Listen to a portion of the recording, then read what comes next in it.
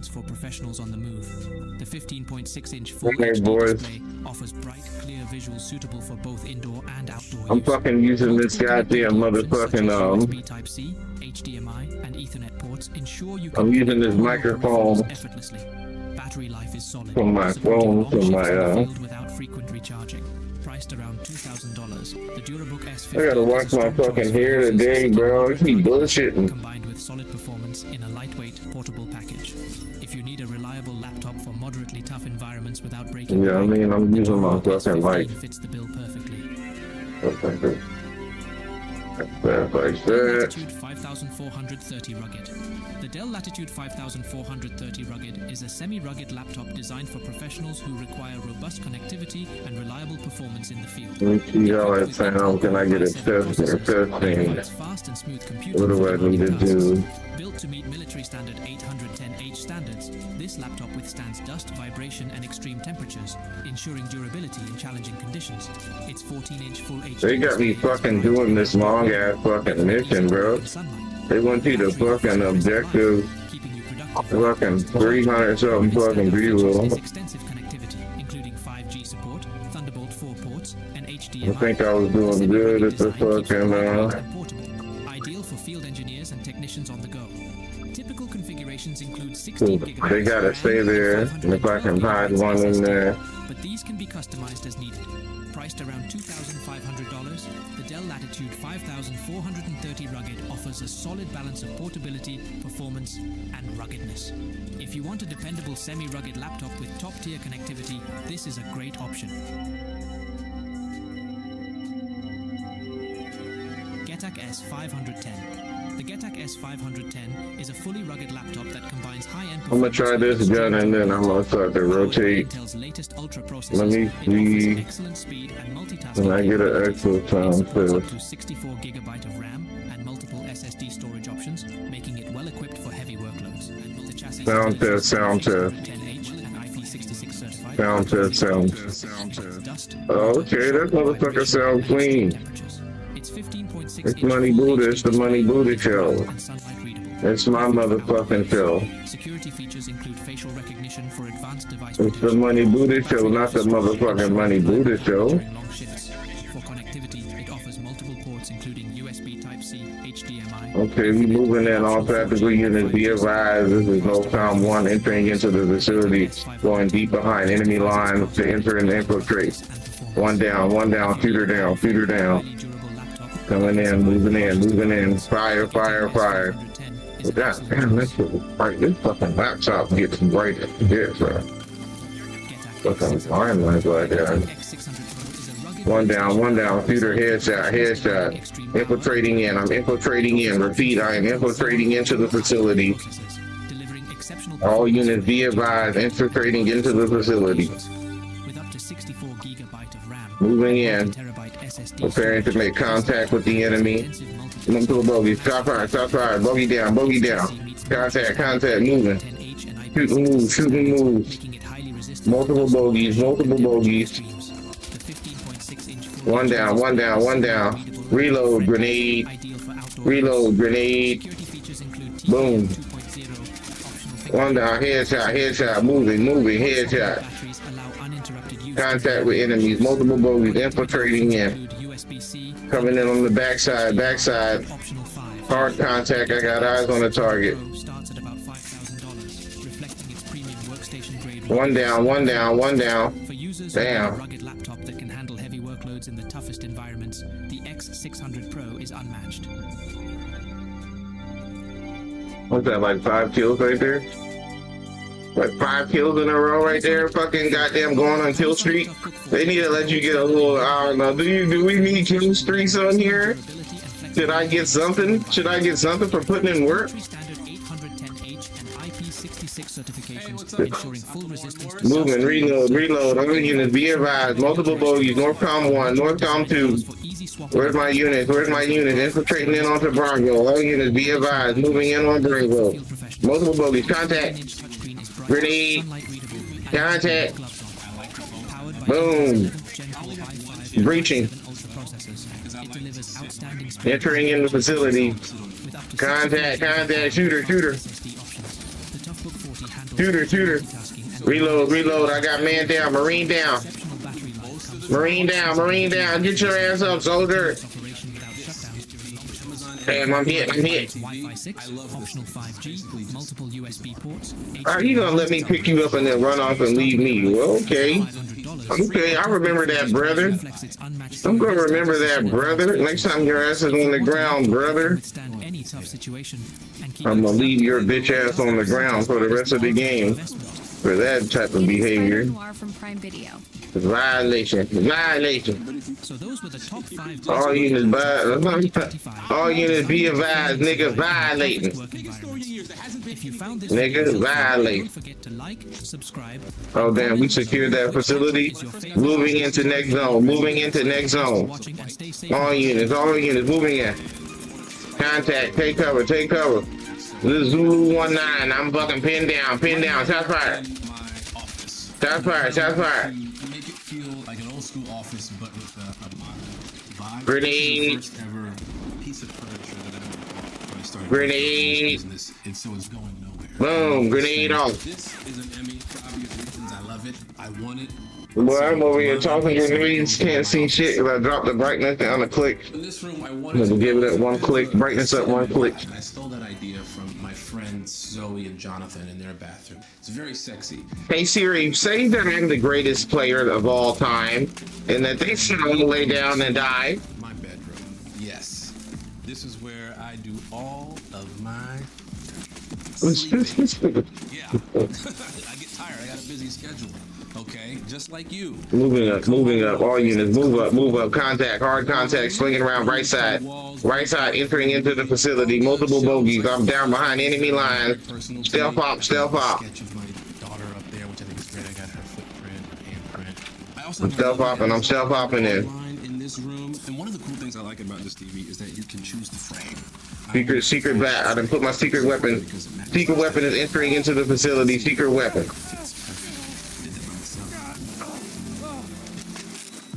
We are in my podcast studio. The drone. I am droning. So we named the podcast. All units be advised. Drone warfare. Damn, I'm hit. Man down. Hit shotgun. Slug round to the chair.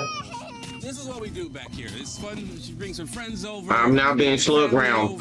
This is the reason why I bought the house. Like this. All units be advised. Slug round. Hit me. So you are more than welcome to join us anytime. Where's my bogeys? I need multiple shooters on my position. Move up and prepare to engage. This is not a drill. They need open mics. What happened to the open mics? Y'all need to say something about that. I'm not spending a single dollar on Battlefield till we get open mic.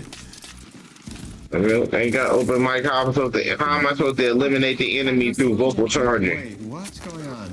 How am I supposed to eliminate these niggas? Let's just have AI do it. And who's gonna double check the AI? More AI?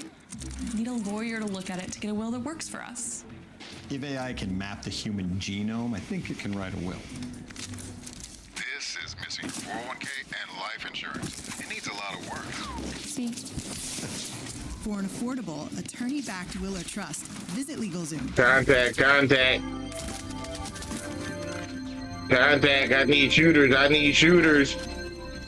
I need shooters. I'm deep behind enemy lines. Scanning. Drone operation.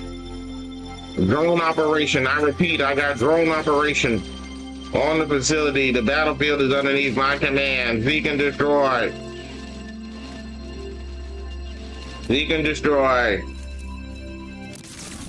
Damn, grenade. Where's my unit set? I need all units pushing up and engaging all targets. Eliminate all targets. Who the fuck put this goddamn spawn beacon? Move that spawn beacon forward. Next time you respawn, nigga, so we can get closer in. Respawn beacon.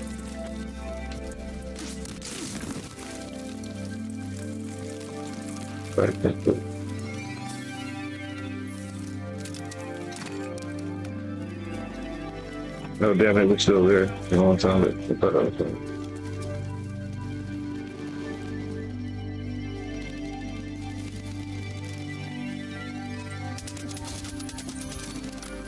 One down. I'm behind enemy lines.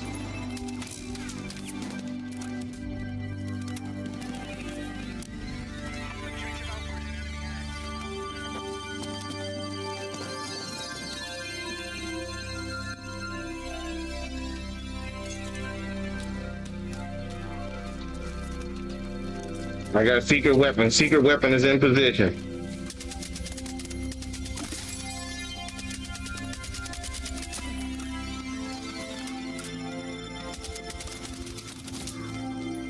How did he get past my damn grenade?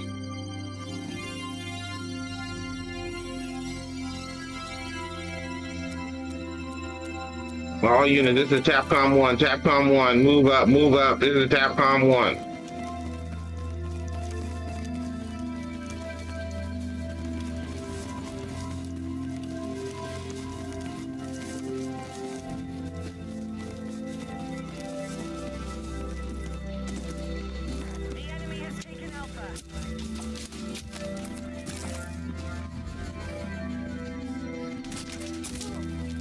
This is TAPCOM 1. I am behind enemy line. God damn, dog. This team sucks dick, bro. You telling me I'm the only one that can get behind enemy line?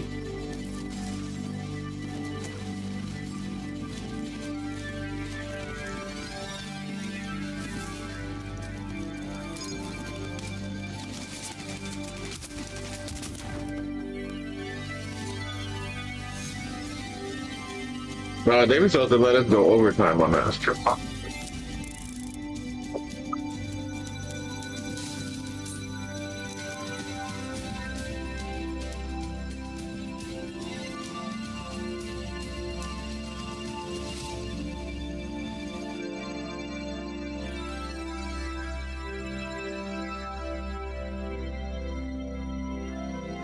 Moving out, all units, be advised, we're moving out.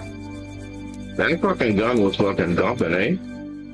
That jump was precision. That precision weaponry. You know I build the best guns in the game, bro.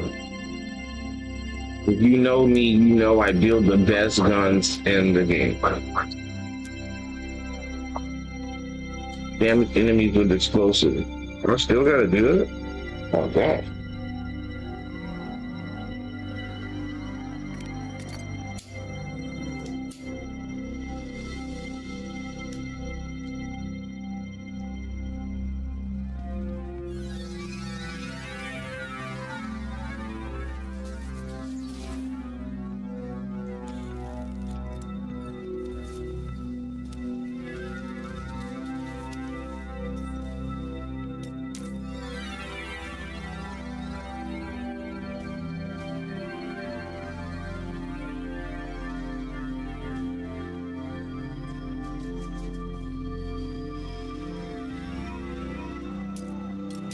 What we fucking playing with this one, huh?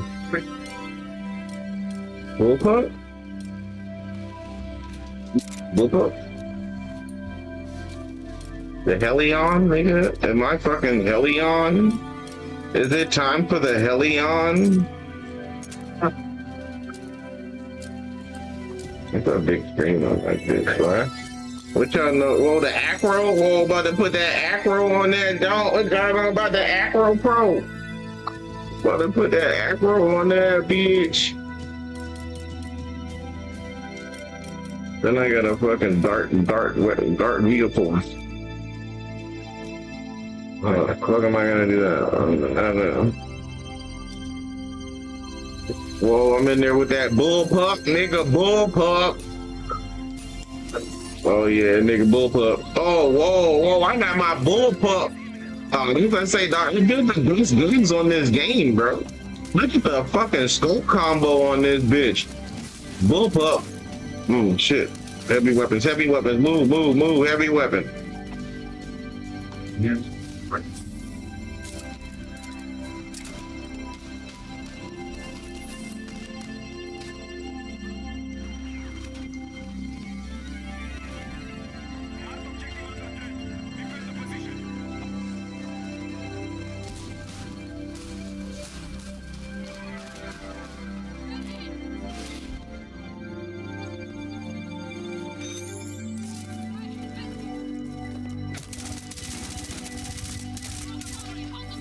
Oh, I'm in there with that bullpup.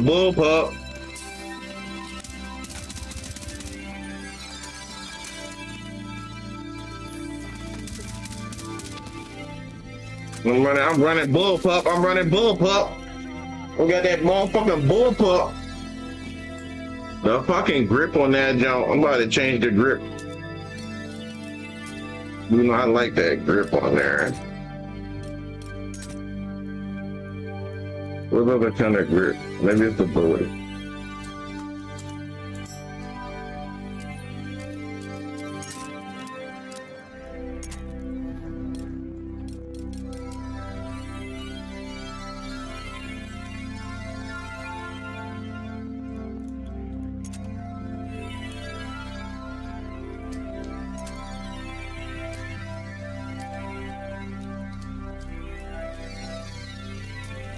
Guess we can't move it. We ain't got no points.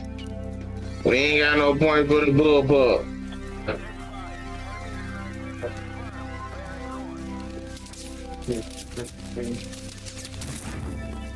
God damn, bro. You can't even run across the map, man. Teammates don't be doing shit on this game, do they?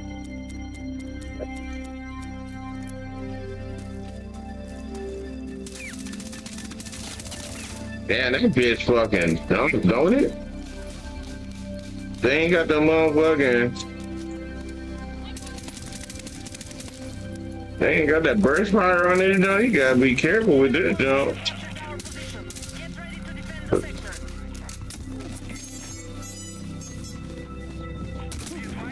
Damn, we already lost that sector? Oh my god. That's what I'm saying. You got niggas on the casual match. You got thirsty ass niggas on the casual match, bro. Fucking thirsty ass niggas. Niggas trying to get their objectives done and shit. You got these thirsty ass niggas on the casual match, bro.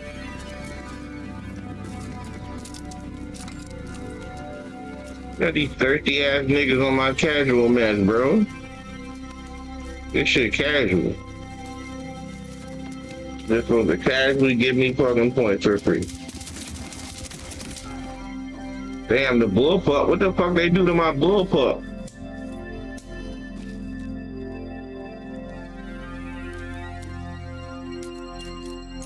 The hell?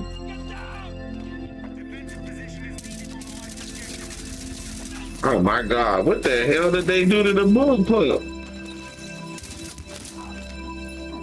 They fucked up my bullpup, bro. They did that on purpose, bro. All these fucking crackers, all they do is goddamn complain about something, bro. And now they done fucked up the bullpup, nigga. Like, what kind of bullet spread is on that? What the fuck is, they got this junk fucking dumping. Fucking mag dumping and goddamn the fucking bullet spread is abysmal. We done already lost the damn sector already, bro. What the fuck?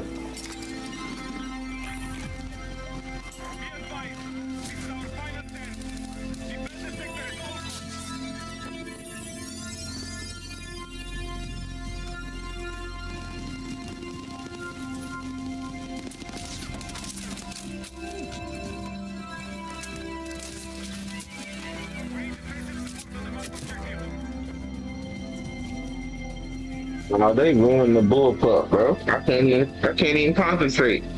I had to take this shit off. My baby used to purr. He used to purr.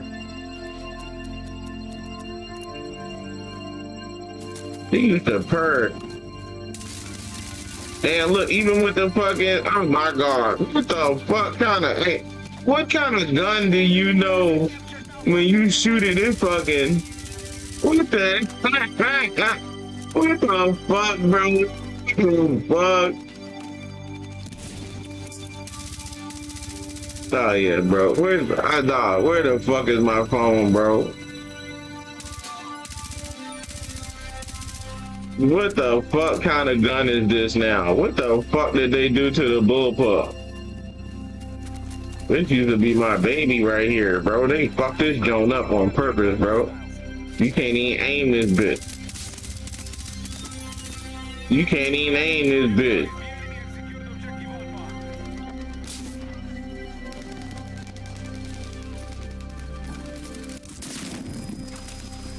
You can't even name this bitch. They done fucked the bullpup up.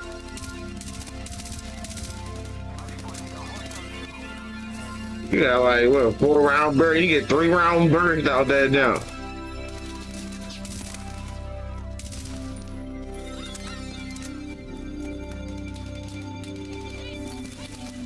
Get 3-round burst out the bullpup now.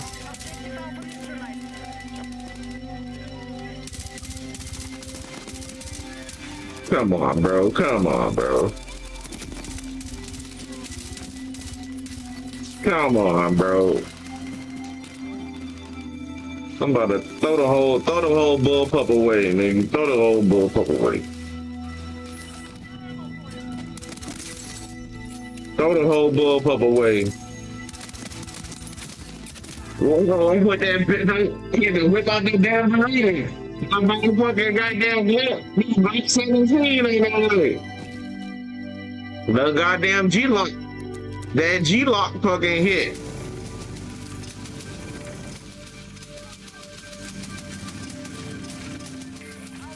Man, that was the gang. I used to be in the gang. We used to have a gang called G-Lock and C4 and other fucking. We used to go up to the C4, nigga. I do not know why it was named C4.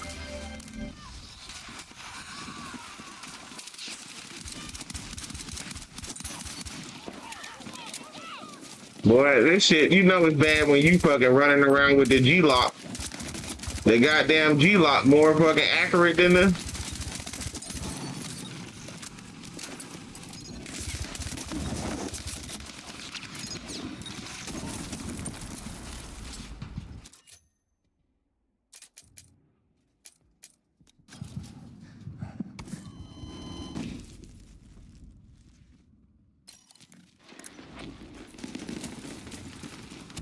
Attack support is needed on the marked objective.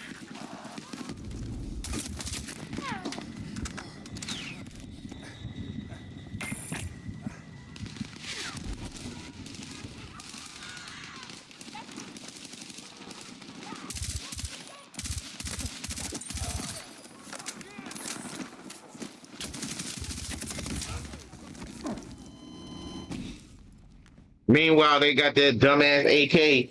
That dumbass AK ain't fucking lost a lick of fucking end. They fucking fuck up my bullpup though. They had to fuck with the bullpup. This junk used to fucking be smooth, boy. When I tell you that motherfucker used to be smooth like motherfucking butter. When I tell you that bitch used to be smooth like parquet butter.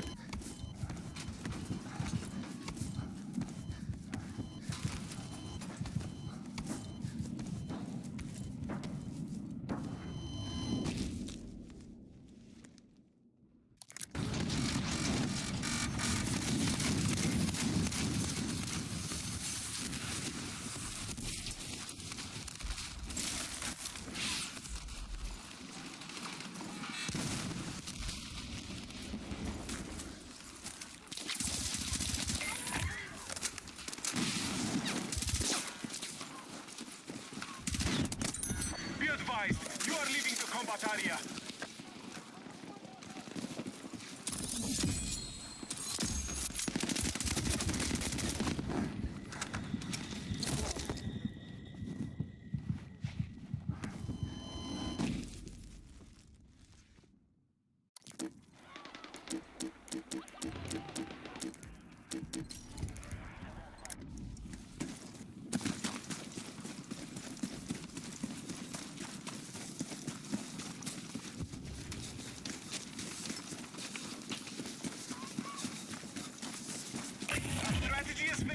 Find a way to turn this around.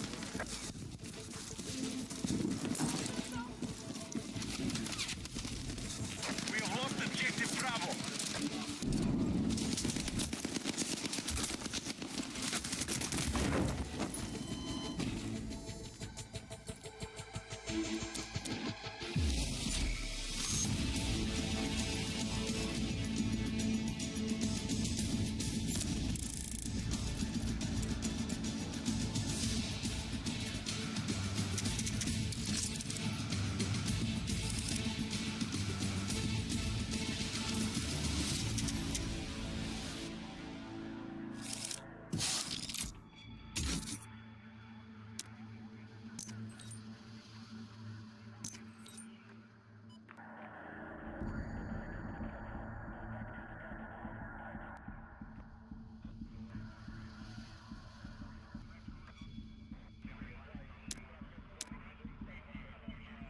probably like 2 more matches. I'll finally get this shit done.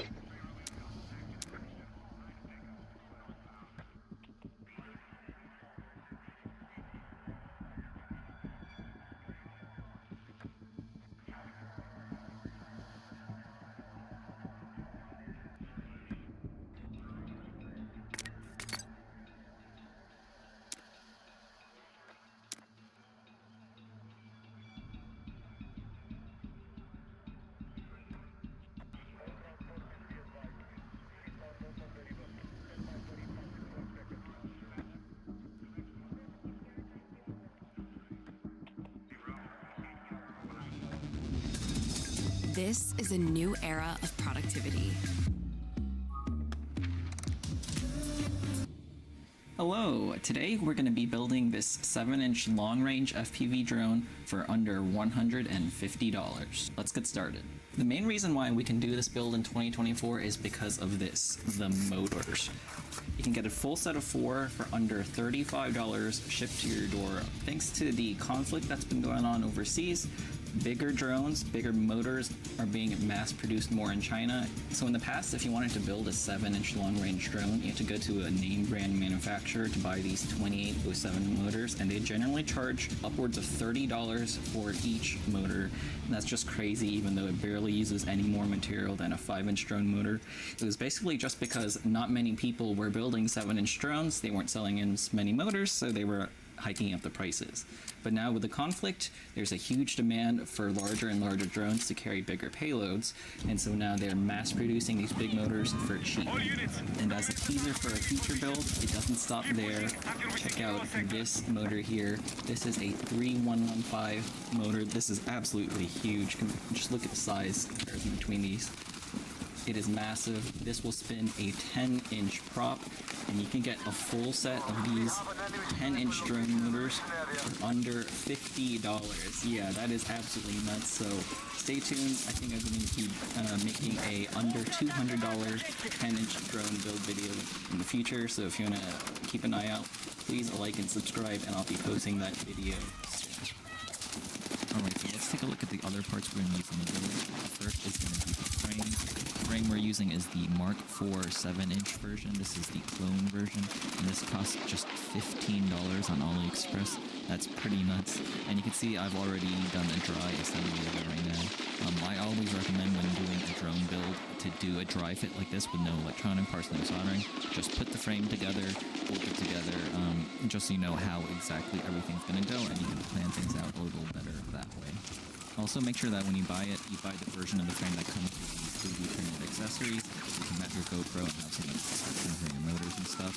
I'll put 3D printed in quotes because they're making so many of these that they're actually made out of injection molded plastic, which is actually kind of cool. For the flight controller and ESC stack, I'm going for this kind of generic F4 V3S stack that comes with a 45 amp ESC. You can also get 60 amp ESC. I made a previous video on these flight controller stacks, so you can check out that video as well on how to get the best deal on these. They'll come under a couple different brand names. There's like this one, which you got people in the back of the map, bro. That shit never fails, bro. They basically come out of the same factory with all the same. You got motherfuckers on who fucking not falling. I'm about to say it, bro. You get these stacks for under $40. Fucking shit, you gotta be pushing up and attacking, and you got motherfucking niggas in the back, bro. For the receiver protocol, get your account back. It should be automatic ban. Automatic ban mode. One little word of caution I have for this is that for some reason they don't have the wires included in the bag. So you get the receiver, you get 2 separate antennas for different lengths, which is great. So you don't actually get little silicone wires to actually wired up flight controller. So if you do need the wires yourself, you might want to choose a different receiver. I recommend something like the JHEMCU Micro Express LRS receiver that comes with the wires, and it's a little bit bigger. For our FPV video system, we're going for analog because that's going to be the budget option. So I'm going to be using the Rush Tank Solo VTX, which goes over 1 watt of transmit power, but it costs under $35. It's also really well built. The case is all aluminum. Now, as far as the antenna goes, the little whip antenna that comes with these aren't that great, so I'm going for a Rush RHCP SMA antenna. So I got one of those as well. You can also get these for really cheap on AliExpress. These are like $5, and the links to all these will all be in the description below. For the analog camera, we're going for the Runcam Phoenix 2 SE. The main reason I'm choosing this is because it works pretty well and it's available for really cheap, under $15 on AliExpress. That's an amazing deal. Alright, and with that, we got all the parts ready to go. Let's go ahead and start the build. The plan for this build is to dry fit as many components onto the drone frame as possible before we start cutting wires and soldering iron. So once again, the idea is to make sure we get everything right the first time and not have to undo anything in the future. But the first thing we should do is take... Man, this fake ass shit, dog. You got these fake me out ass fucking light skinned ass fucking niggas, dog. These fucking half breeds. Make sure that everything's A-okay. They just really trying to get rid of the black race, bro. They got these half breeds and now everybody a damn half breed. Fucking half breeds. Motherfucking half breeds are everywhere, bro. That motherfucker, I've seen enough of this shit. Bunch of fucking half breeds. I feel like fucking that fucking Draco and them nigga fucking mudbloods. Fucking muggles. It's fucking muggles everywhere. Goddamn muggles. Motherfucking half breed muggles and shit every goddamn where. You can't even get a good shot with this piece of shit ass gun, bro. Let's go ahead and do that right now. Work with piece of shit. By hitting the upgrade firmware option at the top right, and we're gonna hit auto detect here to detect which board we actually have. Piece of shit. Get the Omnibus F4 SD. Now, if you bought the same exact flight controller that I linked in the description below, it should be the same exact one, Omnibus F4 SD, and it's important to remember which one because there are lots of different versions of the Omnibus. These fucking muggles. If you buy a different flight controller, just go buy whatever the fucking muggles. For me, F4 SD, that's great. Bunch of fucking half-breed muggles everywhere. Firmware right now, and then flash it, but we're actually gonna get an error because we're not in the programming mode. So to put it into programming mode, you can either hold the boot button on the flight controller, but a different way I find to be a little bit more reliable is actually to go back into the Betaflight configurator, connect to it, and then go over here and actually hit the activate bootloader DFU button. You can see now that it disconnected and reconnected under DFU. And we can once again go into the update firmware, and we can manually search for the board. We can auto connect at this point, or we can manually search for Omnibus SD. Oh, this fucking thirsty mamas. It's thirsty ass niggas all in this map. The latest version, which for me right now is fucking thirsty. Before we were on the 4.4.2, which is like a year old, so there's been a lot of updates since then. So yeah, we're going to choose the latest, 4.5.1. We can once again load the firmware online. There's thirsty muggles here, but the default is generally going to be fine. Like, look at this guy, bro. Now, this firmware flashing is going to take a minute or so. If you haven't gotten to this point as of yet, there are lots of resources online. You know, Joshua Bardwell has tons of videos on how to upgrade the firmware on your flight controller, so check that out if you're having some issues connecting and upgrading the firmware. Alright, so programming successful, so let's connect to it again. And actually, let's just go ahead and Sounder while we're here, and jiggle the flight controller around, and we'll see it's still working properly. Muggles. We are now on the latest firmware. These fucking muggles are everywhere. That's great. We're done here. We can unplug fucking Granger. Or dry fit of the build. Look at that, I'm not even getting any fucking things, bro.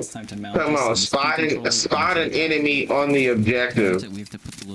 What's the purpose, bro? Then I fucking clicked the wrong fucking button. The easiest way I've found to do this is to use tweezers and just squeeze them through, pinch the little rubber thing, and you can squeeze them through the holes.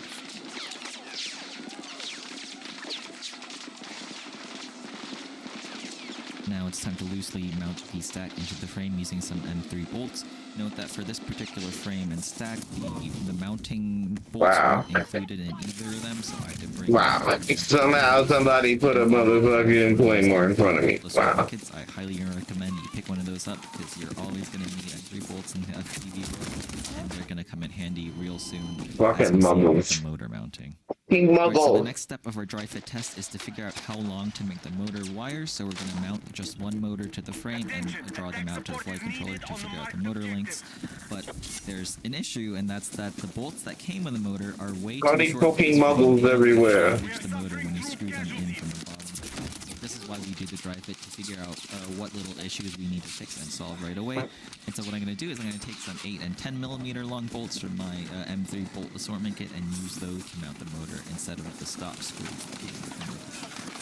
Next, it's time to dry fit our video transmitter and the camera into the frame. Thankfully, our Rush Tank video transmitter has 20 by 20 mounting holes built into it, so all we need to do is take M2 screws and mount it directly into the back of the frame. And next, from the frame accessory kit, I'm going to grab the little antenna mount and mount in the antenna adapter. The Phoenix 2 camera is going to go up front, and once again it mounts with M2 screws. Alright, now it's time to finally bust out the soldering iron to solder the battery leads to the 4-in-1 ESC. And now, unfortunately, this very first soldering job is also the most difficult soldering job because the ground plane on the ESC will sink a lot of heat. So this can be a little bit tricky if you're new to soldering. Now, in order to do the right job, I recommend using the right tools first, and so you have to get a really good soldering iron. The iron I'm using is called Pine Sil. There's also one other iron I recommend, which is the TS100. These irons are pretty cheap. You can get them for about $30. They have little Fucking microprocessors muggles. to properly ramp up. Bloody muggles everywhere. The real key thing Fucking that makes half-breeds. this really amazing Fucking- is the little temperature Fucking sensor half-breed iron muggles. is built into every single tip. So that means I gotta make a t-shirt that says that. Bloody muggles, nigga. These motherfucking muggles are everywhere, bro. To the huge plane of the 4-in-1 ESC. You can't breathe, nigga. I can't breathe. But the iron can push. I'm coming, baby girl. You died. I was coming for you. Power into the tip in order to I was coming for you, girlfriend. temperature. So as you can see here, I pretty effortlessly soldered the little red wire onto the 4-in-1 ESC. If you don't have a smart soldering I was coming for you. All the bloody muggles. or even an expensive All these bloody muggles are everywhere, fucking eating all my fucking fish. All my cod fish. pad.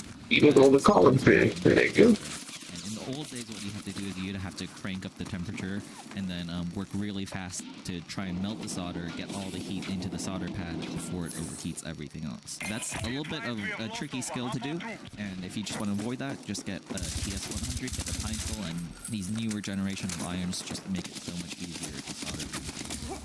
Next, let's All these bloody muggles eating all my codfish. Stopper will prevent too much current from going into the speed controller in case there is a short.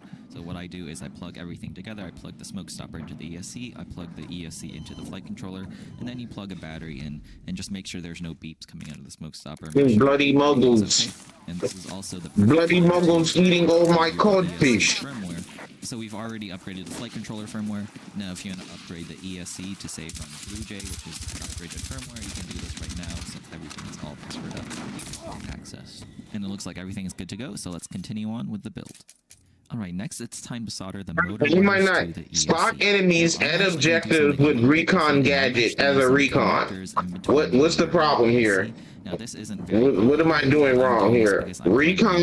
lots of videos and doing lots of different builds with many different combinations of motors. Recon? Like, what do I need to do? Like, put this fucking thing on. I got that. We got that. Easily, these are called MT30 connectors. Like, what are we doing wrong You here? don't have to do this. It's completely optional. You're totally fine just soldering the wires directly to the ESC. And here I am soldering the connectors onto my wires. If you don't already have a pair of magnetic third-hand tools, I really recommend. Like, spot enemies at the recon. So go ahead and I got the drone. I'm flying my drone. At this point, the drone This is the objective. motors wired up to the I'm at the objective. I'm spotting people. I'm spotting people at the objective with the recon class as commanded. Ground. We need power. We need the video signal. You know what I mean? In order to control the video transmitter. Now, I'm going to put the wiring diagram of this exact build below. This wiring Like, diagram what is the one I'm fuck? making exactly And then for I'm this getting build, killed so by a follow grenade. along exactly as I'm doing. Now, compared to the ESC, the flight controller has tiny pads, so we want to switch over to a smaller soldering tip size in order to solder these things really well without any shorts. I'm in my drone. I'm flying my drone. This only has 3 connections, which is Fucking all the girls with my drone. You got all these fucking bots everywhere. This slow ass fucking drone. Slow ass fucking goddamn muggle. This muggle ass drone. Ground, doing absolutely fucking nothing. So it's time to wire that up. And once again, the wiring diagram is going to be in the description below. The fucking drone is made for muggles. And with that, all the wiring is done. It's time to plug it in. Let's get the receiver binded to our radio. And if you don't already have a controller, I really recommend the Radio Master Pocket Express LRS version. It's $60, and this thing is built like a tank. I actually use this more than I use my bigger $200 TX16. We only got 17 people left. I can just throw it around. The fucking muggles. I really recommend this. To bind your Express LRS receiver to your transmitter. We're in the objective. We're spotting people in the objective. A lot of different methods to do it, and if it goes well, that's fine. But if it doesn't go Did I get a single fucking spot? No, bro. What the fuck is going on, bro? Do I get these things to bind? Thankfully, people like Joshua Bardwell have tons of videos on Express LRS binding, so I'm going to direct you over to there if you have any issues. For me personally, You can't get more in the objective than that, bro. and to get my binding phrase into my receiver, I like to use the Wi-Fi configurator by leaving the receiver plugged in for Hey, what the fuck? the receiver via my computer's Wi-Fi. What in the fuck, The bro? receiver is bound to the transmitter. It's time to button the drone up back together. So we're going to physically put it all back together except for the props. At least we got one fucking more thing. Is to connect it to Betaflight Challenges. our final configuration. Doing the final setup in Betaflight. It didn't look. It's not one person, bro. So I'm going to say How the fuck did we not get one spot? You who actually have the drone in front of you right now. So in the meantime, let's pretend it's all set up. and How the let's fuck take did we this drone not get to its one first spot, flight. bro? Alright, it's a nice day at the pond. Let's take out the 7-inch with the GoPro. Alright, so here's my GoPro. Fucking footage, my muggles. GoPro Hero 8. And at the bottom right, I have overlaid the DVR footage from my analog goggles. Fucking muggles. So the bottom right is what I'm actually seeing while I am flying. This flight is going to be nothing too special. I'm just going to be doing just a little cruise around the pond. Fucking I'm not muggles. going to be doing any freestyle or any long range. This is one of my first flights, so I'm still seeing, testing at the limits of the drones, making sure there's no quirks or anything wrong with it before I push it too far. Now, if you look at some of the OSD elements on the bottom right, you're going to see that some of them look a little bit wrong, especially like the current draw. It shows that I'm drawing less than 1 amp of current this entire flight, and that's wrong. And unfortunately, that's because the current sensor on my flight controller is broken. It doesn't work. I've tried calibrating it, and it still shows, really crazy values. So I think I'm pretty sure the current sensor is broken. The voltage values are still correct. And that's kind of like the downsides of buying a budget flight stack like this. There isn't a lot of quality control, so I think the current sensor came broken from the factory and nobody caught it. It's not the biggest a deal, so I'm just going to keep on flying like that. Overall, though, the 7-inch just flies really great. It flies really in kind of a more relaxed style, perfect. Who the hell want to name their kid Jude? Really long range. What the hell? This fucking half-breed muggle. Another half-breed. All you see is a bunch of half-breeds on this soccer shit. They have a lot of power. This weak-ass soccer shit. Fucking muggle. A lot smaller, like disc floating. Those are tiny 5-inch. He's a fucking muggle. The 7-inch, it doesn't weigh that much more than a 5-inch, but the 7-inch just has huge. He's nothing but a bloody muggle. It's less disc loading. There's less weight compared to how much prop area that it has. So it's kind of similar to RC planes. A warbird is going to have, a lot of power compared to a small wingspan versus a trainer that has a much larger wingspan for the same amount of power. So it feels floatier, it feels more relaxed to fly. And that's kind of the same deal with the 7-inch versus 5-inch. The battery I'm using for the 7-inch right now is a 4S. I think it's a 1800 milliamp pack, but there's a lot of wiggle room to use different amount of packs. I've actually used a 4S 2P 3000, 5000 milliamp hour Lion Pack 2, and I've actually gotten over 20 minutes of hovering time on this 7-inch drone. It's pretty crazy. Even just on this current pack that I'm flying with right now, the 4S 1800, I think I can get over 7 minutes, close to 7 minutes of flight, and that's a lot more than a standard 5-inch. That's just because you get a lot better flight efficiency when you move to bigger props, and so that also what lends this to being a much better long-range drone. The one thing that is kind of missing from this drone is a GPS module for long-range flights. because I want the confidence that, you know, if I get flying a mile away from me, that if I do lose signal or something, that the beta flight, you know, return to home feature and stuff work properly. So that's going to be my next step in a future video, adding a GPS module to this and setting up GPS rescue and stuff, and that way I can actually do really long range flights with the comfort of knowing the drone is probably going to be safe. But anyways, that's it for this video. I hope you found this video helpful in building your own 7-inch drone for under $150. If you did find this video helpful, I'd really appreciate it if you could subscribe to my YouTube channel. That'll help a lot. And of course, if you have any questions, please leave a comment and I'll try to do my best to answer them. Also, links to all the parts I used will be in the description below. And as I mentioned earlier, if you want to stick around for the beta flight setup, then that's going to be coming up next. Thanks for watching. Alright, it's time for the beta flight configuration of the drone, and before we even plug it in, we need to do a couple of steps to prepare ourselves. The number one thing to do, it's really important, is to ensure that the props are off the drone. Next, because we are going to be plugging in the drone and leaving it plugged in for a while, we want to make sure that things like the video transmitter and the flight controller are actively cooled, because they won't, you know, we're not flying it right now, so we want enough airflow to go over them to make sure they don't overheat. So I have a USB fan plugged in and pointed at the drone at all times to help cool it. And one more thing we have to do is we have to make sure our transmitter is on and powered up, because we will be testing out the receiver as well. Number 3, transmitter is powered on, and we're ready to go. So next we're going to take a battery, and I'm going to be plugging it into the drone. Note that I'm not plugging in the USB just yet. We're going to start with the battery.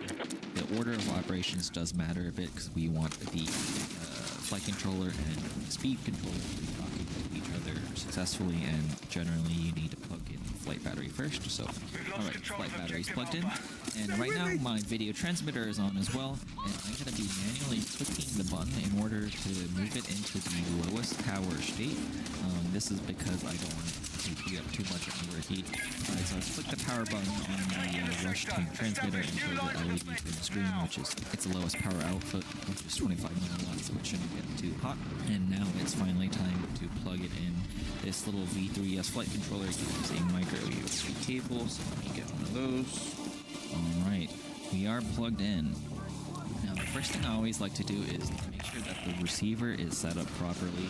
So we're going to go over, and we're going to go over into ports, and we're going to set up our serial RX. So the way we soldered it up is it should be on UART 1. It's going to be our ERS receiver. So we'll do that, and we're going to just save and reboot.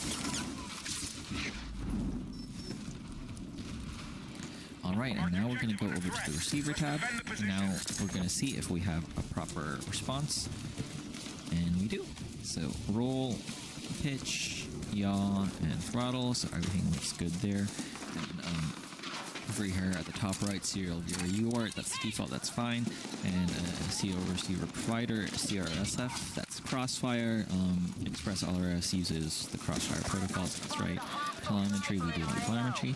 So everything looks okay there, so easy as that. The receiver is all set up. Next, I want to check the actual orientation of the flight controller. So basically, you want to carefully pick up your drone and you want to move it around. So I'll tilt it back, and the little picture of the drone tilts back. I'm going to tilt it forward. The picture of the drone tilts forward.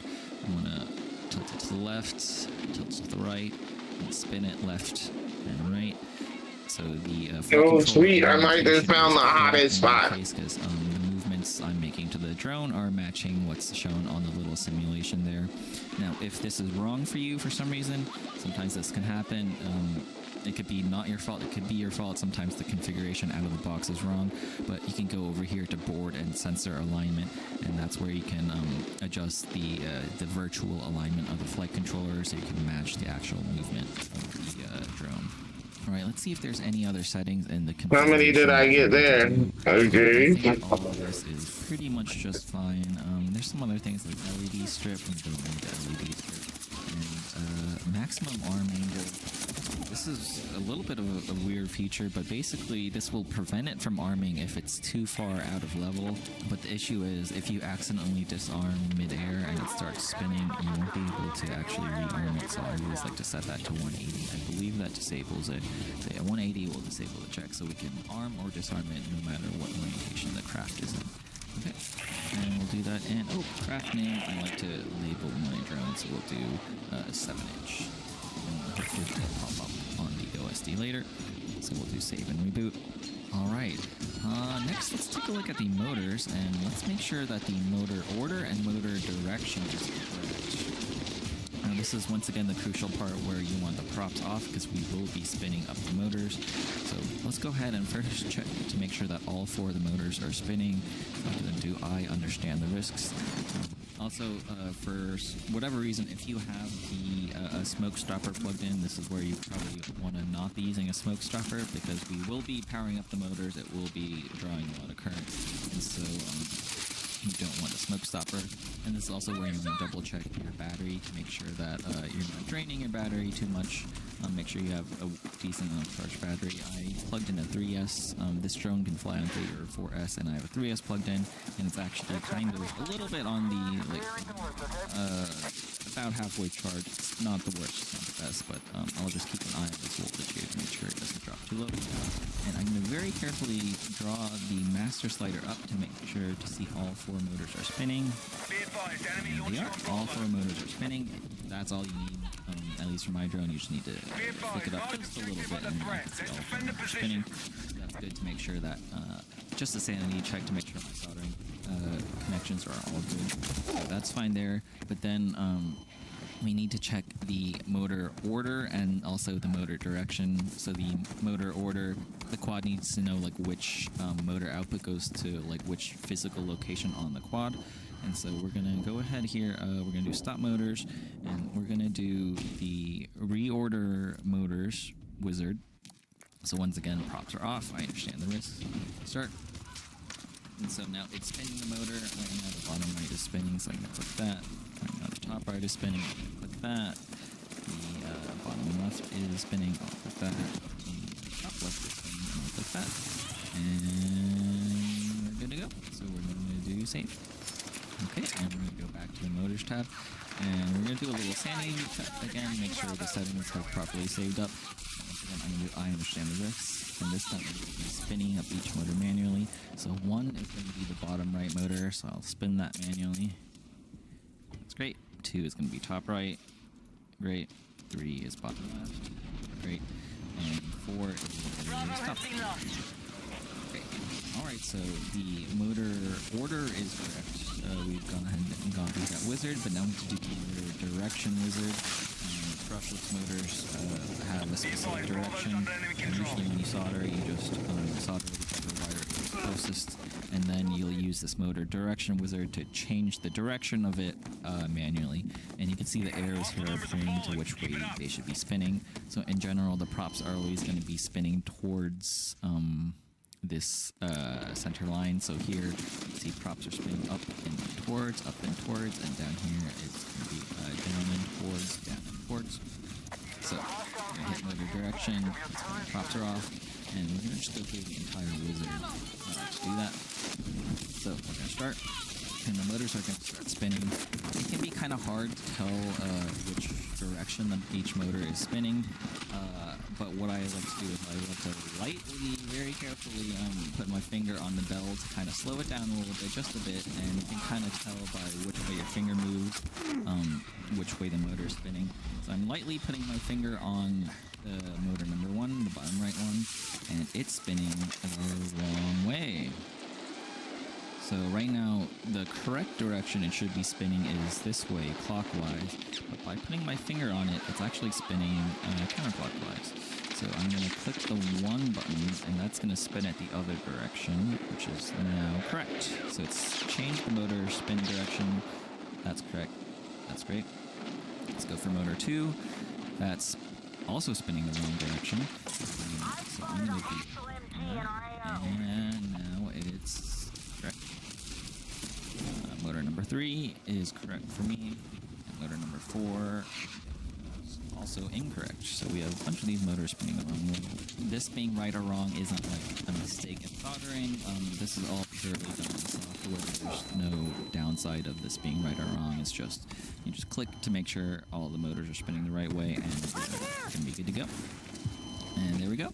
And that's all we need to do. There's no save button. We're just gonna do close and it'll be saved. And once again, if you do want, you could do another little sanity check where you just spin each motor individually and the settings show save. So let's spin the bottom right motor. We did reverse this motor just earlier, and it is spinning the right way. So that's a quick little sanity check. All the motors should be good, and we should be good to go. All right, so our motors are set up, our receivers. You can't even fly the drone over the buildings. What's the fucking point? That's what I say. This game is so stupid, bro. You can tell why people make it. That's good. Let's go over to our receiver and the correct way to set up your modes. Depends on how your transmitter is set up. The two important modes are the arming and then the angle mode switch. So for arming, for Express RLS, you always want to use aux1, and so you want that to be armed, you want 2000 to be armed, and you want 1000 to be disarmed. That's just baked into Express LRS, so you kind of have to do it that way. And then for my modes, which I think I have it set as aux2. Yeah, so personal preference, I like 1000 and 1500 to be acro mode, and then I have 2000 to be set to stable mode. So I gotta keep that in mind. aux1 is the arming, so 2000 is armed, 1000 is disarmed. So let's go into modes. We're gonna do add range. We have aux1 arm, and we want armed 2000, so we'll slide it over there. And then for the flight modes, all we need is the angle mode. That's aux2, and we want that to be 2000 and 1500, so that over there. Acro mode there, and then these other switches mode. Double check, and then for armed, right now it's armed, and everything else here will be disarmed. Cool. So that's all we need. All right, and just right now I have my arm switch set, so I'm gonna put down for safety reasons. Like I disarm it. Okay. So the last thing we need to do is we have to do the OSD and video transmitter. And this is where things get a little complicated. So for our OSD setup, this is a little bit finicky. The first thing we want to make sure is to make sure our video transmitter is recognized. And right now, our VTX isn't configured. That's right. So we have to go back into ports, and we have our VTX set up to UART3. UART3 is I gotta get 17 more spots earlier, and our rush tank is, I believe it's a smart audio protocol. It's going to be either IRC Tramp or smart audio. Those are the two protocols that analog receivers use, and I believe it is smart audio. So we're going to do save and reboot, and hopefully it's going to recognize it. So we can go back over to video transmitter, and it says device ready true, and we have it recognized as smart audio 2.1. Okay. I do have a little analog VTX monitor with me right now that I use for bench testing, and it does show a video signal, so that's good, but there's no OSD elements at all. The first thing we want to do is we want to enter in a VTX table. This VTX table is going to tell Betaflight and whatever which channels, which power levels this VTX has. So let me try and find the VTX table for the Rush Tank Solo. Alright, I've gone to the Rush website and I've gone ahead and I found the VTX table for the Rush Tank Solo. Here it is, Solo Smart Audio 2.1, and we have the 48 channel version. So I'm going to download this JSON file, and then I'm going to go ahead and I'm going to load from file that JSON file. Alright, it's loaded our VTX table here, so hopefully this is going to be correct. Let's go ahead and actually enter in my default band and channel. I like to use band A, channel 6, and the default power we're going to set to 25. We're not going to use low power disarm for now. We're going to hit save. Okay, and next I want to just double check to make sure these power levels are going to be working properly. So the Rush Tank VTX has a colored LED to tell what power level it's on. So right now I have it set to 25, and that's green as before, so maybe that's working, maybe that's correct. This is the biggest issue with these VTX tables, is that these power values, that's really what the VTX needs. It might be right or wrong depending on how old or how new your VTX is, or how old or updated the manual is. This is definitely the place where you're going to have the most troubles. These bands and channels up here are all pretty universal, so you don't need to mess around with that. Those are always pretty much the same. It's just these power values that can differ depending on the VTX. So let's see if it's correct. So let's go ahead and go to the 400 power level, and I'm going to hit save. And so let's see what the LED turns to. It turned yellow, so that's good. So that, I think that's correct. So for 25 it was green. Right now it's yellow for 400. Let's go back to 25 just to make sure it turns back to green. Make sure the green level is working. Save. Yep, it turns back to green. Correct. 800. What color will that be? Red. Okay, so it goes green, yellow, red for 800, and then max I think is going to be purple. Let's do that, and it does turn purple. Okay, so this VTX table is correct. That's great. And we're not going to leave it on max for too long, so we're going to 25 and go back to save. Because we're in the bench, we're going to keep it on 25. And now this is where we can kind of decide which power level we want during flight. I don't want to accidentally fly on 25. I think because I'm going to be sticking relatively close to me, I think I could stick it on 400 and be relatively safe. So what I'm going to do is I'm going to stick my power level to be 400 milliwatts, but then I'm going to do low power disarm equals on. So what that means is when you first plug it in, it's going to default to 25, but then once you arm, it's going to send the command to the VTX to be 400. So now if I hit save, it's still going to, the LED is still going to be green because I'm not armed. But if I do arm the quad, if I was going to be going flying, it's going to turn it to 400, which should be yellow. So yep, it's still green, and so everything on this page, this video transmitter page, should be good to go. And now all we have to do is set up the OSD. Let's go ahead over to the OSD tab. First of all, HD mode, I think it remembers, I last set up a DJI drone, and I think Betaflight for some reason remembers that, which is annoying. So we're going to go back to the NTSC, which is going to be the analog setup. And let's go over here. It says low voltage, so it looks like we have a warning setup. We have warning setup. Let's move the warning over to the middle. And now the OSD setup is going to be purely like your personal preference. There is going to be a couple really important things. The main one is going to be, first of all, the timers. We want the on time and the flight time. Here we go. Over here, on time, flight time, and then we want cell voltage as well. Let's see. Here's battery voltage, battery average, cell voltage. That's a really crucial one. Now I'm looking at my portable monitor on my desk right now, so I'm seeing the live output from the video transmitter, and nothing is coming up so far. Let's hit save and let's see if it shows up. Nothing shows up again. I think this is because we might have to reboot the flight controller. So that's what damn, that fucking challenge was harder than it had to be, bro. Live on my monitor what the OSD elements look like. So I'm gonna we saved, everything is saved for now. So I'm gonna be unplugging the USB first. So my USB is unplugged. Next I'm gonna take out the battery. So now my quad is completely unpowered. Now I'm going to plug the battery back in. And then I'm going to plug in the USB back in. There we go. We're connected. And and looking at my monitor on my desk, I do have the OSD elements. Yeah, so that's what I suspected. In general, you never have to reboot your quad to do any of these settings except for the OSD setup. So when you're setting up the OSD, you do have to save and reboot. Now I do see my warnings and these little voltages coming up. Before I start arranging these things nicely, there's a couple other things I want to do. I like the artificial horizon a lot, so let's enable those two and those those things are just going all over the place.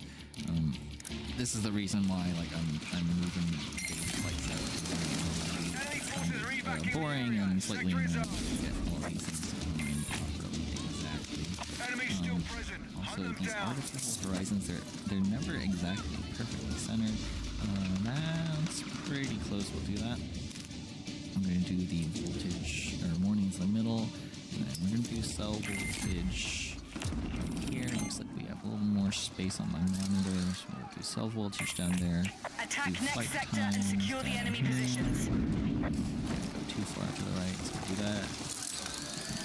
Where's that other VTX? I want to see what my big advantage is, so we're going to enable that here.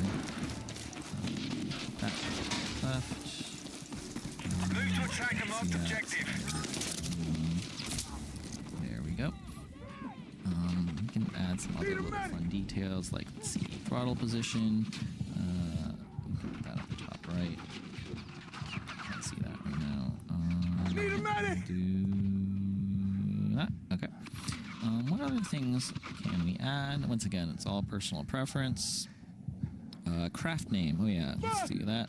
This is important because when I'm recording the VR footage, I can sometimes forget which drone I'm flying. Sometimes I'll record footage and then, like, 3 months later I'll actually download the footage and I'll have no idea which quad is actually.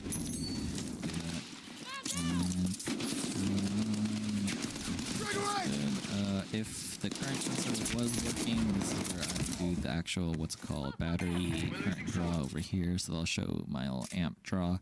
But as of right now, as of recording this, I do know that the current sensor is broken, so I'm not going to be putting my current draw there. But that's also that also can be something that's useful to add. Anyways, that's fine for a basic rudimentary OST, so I'm gonna save that. And the drone is ready to go. I believe that's everything for the beta flight setup that needs to be done. And there you go. Hopefully, if you're following along, hopefully you're also successful in setting up your drone. There you go. And thanks for watching. Don't forget to hit save. We have got to the point where literally anybody can build a fully working app without knowing how to code. This is Base 44. This is a first look at the current industry-leading AI app builder, and you wouldn't believe the kind of apps that people are creating. Smart nutrition apps, inventory trackers, onboarding tools, you name it. And if the only thing stopping me from making the app is the idea, why not build an app that gives me endless app ideas? So let's make it. Pro tip, I draft the full app spec in ChatGPT, and then I drop the prompt directly into Base 44. It gives me super detailed structure. And here it is. Everything I laid out in detail as it goes. This is pretty awesome, but I want to make it playful. So I'm going to add a swipe left and swipe right interface. The same usability we all know. Now I'm going to add one more feature. So every idea that I favorite will turn into a kickoff prompt to start building the app itself. And that's it. 3, 2, 1. Talk to me.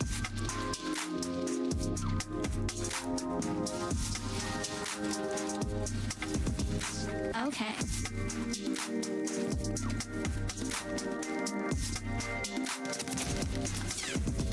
Talk to me.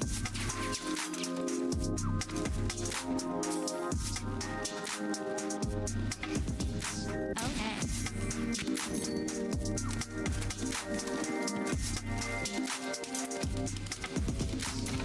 3, 2, 1. Talk to me.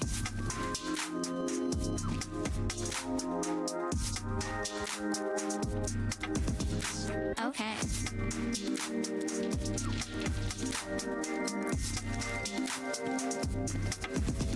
Talk to me.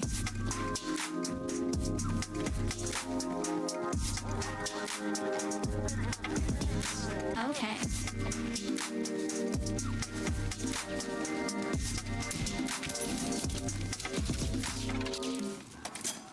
All right, welcome to 10-inch FPV. You want one, don't you? Just like I did here, watching all the other YouTubers flying their Helium 10s, except they're expensive, or you don't know if you want to spend that much money. So the option is you either buy your cheaper one from a different brand, or you build it yourself, just like I did right here. So this is the GEP RC Pulsar LR10. This is a $150 frame, depending on when you buy it right here. And the question is it worth it? So this is my full build log. I should have done this back in April, but I've been dragging my feet. But as with most of my build logs, we're going to do final thoughts first, and then we'll get right to the build log, okay? So like I said, I finished this thing here in April. We've had some issues, definitely some things to consider when you're going up, because I built a 7-inch. You can check out this other build over here if you want to. It's been flying like a champ. I built it, it flies. I don't have to do anything. This one, on the other hand, we've definitely had some issues, but look how huge this thing is a major, this is a big quad. It's X-Class, okay? It's got a big footprint, got big props. It looks amazingly huge, but the real question is it more efficient? Is it actually worth it? Or is my 7-inch better than I should have said, and instead of a 10-inch? All right, so let's talk about some of the issues here with this one compared to when I built my AOS UL7. Okay, so this frame right here by itself is already like 580 grams. It is pretty heavy duty. I went with the Johnny FPV 3115 motors, which is recommended for a 10-inch, but these are the 1050 kV instead of what most people recommend at 900. So I wanted something that was going to be a little bit faster, and I was hoping that the efficiency I lose on having a higher kV would be made up by having a 10-inch quad. I don't know if that was realistic. Maybe I should have asked ChatGPT first. Okay. Secondly, I started with a SpeedyBee F405 V3. It was rated at 50 amps per ESC, which has been working just fine with my AOS UL7, but this thing definitely consumes more amps consistently than a 7-inch does. And somewhere along the line, I was testing out a 5,000 milliamp battery. I was just hovering. I went to go do a quick barrel roll from a hover. Yeah. And the ESC blew up. Now, was it SpeedyBee? We don't know. Was it my bad soldering because I'm not a champion at it? I don't know, but I've never had any issues before. So we're gonna say it was an ESC issue. So I upgraded to a SpeedyBee V4, which is rated at 55 amps per ESC, which should be fine. And I was just having weird sounds coming out of the motors. And then I finally upgraded to the SkyStars F7. That's like 60 amps per motor. And so far it's been flying good. And we've been doing fine there so far, okay? But yeah, when that ESC blew up, it cost me a lot of money, okay? It fried the GPS unit, it fried the receiver. I don't really know what happened, but we had to buy back in for like $125 to get this thing back up into the air. Okay, so with that being said, I'm still trying to figure out if this is more efficient. I've been flying it with lithium ions, I've been flying it with lipos, and trying to see if I'm gonna be getting more range. Now at 25% throttle, cruising speed with maybe like a 30-ish degree up tilt, I am pulling consistently about 20-ish amps, which is a little bit higher than my 7-inch, which typically pulls, I don't know, 12 to 15 amps at low throttle cruising speed right here. But this thing does sound beautiful. It is a floater. It is pretty quick. It is heavy. You know how making an AI video used to be? Just clip after clip hoping they'd match. But SmartShot is different. Before it renders anything, it actually plans, like a full production doc. And here's what's special. It's not just understanding your story, it anticipates what you'll need. Character angles, close-ups, environment, set design, camera moves, all from a few sentences. Then it renders a cinematic scene. Multiple cuts, professional camera work. The same character, every single frame. You're not fighting a prompt, you're directing a scene. And you can test a dozen ideas before you commit. This is about opening the door for anyone with a story to tell. And with SmartShot, anyone can tell a story.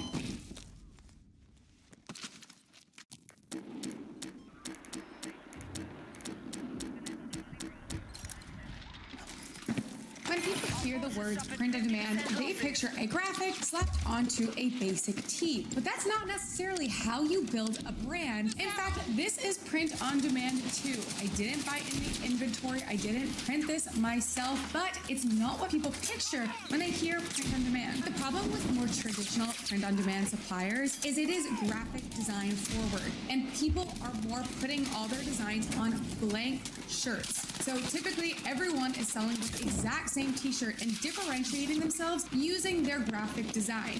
Versus with this platform, it is apparel first. So you're actually not going to find the same Gildan t-shirts, the same Gildan sweatshirts, the same product you can find from every single print-on-demand supplier. This has its own unique catalog of premium clothing for an amazing price. If we just go to t-shirts, start looking through all of these, and you're going to notice that these are very different. We have a snow-washed, oversized cotton shirt. We have soccer jerseys. We have different ones here with different types of styles, and this is just t-shirts, and there are pages and pages of these. But one thing I really want to highlight, the pricing. For premium, high-quality apparel, you would think, oh, that's going to come with premium prices.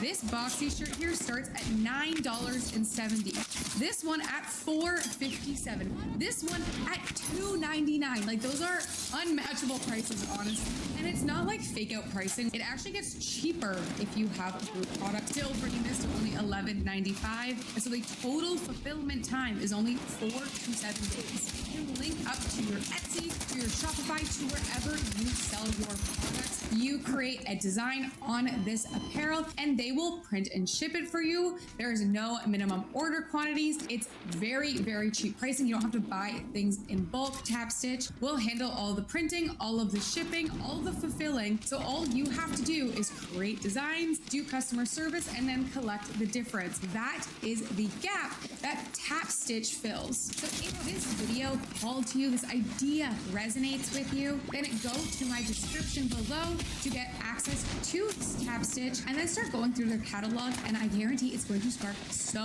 many different ideas when you see the full catalog of what's available on there.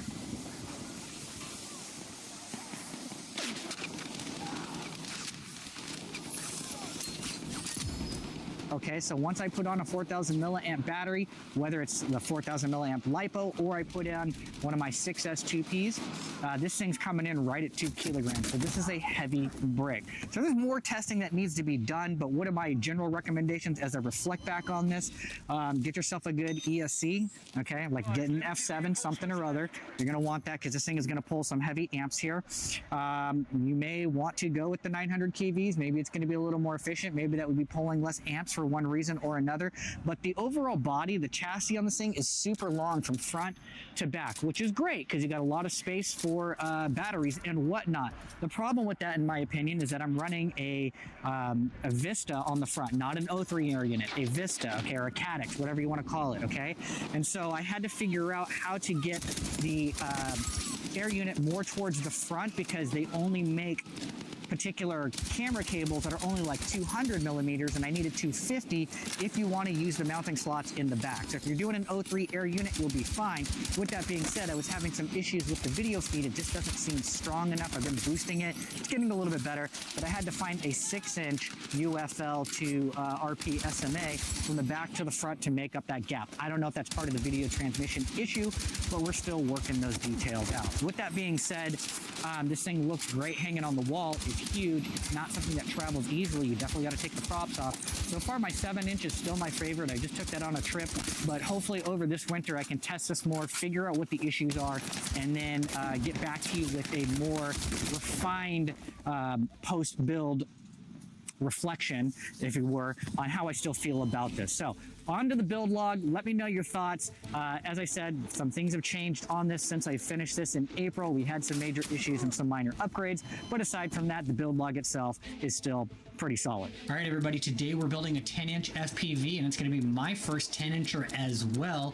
I'm excited for this. We're getting into macro quad territory here. I recently built a 7-inch. It's the AOS UL7. You can watch that other video. I'll put a tag up somewhere. That thing has been flying amazing for the last year, and I thought, hey, 10-inch, why not, right? Let's just spend some more money. It's an expensive hobby. So we're going with the Gep RC Pulsar LR10. They actually make an 11-inch frame as well. Not a whole lot of information on this frame. I only seen like Kramer FPV has a video assembling the frame. I'm sure he has a build log coming soon, and one other person who is just flying it. So there's not a whole lot of information out there. I don't even know if this is a good frame or how it's going to fly or anything like that. So I'm just putting it out there. I'm putting myself out there for you guys. So you know, use the affiliate links. It helps support the channel and all of that great stuff. So we're going to open this up. We're going to take a look at this and all the different parts. So let's get right to it. Here's everything that's in the box. Playing on iPhone? Now you can play unlocked on PC with Google Play Games. Unlock bigger screens and better controls for even sweeter battles. Go play on PC with Google Play Games. Download now.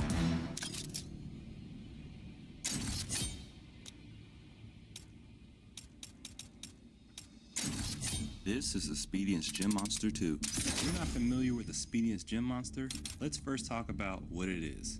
It's a smart magnetic cable fitness device.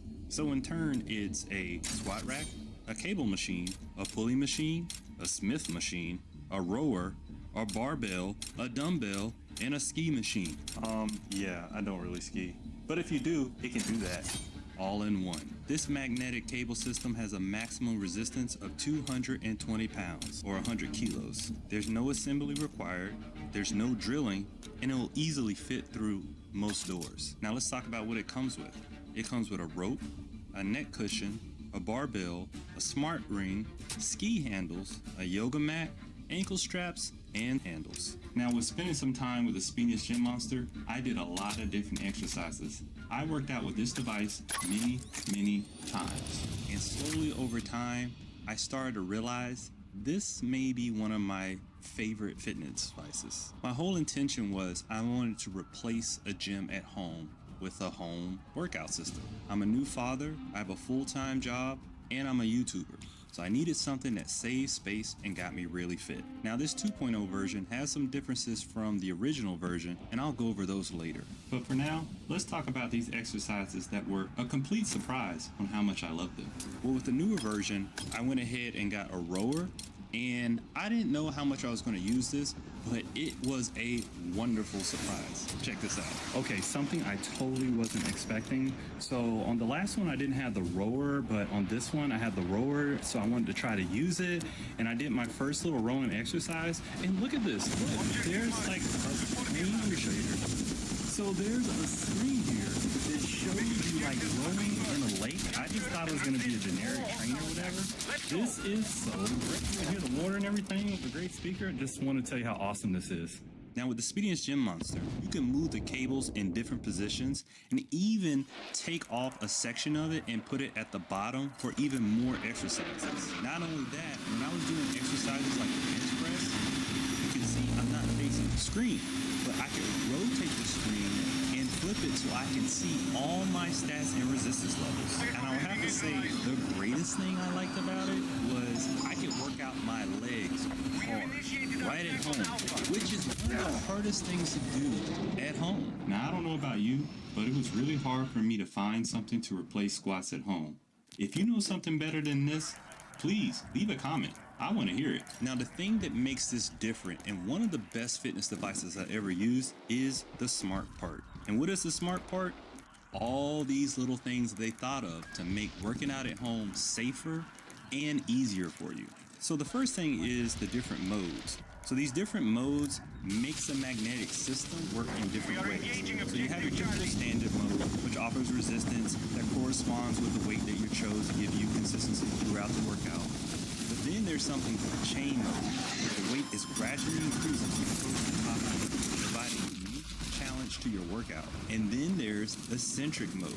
Eccentric mode isolates the negative movement phase of the workout and increases the resistance when you return to the starting point. Then there's consistent mode. Consistent mode provides a consistent speed or resistance during movement, ideal for stable pace or safe rehab training. These modes make some of the common exercises that you do all the time that more and more challenging. And this is something that really takes fitness to the next level. Now, if all that sounds confusing, don't worry, because it's also a personal trainer.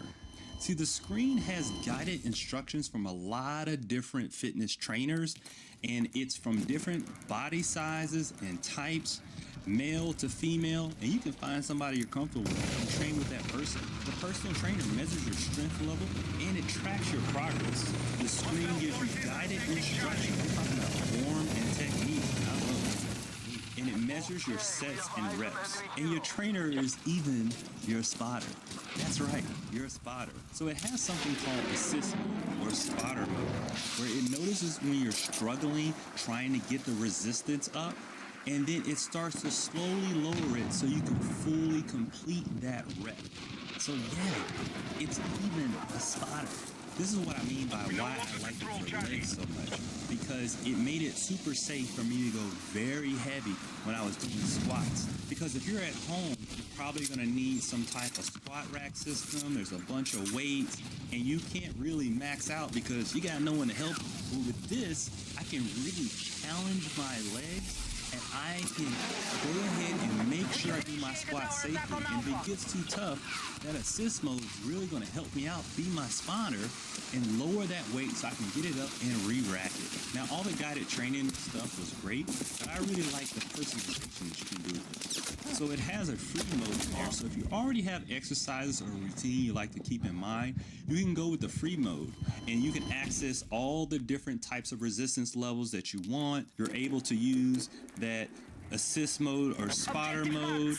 You can change from barbells to dumbbells. You can do it all in the leisure of what you like to do with the workout. Now, also with the Spark part, it works via Bluetooth with these certain accessories.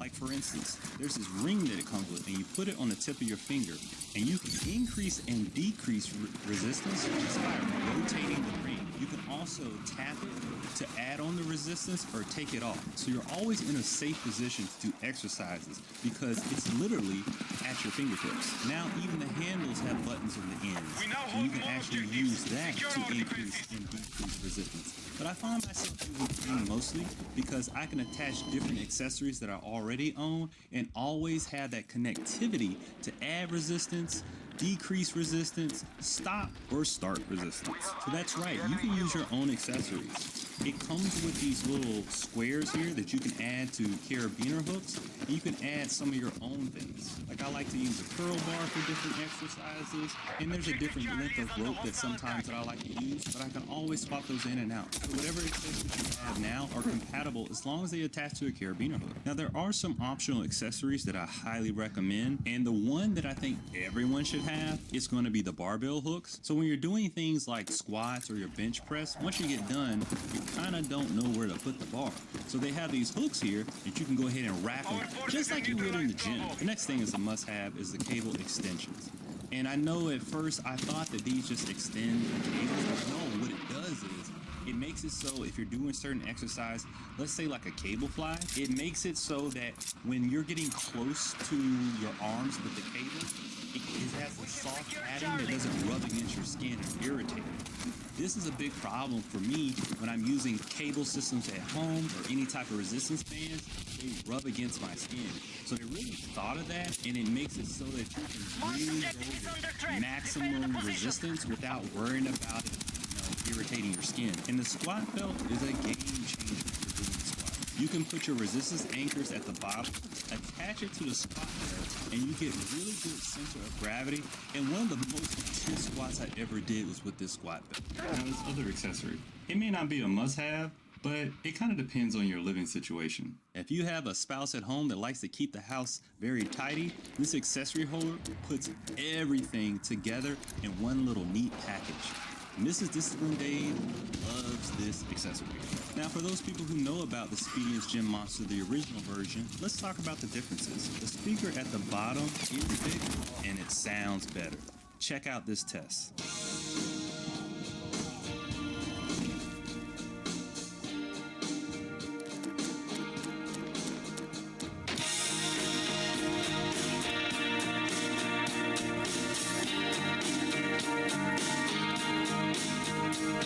Cable connectors are black. It has a different design on the platform itself. The handles, the smart handles now, they vibrate now. So they have unique things like when you're about to finish a set or when you turn off the resistance. The platform sits lower so it saves space without sacrificing a smaller platform. The button on the platform is smaller.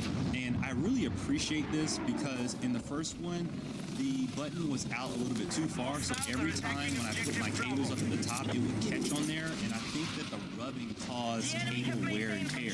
But now it's smaller and a little bit more inside the unit. Hey, that shit is, Never happened to me the whole time I was using fitness. There's now a rower symbol on there. One so down, rower, you know exactly 10 to where to go. place it, so it's in the perfect position to do your rowing exercises. So pretty much my overall thoughts were, this is 100% a complete replacement. It fixed the biggest problem with home fitness, and that's working out legs. I don't think there's anything out there in the market that's going to give you squats at high resistance that works this well, that has very little space, and is extremely safe. Because all this tech that's in this device makes workout at home completely safe. And the fact that you can see your progress, you can see in real time if you're improving or not, is a game changer.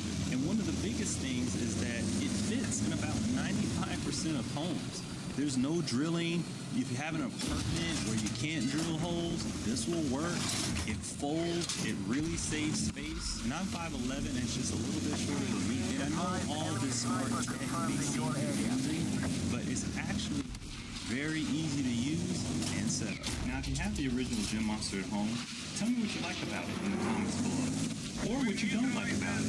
Either way, I just want to hear your experience. All I ask, if you like the review and you're thinking about getting the Speediest Gym Monster, if you use the link, it gives me support for the channel so I can make more Speediest content for you. Now, if you're looking for more Speediest Gym Monster content, go ahead and check out these videos next.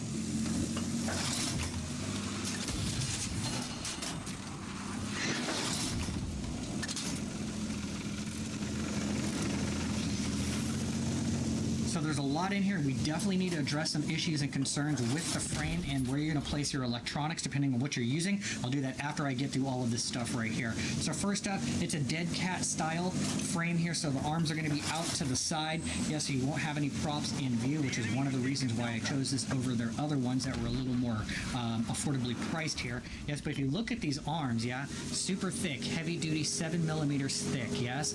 I mean, these aren't going to break. They're definitely going to be able to take a hit or a crash, but you probably shouldn't be crashing your long-range quad anyways. It's really just cinematic, smooth flying, maybe mountain surfing, diving, and all of that great stuff. So the rear's here, nice and long. Okay, we've got this wishbone that's actually going to go in the middle here. We're going to do the assembly. This is going to help keep the arms in place from the front and the back. Yes, we've got camera cage components right up here, and what's really nice about this too, on the top and bottom plate, right, is they have the stuff notched out, so it's going to go in there. This is the top plate actually, right, so it's just going to like seat in there perfectly, which is really nice. Okay, so we've got this, we got the top and the bottom plate. I'm going to leave the bottom plate here too, so we can look at all of the spacing. This is really important. This is an issue that I've had to work out here. So where you're going to mount your VTX and ESC and all that great stuff. Yes, this piece is going to go on top of this dumbass thing. Look at that, but let me just keep moving through this. So we've got some stickers. Okay, cool. Right, we've got these other camera pieces over here. Yes, we've got some nice TPU bits and pieces here, right, that can hold the GPS. It can hold a crossfire antenna out the back if you've got one. Yeah, we've got your GoPro mounts. All of that stuff's up here, so that's really nice. We've got some battery pads up here so things don't slip and go out of the way. They're giving me 2 straps here at 250 millimeters each in length. Hopefully that's long enough. We're going to find out, especially when you're using like a huge battery like 21700s. A cool little carbon fiber Get RC keychain. We got instructions over here on how everything goes together, which is really nice. And then you've got your bag of nuts and bolts and screws and all of that great stuff. But let's come back over here to the frame itself and the issues that you might want to consider beforehand that I'm having to consider. So if we look at this overall, front to back, it's about 340 millimeters in length, which is right around, 13 inches. Okay, that's cool. So on the back side here, we have some mounting points, yes, for your VTX. Okay, you got about 3 different points where you can put a transmitter for video feed, right? They've got their different 20 by 20, 25, and then 30 by 30 here, okay? And then once you get the arms sandwiched in there, this plate's going to go on top, and then this is where your ESC is going to go. And then obviously the camera is going to be in the front. Let me flip that over so you can see the little notches here. Okay, so if you're using an O3 air unit, that's not a problem, because when you're back here, right, you can get a camera cable that is 300 millimeters, which can reach all the way to the front. Okay, so if you're going to mount it right here on the frontmost point, yeah, you're going to have to get a larger camera cable at 300 millimeters. When we were in a small accident, we thought we would have to deal with everything on our own. Our box was centered around the fender.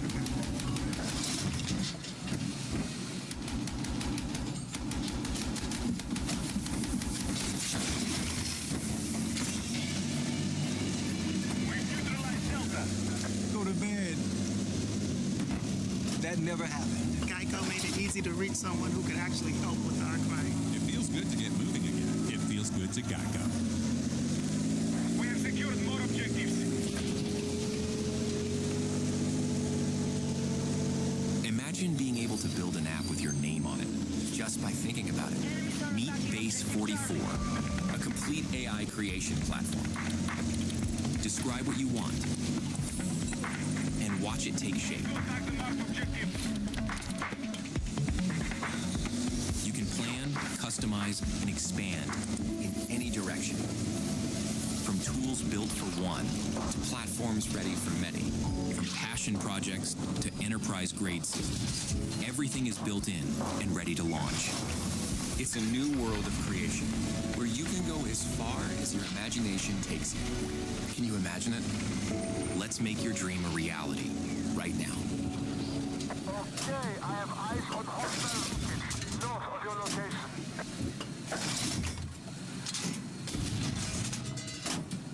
250 millimeters might be just enough, give or take, but we will see. However, if you are using a air unit like I am, the longest cable you can get is only 200 millimeters, which makes it not long enough to get to where the camera is going to be way up here in the front.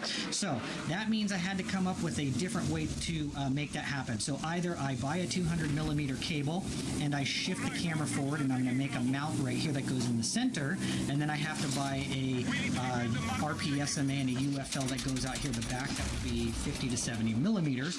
Or I mount the camera in the front, and then I get just an antenna cable, an RPSMA to UFL, that is about 300, right? 250 to 300 millimeters, okay? So let me show you what I did and how I worked that out. So I made some 3D prints here that look like this, okay? It's going to be an air unit holder. This one is for the rear, okay? And so if we put this right back here, there's going to be some standoffs here, okay, that are going around. So you have 4 standoffs here that are going to protect everything, and you have another one here in the center. So I made something where I can slide this over, and if you want to keep your Vista or your air unit, whatever you want to call it, here in the back, you could do that, and you can use the 200 millimeter camera cable to the front and maybe a 70 millimeter UFL toward the back, and all is good in the world. The problem with that is it's about 20 bucks for a set of 2 for the camera cables that go to the front, and maybe 5 bucks out the back here. So you're looking at least $25 just so you can get your air unit in the appropriate place. Or I've got this other one. I made this other one right here and tested it out so that now I can take the air unit and place it in the front of the quad, which is perfect. It'll fit right here behind the camera cage and everything like that. And then all I need is a UFL connector or an antenna that goes all the way to the back. So a 10-inch will fit just perfectly. I haven't figured that out. But I did get a 12-inch one as well, which might be too much. I don't know. We're going to find that out at a later point in time. So things to keep in mind, depending on what type of video transmitter you're using. If you're using HD0 or something like that, I believe Yeah, these cables for you. last fucking zones to the CBD So it just seems to be an issue if you're using an air unit, which I am. On that note, that brings us to electronics here. So I'm going to be using this RunCam Link Wasp. I've just had this laying around. I bought it last year for no good reason. So this is what I'm installing because I didn't feel like buying another air unit, and I'm definitely not buying an O3. It's a little bit out of my price range. For the ESC and flight controller, we're using the SpeedyBee F405 V3. I've had this laying around for a year as well, so this needs to go into something, so that's exactly what we're using for. Rated at 50 amps, should be more than enough. And the exciting stuff, motors. I'm going to be trying out these Performance FPV, Johnny FPV Edition motors, and these things are monsters. These are 3115s, okay? This thing's a honker right here.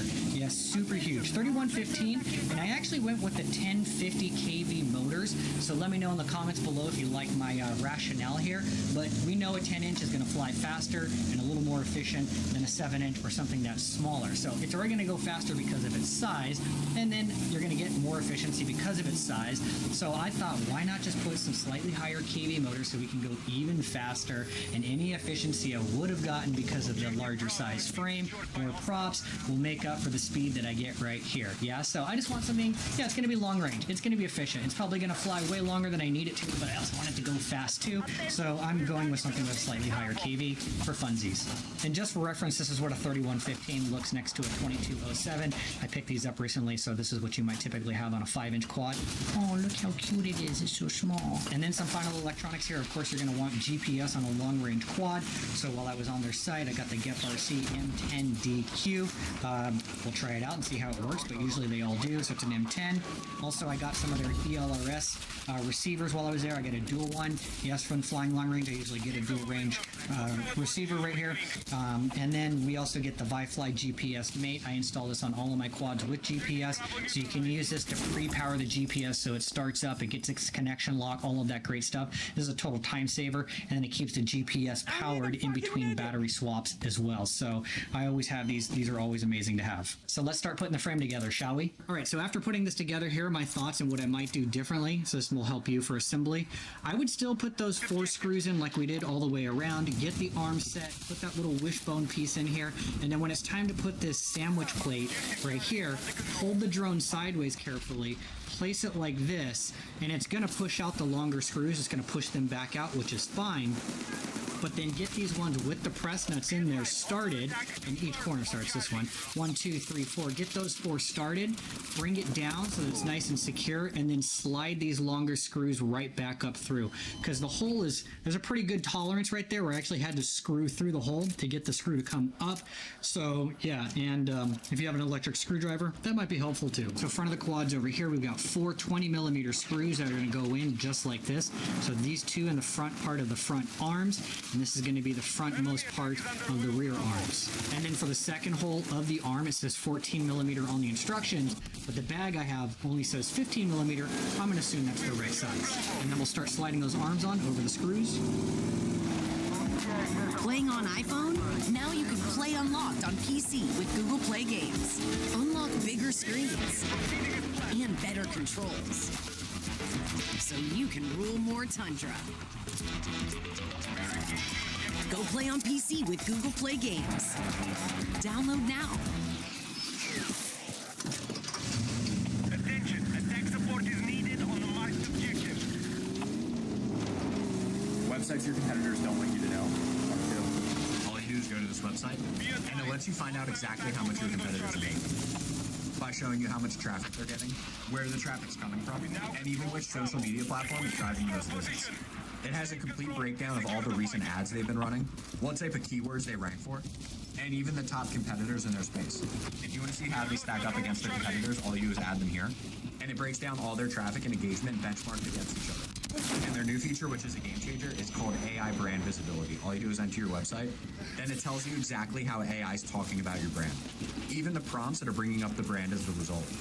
What's cool is this sentiment analysis that tells you if the AI says positive, negative, or neutral things about the brand. This is the #1 way to track insights about the company. Comment SimilarWeb, and I'll send you a link to test this for free.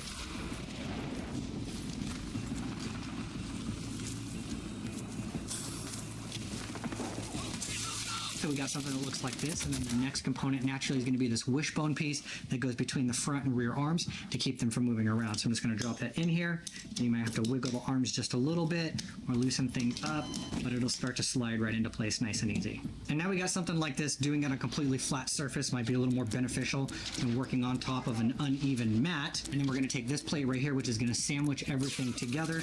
These 2 pieces need to slide over these front and rear long ones, and these 2 smaller ones are going to screw right into these press nuts that are inside. So this thing is rigid AF. This thing is solid with the arms. Hope you never break one, because I wouldn't want to have to take it apart again, but you know, solid. 25mm standoffs right here, and the standoffs are on. And now we have the 35mm standoffs, 3 in the front, 3 in the rear. So 1, 2 on the very back, the center post, and then on the front, same thing, 1, 2, and 3. 35mm standoff with a 12mm screw. So this is the back 3 right here, and now the front 3 are done. All of our standoffs are installed all the way front to back, so 3 long ones on the front and rear, 4 here in the center. And now we can put the screws in for the stack. It's going to be 4 24mm screws. Yes, and it's nice that they leave holes here so that we can take these in and out without having to totally disassemble everything later on. Now's the fun part. I'm going to start installing the motors, but what I'm actually going to do for right now is I'm only going to put 2 screws into each motor on the far side. I'm going to put 1 screw in each motor just to kind of hold it in place on the closest side to me. The reason for that is because after I get everything soldered to the ESC, I'm going to flip it upside down so I can glaze the bottom side with conformal coating. So I've done this enough times. If you don't use conformal coating, especially for long range FPV, you should definitely do it. But there's nothing more than a big old pain in the ass and putting all of your screws in and all of your motors, only to have to undo them all so you can flip it upside down and get to the bottom for the glazing. So that would be my pro tip of the day. Now they do include 10mm screws, which are going to help get through the arm. The screws that come with the motor aren't long enough, so that's always a nice touch as well. 1 down, 4 to go. 4 motors done. Look at that. Barely fits on screen. That's how big it is. Guess I could turn it this way, yeah. So looking pretty good. All we need to do is just put the ESC on here. We could start soldering down the motor wires and take that first step. All right, so as mentioned, I'm using the SpeedyBee F405 V3 right here. I just love looking at it in the case, right? It looks amazing. That's just the nerd in me. So we got the flight controller on the right side. We got the ESC over here. So now we need to kind of like mount it up and start coming up with some ideas on, you know, where we want the capacitor to go, if that's going to be a problem. Where do we want the power leads to go, and are they going to be long enough, the ones that came here? So I'm going to lay this in here, and I'm going to get an idea. I'm going to take the top plate, or I want to put this on top and see, like, where exactly do I want my power cord to come out? Usually I'm going to have it come out the backside because the GoPro is going to be mounted up here, so that doesn't really leave a space here. We got a ton of space for a battery up here, even a 2P, and I have those, and I'm going to show you at the very end, okay? So we have a little space right here, which might be beneficial. And let me grab the TPU. So this is one of the TPU things that they provide for you, right? This is going to hold your antenna out the back. This does need some modification for me. I did have to drill this out already because, of course, I was test fitting things like that. I'll talk about that at the very end when we get to more installing the Vista and the air unit. But you're going to have to drill this out so it slides in there easier. But okay, so if I take this, and this is going to slide over the mounts right there. So we've got a nice little notch where we can have a cord come up. So I'm going to need to figure out how long the power lead needs to be. And if we look at what comes with the SpeedyBee kit, right? Obviously that's not long enough to make it out the back. So I'm going to have to go get some of my own 12 gauge wire. I'm going to make my own XT60 here, right? I got to figure out what that length is going to be. I'll tell you here in a minute once I get that all figured out. But as far as the capacitor, right? I mean, we have tons of space here, yes, just to put it right here anywhere we want to and out the back. I guess that is one of the benefits as well. If you're not going to be rear mounting the VTX, right? Because remember, I made something like this little 3D mount right here. I'm just mocking this up for you so you can just really visualize everything, right? But if you were going to use the air unit, yeah, and mount it right here and use a 200mm to the front and a 70mm UFL, right? That's actually going to get in the way of the power cords and the capacitor. So, hey, I'm glad that I decided that no, I'm actually going to mount this to the front. And this is what this is going to look like, just so we can really see everything since we're already here and talking about it, right? So now you can get an idea of what it's going to look like if I have the air unit in the front of the quad right here, right? Plenty of space. I left myself just a little bit of space for the camera cable to come out the front, right? The cable's going to go all the way out to the back to the rear. So all in all, I think we're in really good shape here. I just need to figure out what that power cord length is going to be, and I'll tell you here in just a second. All right, I got it figured out. Also, don't judge me. I ran out of red 12 gauge, so I just pieced the red on the ends of the black that I had, so we know red is red and black is black. But if we just measure it down here on my little built-in handy-dandy ruler, it looks like the majority of cord needs to be at least 220mm. And if we're talking from the end to the end of the XT60, we're just short of 250mm or 25 centimeters. So if we pull this here now and kind of look at this more up close, if I was to push this right here where it will be, it's going to come out the back and it's going to poke out just that little bit. So this much will be protruding outside of this area here, which I think is enough, right? It's enough to bend and do whatever you need to do, but it's not so much that it might get nicked by a prop. I think that's the perfect length. So all in, survey says 250mm. So that means now we can add the power leads and the capacitor here. So the dash right here, this goes to the negative part. Yes, and I'm going to put this on top. The capacitor is going to go on top, and I'm going to put it through these little holes right here. And then on the bottom side, I'll put the power leads. So something like this is probably good. So you can see I pressed it through. And then if you look on the back side, I just bent it right down. And now I'm going to actually ten these up right now. And then I can put the power leads on. With 2 kids and busy schedules, you gotta find the wins. And Dick's new Scorecard Plus membership is an easy W. For $99 a year, you get over $350 in benefits. It pays for itself with $100 in annual bonus rewards, free shipping every day, and more. Join Scorecard Plus. I love creating. I just don't love being on camera. So instead of changing who I am, I changed how I appear. I perform once, just one take, and let my motion do the talking. Same me, new characters. Turns out you don't need to show your face to show your creativity. Try Kling 2.6 motion control on OpenArt.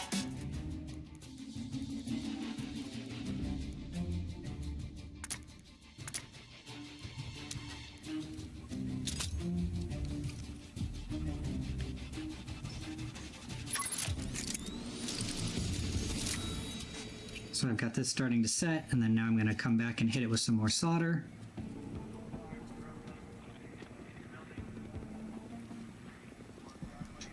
So that's done. We got good liquefaction. I don't ever claim to be a great solderer, but that's pretty good for me. And then if I wanted to, I can come back and put some more over here and just really drive it home. Sure, why not? Looks good. Nothing's going nowhere, and now we can move on to motors. So I'm just going to use a little blue tape to hold the wires in place here. Eventually, I'll have a little 3D printed sleeve or motor wire cover that goes over this, but this works here. And then, I'm just going to stretch them all out, and the inside one will go to the furthest, middle to middle, and then the outside will go to the closest. So all my pads are tinned up. I got the first one done. We got 3 to go, and if I need to do any additional cleanup or topping, I'll do that at the very end. Okay, so all the motors are soldered up to the ESC now. I am happy with the way this looks. I don't know if you are, don't really care, but now I'm going to take this, I'm going to flip it over, and I'm going to hit it with conformal coating. Let me zoom out just a little bit. Yeah, so this is an MG Chemicals 422C. I used to have the B in the before, but I've had that for years now. So this is my fresh, brand new bottle. Highly recommend. This stuff is great. 2 coats on the bottom, 2 coats on the top, and then we can move on to the flight controller. All right, so this is nice and glazed here. I put 2 thick coats over it. Both sides looks good. Now we can move on to the flight controller. Just keep in mind that if you're ever using conformal coating, you want to make sure that all your connectors are plugged into the plugs before you do that, just to make sure that no conformal coating gets in there. So now that this is all good to go, I can unplug this side over here. I'm going to actually plug it into the flight controller here, just so it's dangling out. All right, so now we're onto the flight controller. I'm going to put that here onto the screws in just a second so it's held in place while I'm soldering. But we've got a few things we need to attach to this. So we've got GPS, so that's going to go up here to the SDA and SCL area. And that'll probably go on T6 and R6 most likely for me. And then we've also got the buzzer pad over here, which is going to be great because actually the GPS mate works as a buzzer too. So we just have to do the negative pad, I believe. And then obviously for the radio, we're going to attach that somewhere up here. I don't know if it's going to be number 3 or what else do we have up there. I think it's probably going to be number 3 most likely. And then we got to get the air unit set up here. So I need to solder this onto the air unit. Where is it? It's right here. Okay, because this does not come pre-wired, so that's really easy. You just match the colors up and follow the thing, and then it'll plug directly into the flight controller. So let's get right to that. First, I'm just going to do the air unit, so that's done and out of the way here. So the letters are really small, so if you can't see them, I'll read them to you. It's voltage, ground, RX, TX, and then the S bus. But it's pretty easy, right? The wires go in order. You don't need to cross anything. You just line them up one after the other, or you can also read the instruction pamphlet, which is right inside here. That's also pretty straightforward. Sorry, I've got magnifying glasses on. I can't see the screen over there, but you get the point. All right, so that's done right here, and you can just see red, black, white, gray, and you really only need these 4 right here if you're not going to be using like a DJI controller or anything. I just soldered them up because it's actually faster and easier for me to solder them here than to clip the wires or to deepen it or to put some heat shrink over it. Yeah, just attach everything and call it a day. So now we're going to move on to the receiver here. This thing is small, but what I like about this is that it has the 2 UFL ports on the same side. So both my antennas can go out to the side like a T or a Y. The Happy Model one that I have on my 7-inch, they have 1 on each side, so it kind of has a weird stretch to it. Right, it's on a diagonal. I don't like it. But when you think about where are we going to put this, if I put it in the front, I only have space right here because if you remember, we're going to be putting the air unit here, and I can't put it underneath. It's just inconvenient. And if I put it up here on the top, then that means my antennas have to run down the arm here and compete with the motor wires. I don't like that. So I think what I'm going to do is I'm going to take this, I'm going to place it here in the back between this triangle. Yeah, I've got plenty of space right here, and then I can have my antenna coming off like this, and it'll be taped or something to the bottom of the arm. So that's going to be the best bet. Now with that being said, right, they only give us a small amount of cord here for wiring, so I need to look at this. We're going to be using the UART2 ports. So if I run it off the top, yeah, I got plenty of space to make it here. If I run it underneath, in between and sandwich it between the ESC and the flight controller, that's pretty good. If I try to run it all the way underneath and then back up, yeah, it's going to be an extra stretch, and that makes it really hard to get out and work on if I ever need to. So I think I'm going to take this, I'm going to solder it in this direction, and then this will go underneath when we're done. First, we'll solder the wires to the receiver, and then we'll put it onto the flight controller. I might even use my little helper hands to hold it for me.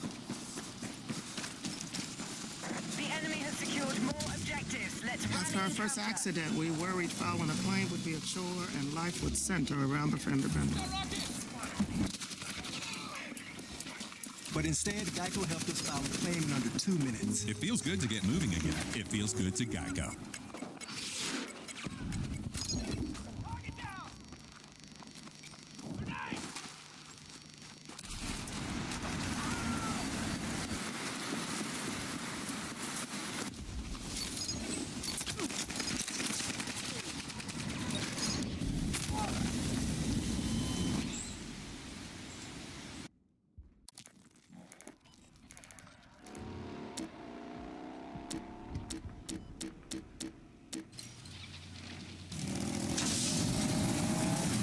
Everything's on there nice and secure. So we're going to tin all of this up over here for the receiver or the radio, T2, R2, 4V5, and the G for ground. For the compass over here, the GPS unit, SDA, SCL, 4V5, ground, T6, R6. So we're going to be using all of these, and then I'll do the buzzer negative as well, because I know I'm going to use that for the GPS mate.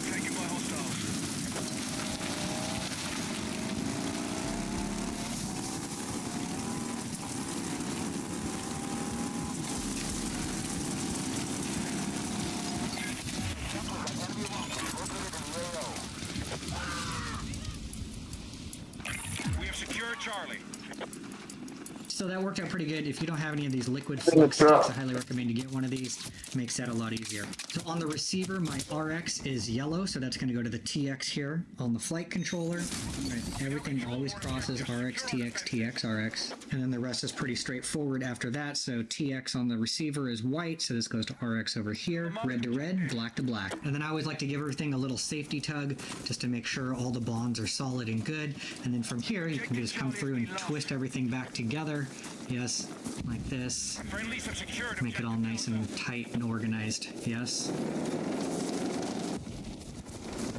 Alright, now we can move over to the GPS. So before we move on to the GPS, we got a few things to consider here because we're inserting the GPS mate and what is going to go where and how.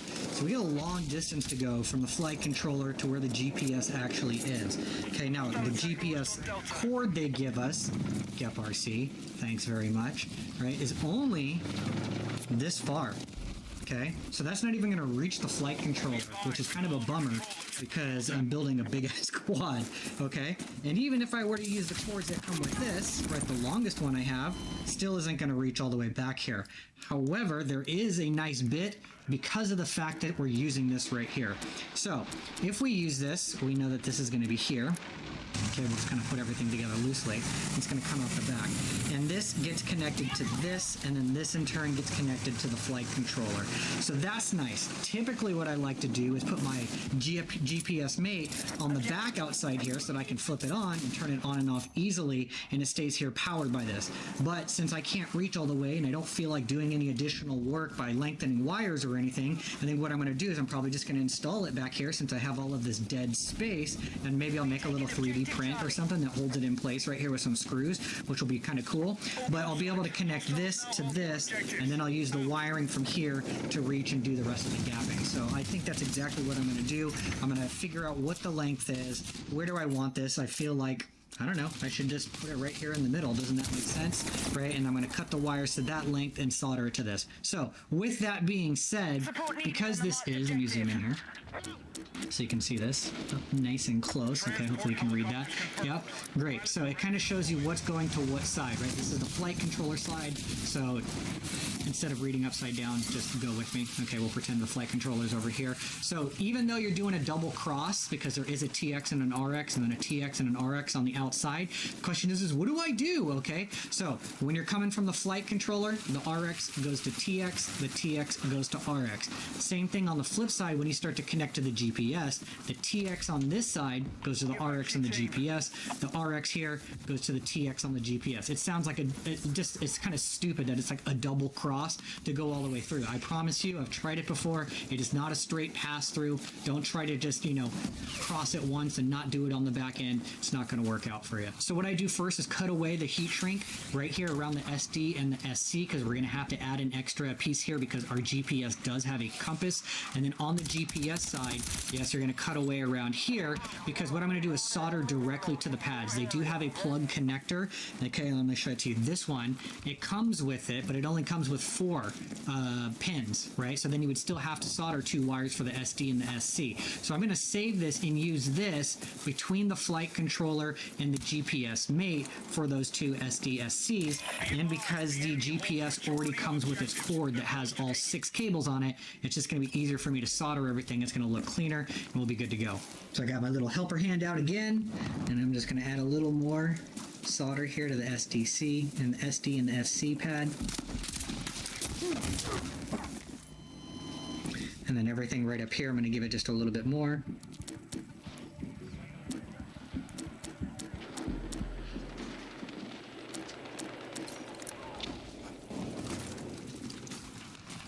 So I'm going to use the green and the white wire here from this extra connector we're not going to be using. And I'm going to put the green wire on the D and the white on the C. Doesn't really matter. Now on the GPS side here, black to black, red to red. Now we have white, which is the TX on the GPS. So that's going to go to RX here on the GPS mate. Yellow is the RX on the GPS, so that's going to go to the TX here on the GPS mate. Green is C on the GPS, so that lines up accordingly with the C here on the GPS mate. And then D goes to D. Now for me, I always check for continuity just to make sure I don't have any solder blobs connecting or anything like that. So, yeah, if you don't ever check for continuity or you don't have a multimeter, I highly recommend you get one. This will let you know if you have any shorts here, which you shouldn't, but I just kind of work my way down between the 2 pads. Right, nothing's going off. If it was, right, it would beep. I just make sure. Playing on iPhone? Now you can play unlocked with Google Play Games on PC. Unlock rewards with Google Play points. So the more you play, the more you earn. Go play on PC with Google Play Games. Download now. Contact! Enemy helicopter! You, just you, building your app on base 44. Describe it, and it's real. One thought leads to more thoughts. Layer by layer, taking shape. When you need your tools, bring them in. They just click. Okay, kick it up a notch. Create something smarter. Something powerful. Style counts, so give it your touch. Big or small. Next idea hits at 2 a.m. Of course it does. Keep building. Ask yourself, wait, I built this? Damn right. Base 44. Build it your way.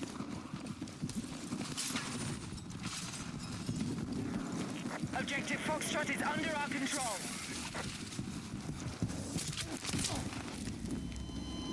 Right, there's nothing happening. Because they're always so close, but, you know, same thing here. And I'll do the same thing on the flight controller, too.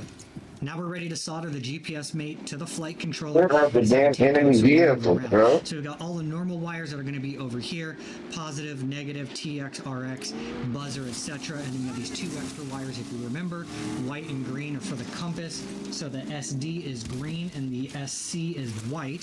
So those will be these 2 pads up here. So we'll start off first easy. Red to red, black to black, and then the yellow one, this is going to go to the negative buzzer. All right, so here we go. So now we've got the white wire coming off of the GPS mate, which is an RX, so that is going to go to the TX on the flight controller. And this just leaves the green one, which is a TX off of the GPS mate, going to the RX on the flight controller. And then we have the last two wires coming off of the compass, which will go here. These could be any colors that you choose, so it might not be white or green for you, depending what type of wiring you have on hand. But remember, this is green is the SD for me, and that's going to go to the SD right here. So once again, I'm just going to check for continuity against all of my solder points here and here, just to make sure that I don't have any short circuits, and then we can plug in the air unit. All right, so we're pretty close here, so now we can put the air unit on. Remember, I've got this TPU bit that I created. You guys will have access to this in like a master pack that I got. And keep in mind here as well that it's going to mount up here at this upper part. There's about 9 millimeters between the plate and the arms to the lower plate, to the base plate. So I did come up with a little spacer that's right here. Where is this thing? Right here. That's going to go over this standoff and slide down, boom, so that now when you slide this on top, right, this piece here that's sitting forward over the edge will have some support. How about a little close-up look at that? So we've got that in here now. Yeah, set up here on the riser. Yeah, I think that looks pretty awesome, and it's in here nice and secure. Got the camera.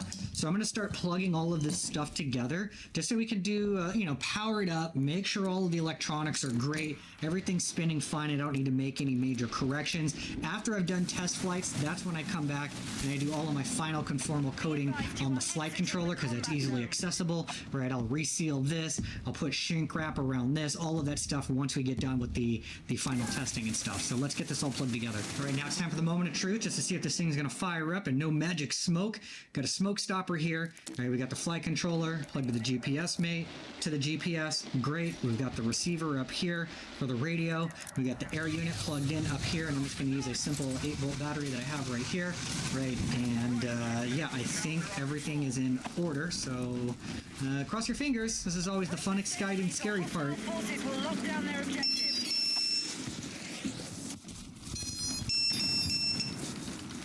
Okay, we're in business. So I think what I'm going to do here, this is on, this is good. It's probably not going to get any type of GPS lock because we're indoors. So I'm going to try and link this up to my goggles, make sure that the camera is working, and then we can come back and look at beta flight, getting the basics set up, all of that great stuff, and then we will work on motor directions and all that other good stuff. There was one small oversight, and luckily it didn't go catastrophic. Nobody mentioned that I don't have my antenna set up for my air unit. Now, with the digital units, it's really not that big of a deal, but I've heard for analog, if you fire this up without an antenna plugged in, Let's see the stupidest shit ever, bro. They got the goddamn. There's like no fucking enemy vehicles. They don't need to shoot these stupid things. To the back. So I have two antennas here. One is 10 inch, one is 12 inch. Let me get it out here so you can see. Okay, so this is the 12-inch antenna, right? And if we're gonna plug this in, Fuck it on that helicopter because they got one regular. But then you fucking how the fuck you took shoot one of those once I things. put the piece on, it's gonna be a little too compressed. I don't know if there's a way for me to snake it around and underneath everything and get it to fit just right. The other option here is the 10-inch, okay? Which I think is right around 250 millimeters, okay? And we have something like this, which is going to fit, connects to this, even if it goes underneath. That's literally what I'm doing. You have to literally run headlong into one of these dumbass things. So with this TPU piece, okay, you just fucking working. They might as well let them kill you. so it's not perfect. Because I still can't tell them not that you die and you hit it again. Okay, it would just this looks like, yeah. So obviously this piece is going to come up. Die, refund. It goes in and out, but I had to ream it out a little bit with the drill bit. But think about this knobby part right here that has the, you know, the vehicle. I can't think right now. The nut part of it, yes. So that needs to go up underneath into here and slide up to the top. And you can see actually that this one is not sliding in there easily. So I'm probably, if I use one of these two, I'm going to have to ream this hole out even more. So I used a 5/8 inch drill bit. If you're in Europe, just, I don't know, Google what the difference is between 5/8 and millimeters. But it needs to be reamed out enough so that you They can literally get this up spawned me here in the back of the map, nowhere near where the fucking thing was. to it. So that is the only thing that there's some things that are missing with the way that they created their TPU mounts if you want to use them as is. If you're a little more crafty and you want to create one of your own, you could do that too. I may just do that at a later point in time. I don't know. But for right now, this does need a little bit of fabbing and DIY love before you can use this. With 2 kids and busy schedules, you gotta find the wins. And Dick's new Scorecard Plus membership Then it fucking died. For $99 a year, you Great job. It pays for itself. Dang, dude. How many is that? And get this, I scored a 10. limited time deal. $100 off Dick's exclusive brands, so everyone can get the style they want. Might as well let it kill you. Best year yet. Join Scorecard Plus. Yeah, I can spawn in. Get number 11 off the same thing. Are we moving too fast? Driverless vehicles are already under 2 different federal investigations for driving by stopped school buses.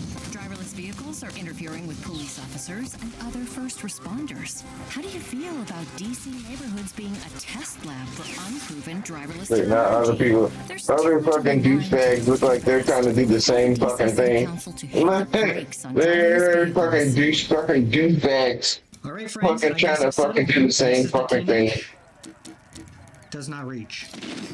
It's short by like a 1/4 inch, but ideally you'd probably want another inch of slack as I push this down. So that means 12 inch it is. Okay, if you want your air unit in the front and you're not using a DJI-03, you're going to be getting yourself a 12 inch antenna cable. Well, that'll go and connect all the way from the back to the front. So let's finish putting this together, then we'll jump into beta flight, get this set up, we'll get the ELRS receiver hooked up, all of that good stuff, and see if there's anything that needs to be done with the GPS. So we'll wrap up on the camera right here. You've got these 2 plates that are going to sandwich the camera into a nice cage. They come with these little TPU gummies right here. And you see Spawn be all the way over here, bro. Nicely, but actually what you can do is you can just take these. See, here it is. Sorry, it just popped right back out. Come on, stupid. There we go. Yeah, so what you can do is you can just attach this to the side of the camera like 90% of the way and then slide the plates on. We'll be good there. And then this is going to go in the front. This is a standoff, kind of like a camera guard in the front. That'll connect down here with some He's spawning you in fucking vehicles you're not clicking on.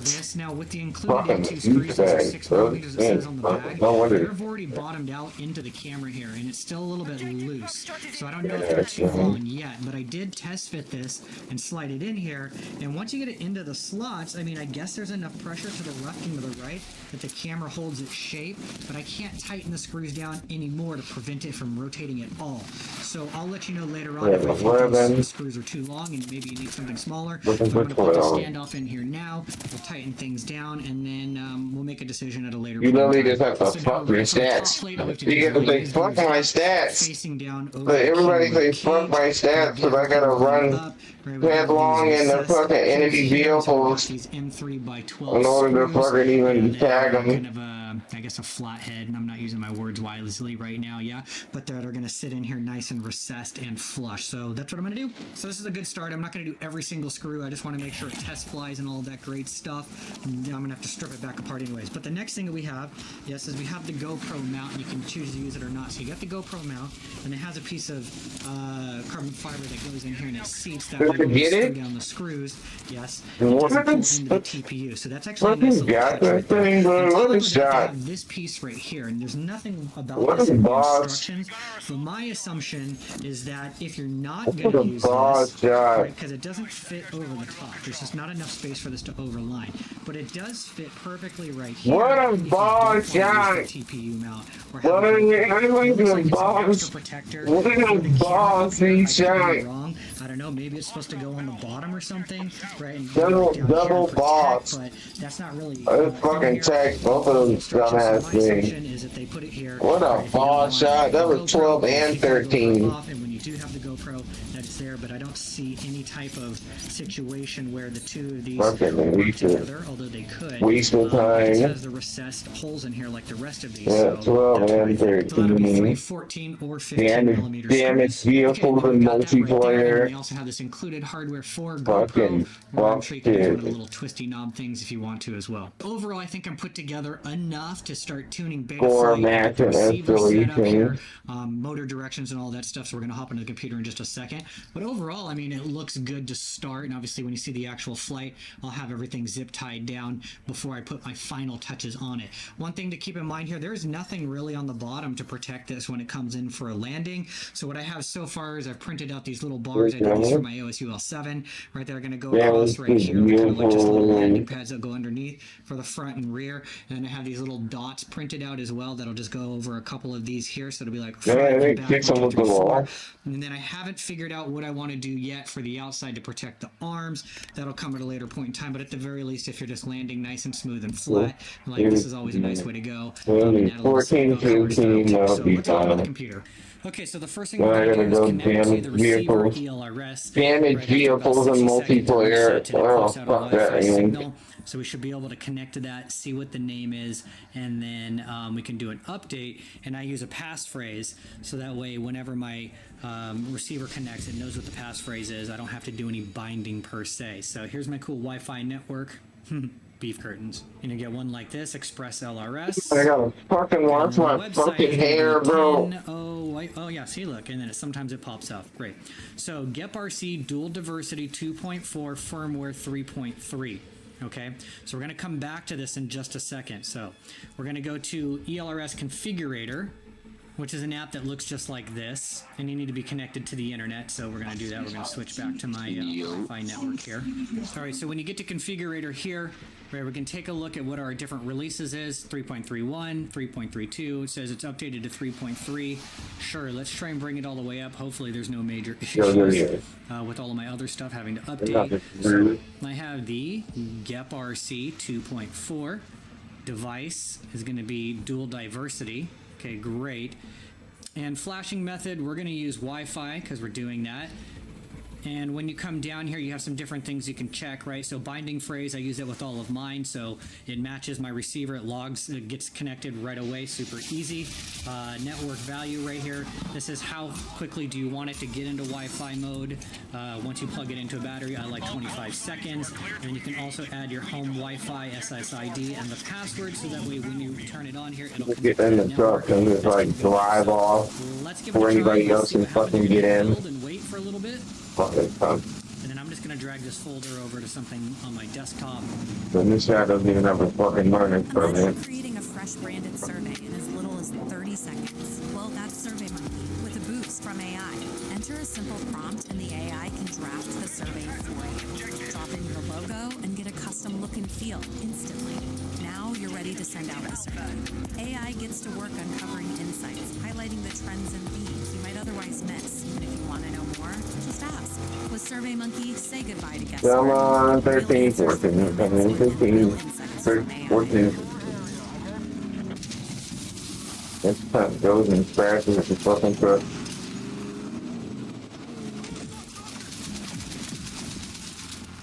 You know how making an AI video used to be?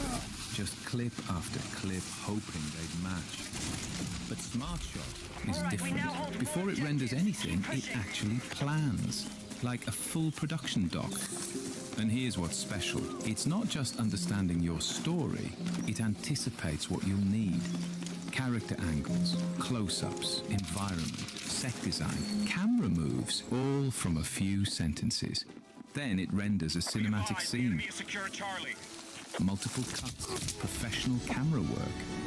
The same character, every single frame. You're not fighting a prompt, you're directing a scene. And you can test a dozen ideas before you commit. This is about opening the door for anyone with a story to tell. And with SmartShot, anyone can tell a story.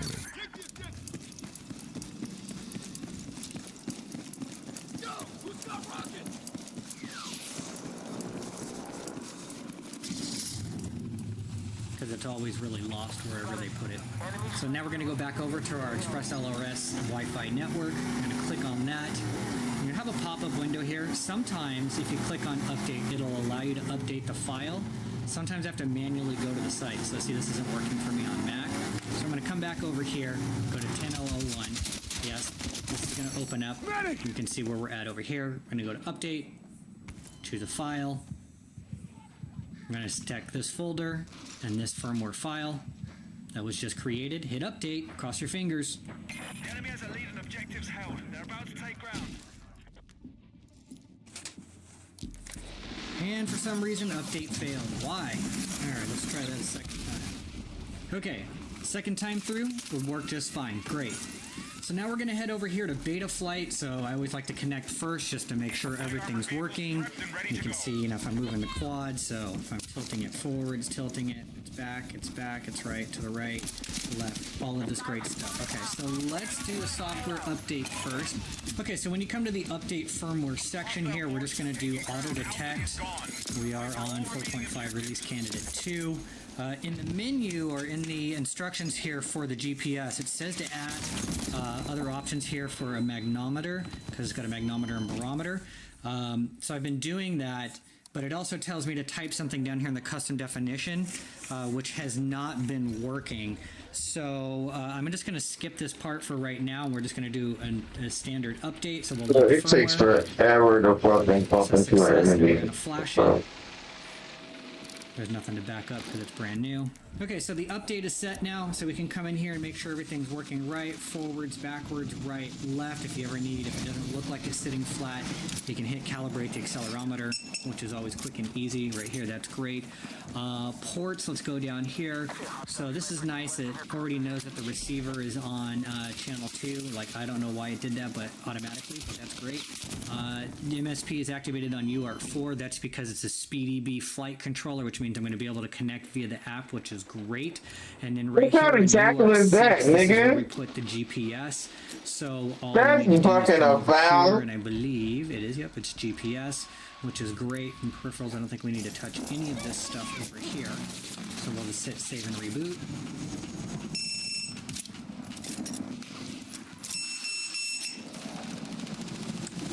And then moving our way down, let's see, configuration. There you go, got that one, that's 14. Magnometer, one more to go. Craft name, so let's just name it. I'll call it LR10. Okay, great. Arming, max arm angle, that should be at 180, just in case you need to do a crash over flip. Air mode is on, sure, that's great. GPS is good. LED strip, OSD, okay, great. I'm not going to tinker with any of this stuff over here. I play with this stuff a little bit later on, but I'll leave it as is. For this stuff here, I think everything is good for right now. I don't know if I'm going to need to change anything for the GPS because the arrow on the top of it is facing towards the back of the quad versus towards the front. So we'll see if that has anything that needs to be changed. But yeah, so okay, great. So we'll save and reboot. And then we're going to come down here, power and battery. All of this is great. Minimum cell voltage 3.3. I only fly lithium ions typically, so we'll turn that down to 3.2. 3.15, why not? Max 4.4. Burning cell voltage. They fucking hip check this shit on the goalie. 4.2 as well. They fucking hip check that nigga. Noise, I might change that at a later point in time. We'll hit save. There we go, good shot. Okay, so fail safe. Of course, we're going to do GPS. Got that done. That took longer than expected. Boom, now we on this shit. Damaged vehicles. Deal damage to vehicles and multiplayer. Don't have to be in a vehicle. But I just go right to stage 2. Okay, so it's here. Period of time in stage 1 fail-safe after signal loss. So that's if you have stage 1. Fail-safe throttle delay, great. So initial climb meters, 30 feet, 10. Okay, great. Return altitude meters. Boom, that would be 90, right? Because we're all 3s here. Ascend rate, return rate, max pitch angle, that looks good. Descent rate, let's see here. Minimum satellites 8, minimum home. Should it be 45 feet away before it activates? Sure, maybe I'll turn it down. 30 feet away. Let's see, and fail-safe only. I don't know. We'll come back to standard effect. I haven't played that in a long time. So, but I think that's the majority of this, and obviously if we do some testing here. Throttle hover. This is usually pretty good no matter what type of battery I am flying. If I'm flying a 6S2P, sometimes it lands a little bit harder, but I always test it in grass. So if you're flying a heavy quad, you might want to bump it up to like 1350 or something. I have tested it. I haven't made a video on it yet. Test over grass with your heavy battery and figure out what's working with what rates and what numbers. Presets, we'll come back to this in a second. I'm going to see if I can find something for a 10-inch, but let's take a look at the receiver and see if this is working here. Ooh, it is. Great. Okay. That's nice because we're not on battery power yet. It's well. So it knows it's crossfire, telemetry is enabled, this is working, so let's just make sure that, yeah, it's pitch to the right. Roll right is working, great. Roll left, working. Pitch forward, there's pitch backwards, right, this, and then yaw, of course, to the left, yaw to the right, great. And then you can see your value for throttle up here, down here is good. Okay, so let's go into our modes up here, okay? So arming and all of this other great stuff. So my arm switch, okay, is usually going to be auxiliary 1. So you're going to slide this down, which is the bottom left one. And I highly suggest to use a pre-arm so that you don't automatically hit the switch and then chop your fingers off. Okay, so for me on the Radio Master Zorro I have, it has a momentary button in between on the left and right side. So we're going to look at pre-arm, which is next. Pre-arm, so we're going to add a range. So I use either one of the buttons because it depends on what hand I have my remote. So if I press this once, okay, so auxiliary 5 is just a momentary button press. So I hold this and it makes the quad beep and then I flip the switch. I'll show you guys at a later point in time. But I'm going to add another range for the other button on the other side, which is auxiliary 6. So I can hit either one of these momentary buttons and I hold it while I flip the switch, the quad turns on. Great. Okay, then next, most important, right, GPS rescue. Okay, I have that down here on this side over here. So auxiliary 2 is GPS rescue. And at the same time, with GPS rescue on that same switch, yeah, I make it angle mode right here.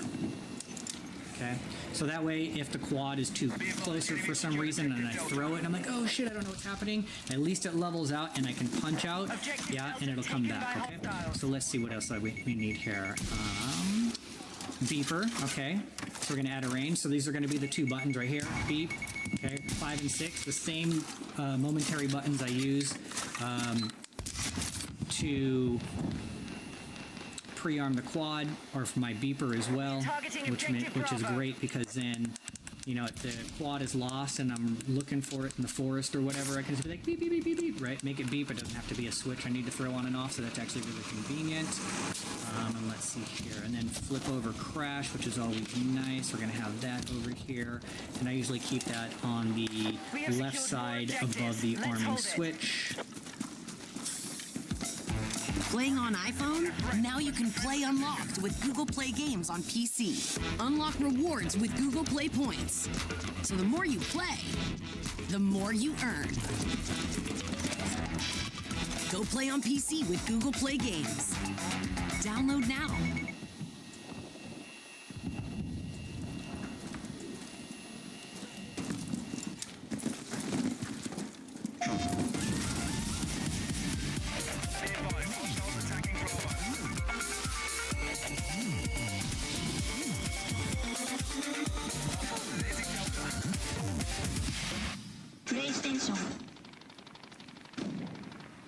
Be advised, the enemy now control more objectives. Objective Delta has been neutralized. This one right here. So just that range over there all the way up. Who's got spare? Is arming. Yes. And then let's see here. That looks pretty good. I'm going to put angle mode on one more switch too. So on the right side, okay, so remember this was GPS rescue. Actually, that's not right. It should be auto. Boom, right here. So 4. So the switch above my GPS rescue, yeah, I can put it into angle mode if I need to, just for funsies. And I have a couple more switches and positions that I could use if I want to, but otherwise, yeah, it's always in acro mode here. So we'll hit save there. That's good. Do I need anything adjustments? GPS, not yet. The motors, we're going to have to come look at this in just a second to make sure the motors are all spinning the right way. So let's just see if we can find a preset for like a 10-inch. And I have no idea. Okay, UAV Tech 10-inch 31XX motors. Well, let's take a look and see what we got here. Preset for this class of quadcopter. Okay, so I guess I'm going to try this one, and then I'll work on tuning later. So let's see, filter option 1624 or 48 ESC. I don't know yet. I think it's going to be 48. So I'm going to select that for right now. And because we're going to go over to ESC configurator here shortly as well. So I'm going to set it for that for right now. Set pick. We'll agree. Objective Charlie has been secured. And save and reboot. And on that note, let's jump over to ESC configurator really quick just to take a look at that.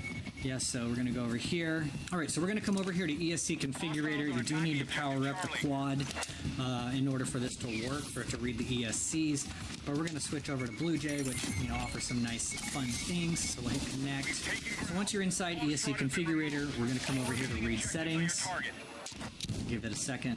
And we'll have some different parameters over here you could change if you want to. If you wanted to change the beep strength so it's not so loud when it turns on, you could do that. Same thing with beacon strength. You can always tinker with it. If you ever needed a reverse direction on motor directions, you could do that here too. We're going to do that in beta flight automatically.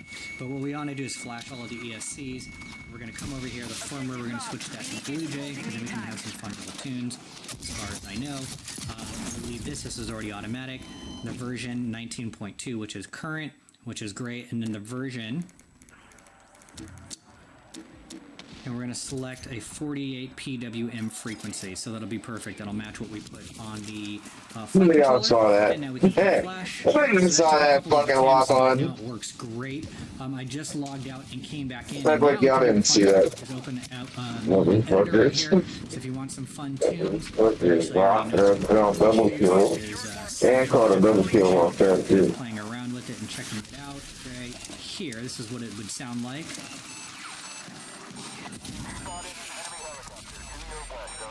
Okay, but let's see what it sounds like when the motors really do it.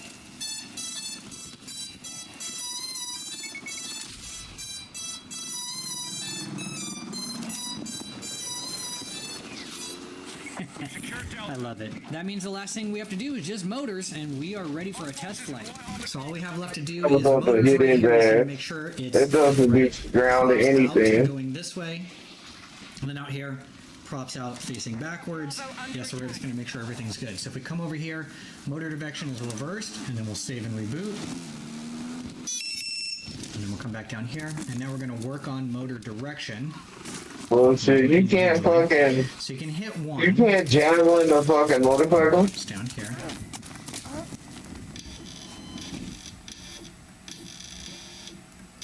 I can tell that one's probably going the wrong way, so we're going to reverse that. And if you have a hard time telling, which I do sometimes because I'm blind, I just take a post-it note and I kind of make a little off-center, arrow action, and I poke a hole in it. Yeah, or punch it right on top of the prop. Boom, like this. That way when it spins, I can see what's happening there. Right?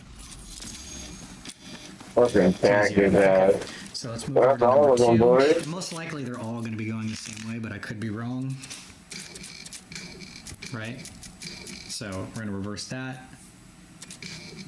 Yeah, better.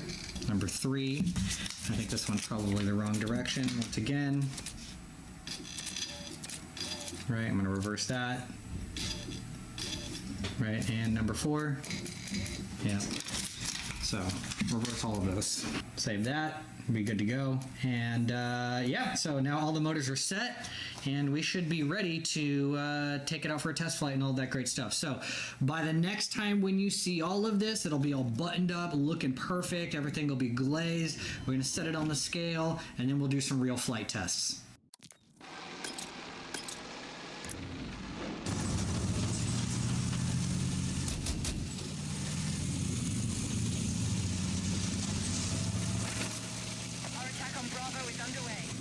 Found an open Vic.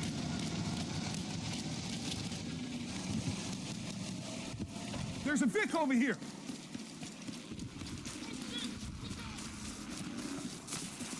Our forces have neutralized Bravo. Contact! Enemy helicopter! Our forces control more objectives than the enemy.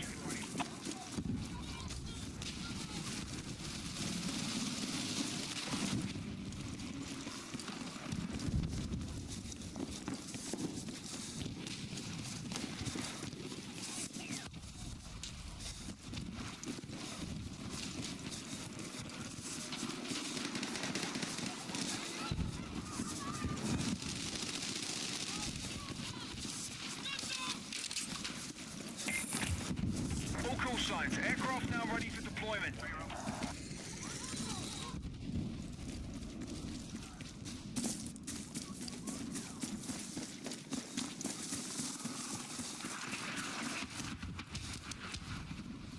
Contact! Enemy helo!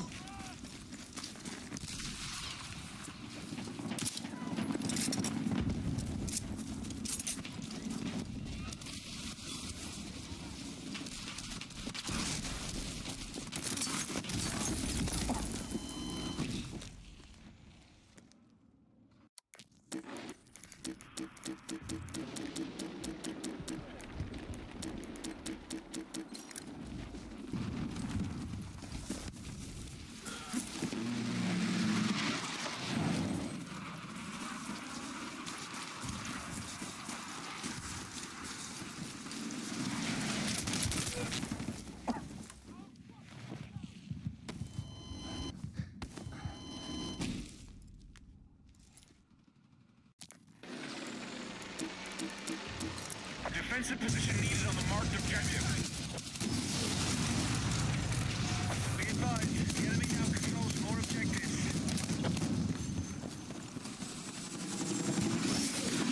I got eyes on enemy truck!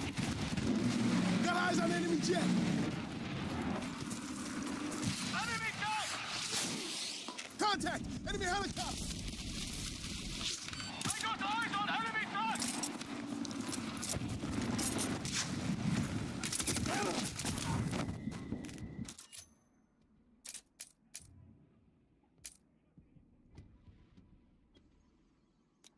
Eyes on an enemy tank in your area.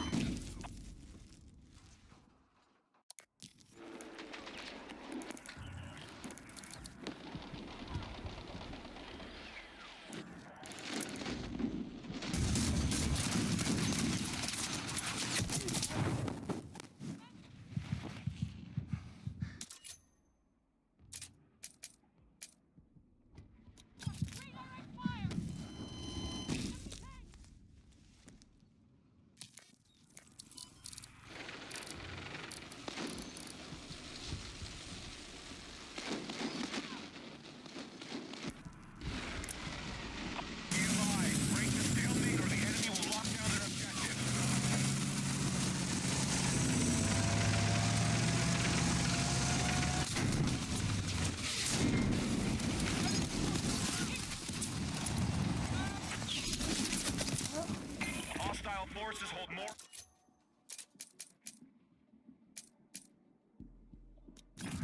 We have heavy armor ready for combat.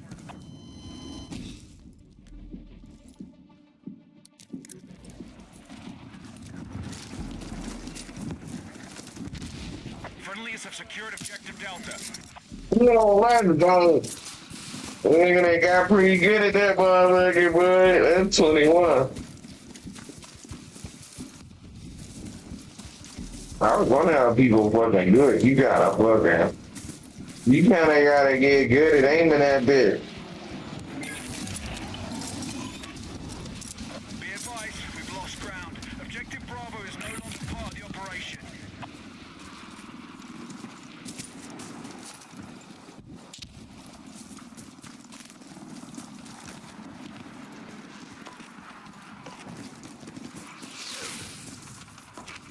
Objective marked. We need you supporting the attack.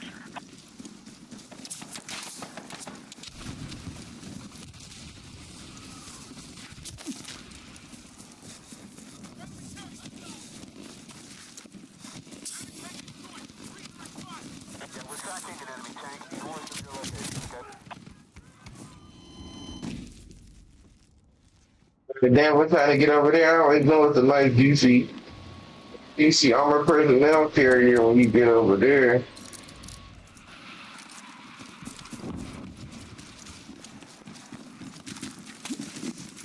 We have secured more objectives. Let's hold it.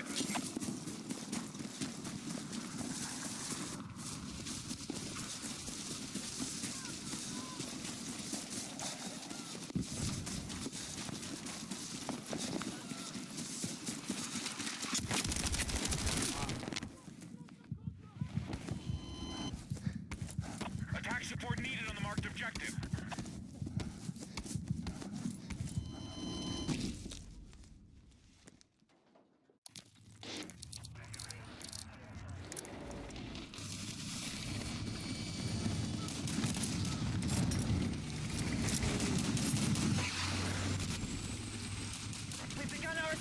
Charlie.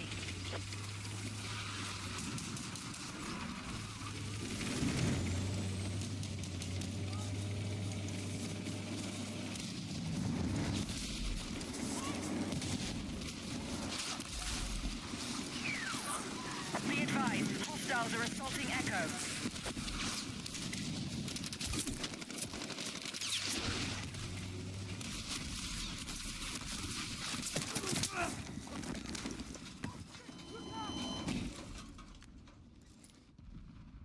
I think I got that one too. What are we at? 23? 23. Air support confirmed. Pilots are ready to deploy.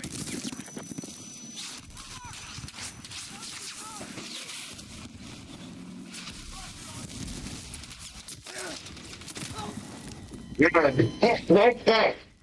there's like 3 of them right there, bro. He fucking blows up before I can land on them.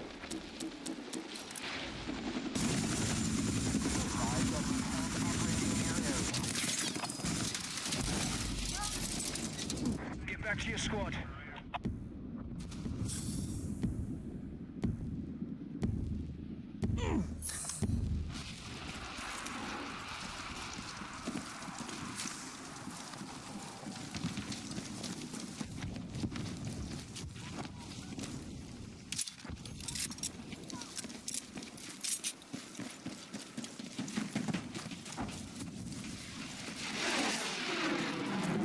Contact! Enemy fast moving!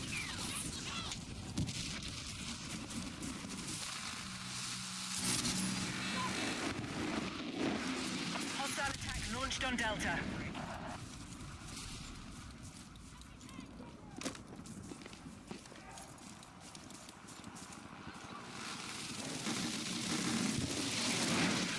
Enemy helicopter! Try to take you down!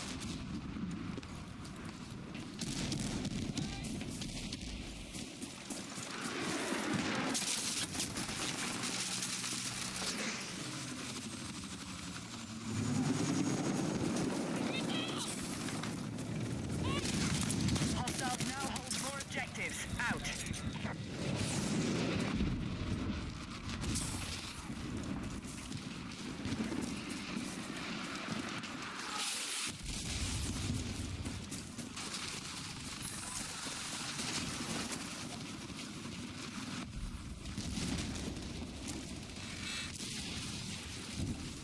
Our attack on Echo is underway. Move to attack a marked objective. We have secured more objectives. Let's hold it. Contact! Enemy helo!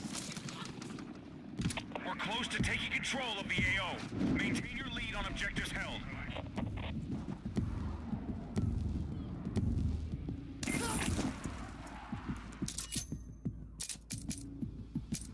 I need one more. Come on, one more.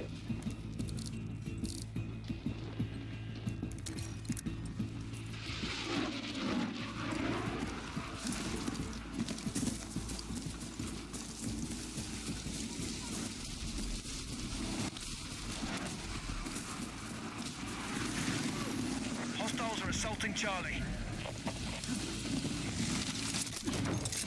Got him.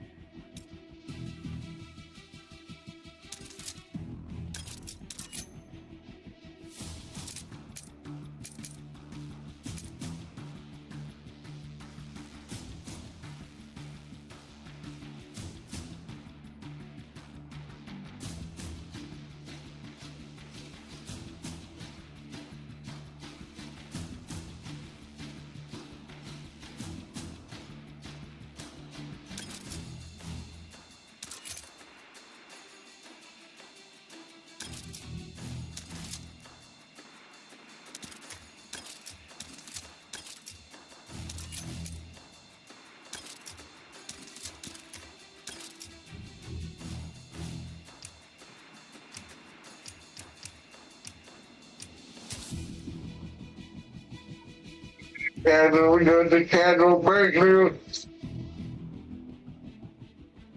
Get that sniper. I need 3 headshots. I'm across the motherfucking map.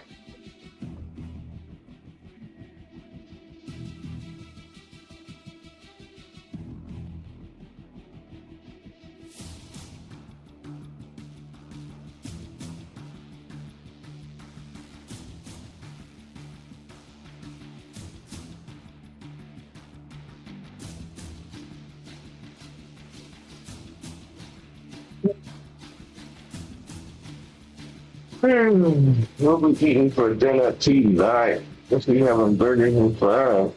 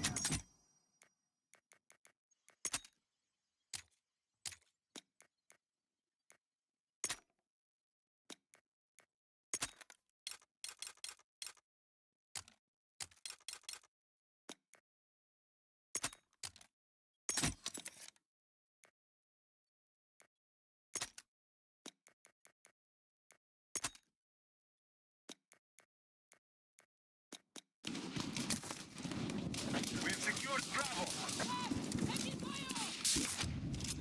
The enemy are attacking Objective Alpha. Attention, marked objective is under threat. Defend the position.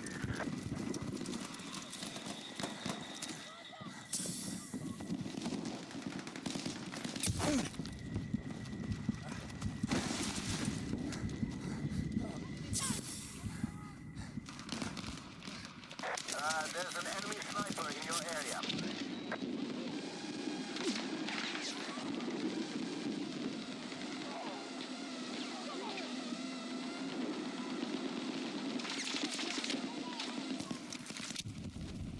What are you doing over here while I'm fucking sniping, bro?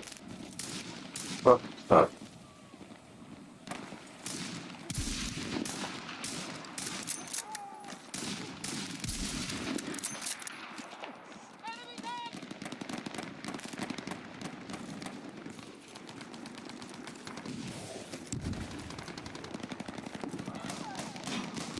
Enemy attack is underway on Bravo. Okay, I'm tracking a hostile tank in the mission area.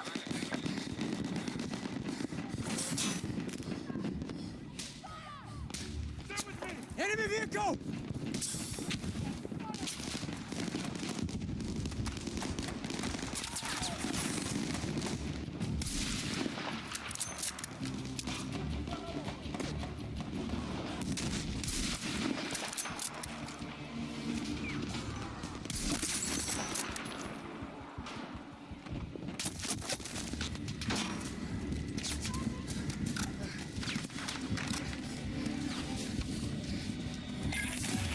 We have lost the sector. Move to defensive positions.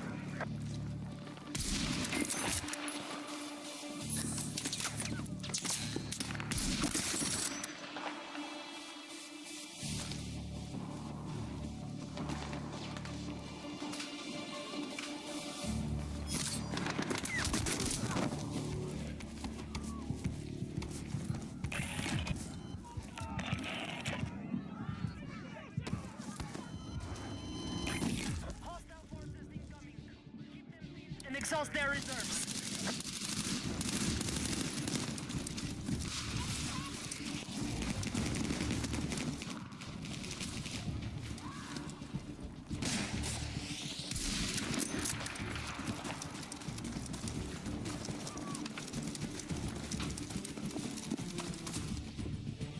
We are tracking you outside the combat zone.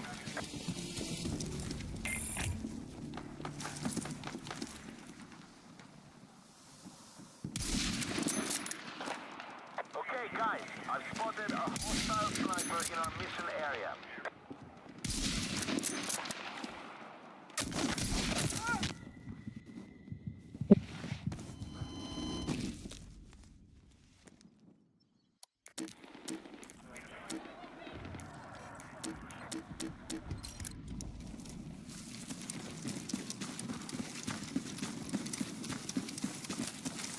We have secured objective Alpha.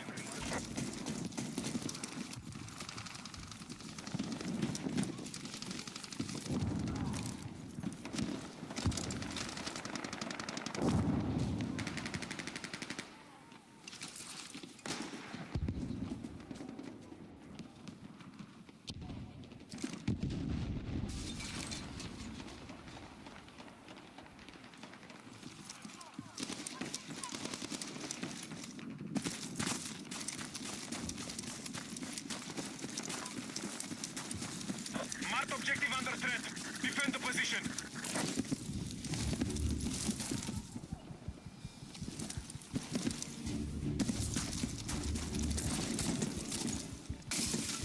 We have lost control of Alpha.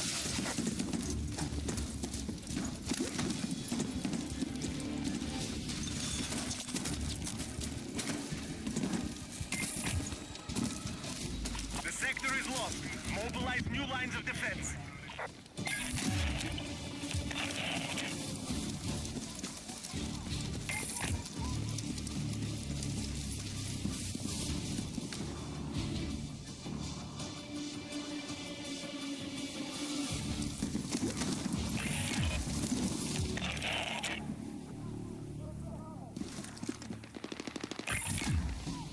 All units, final sector is under attack.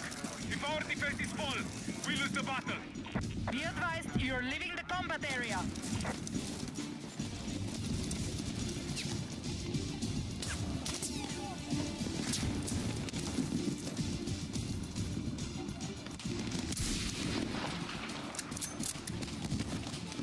We need defensive support on the marked objective.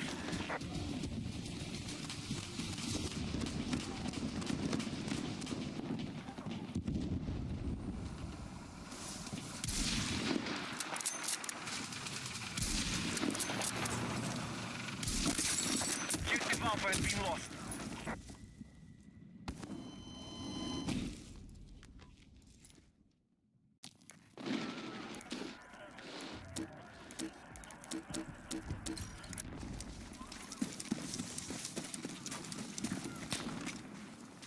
Enemy forces have captured. You are exiting the combat zone. Turn back now.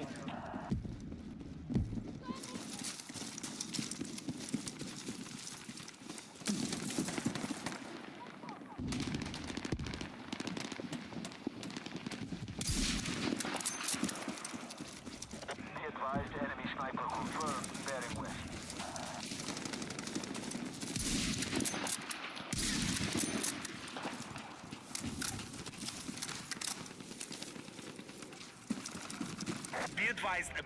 Be advised, you are leaving the combat area.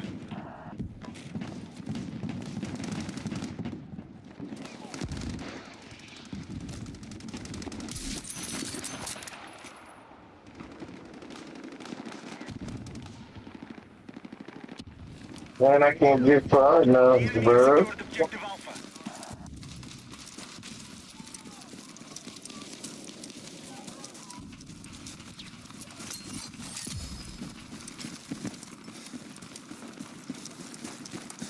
Hostiles are attacking objective Bravo. The enemy have secured objective Alpha.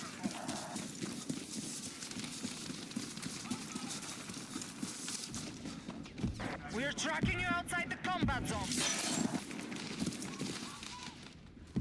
We have secured Bravo.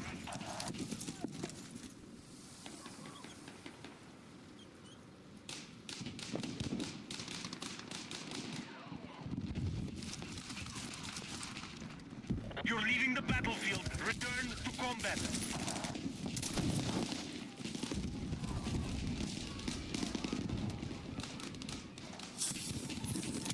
Objective Bravo has been secured.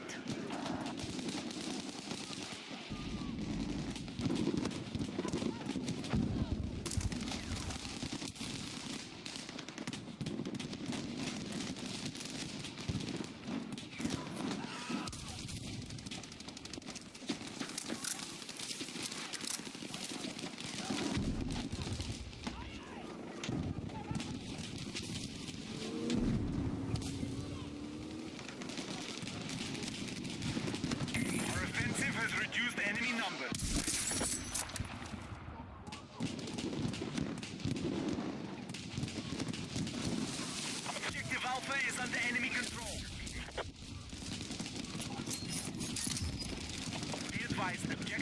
is under enemy control.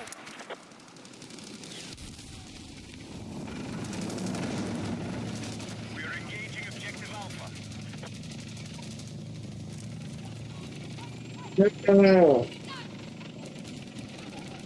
God damn. What a header. Dog, he just headed the shit out that ball.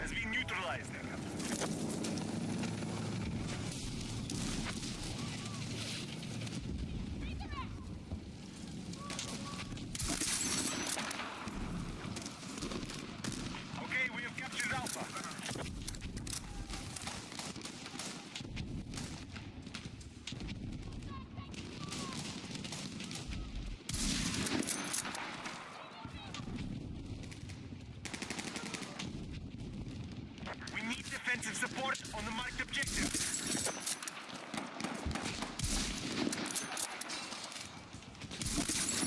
Objective Bravo is under attack.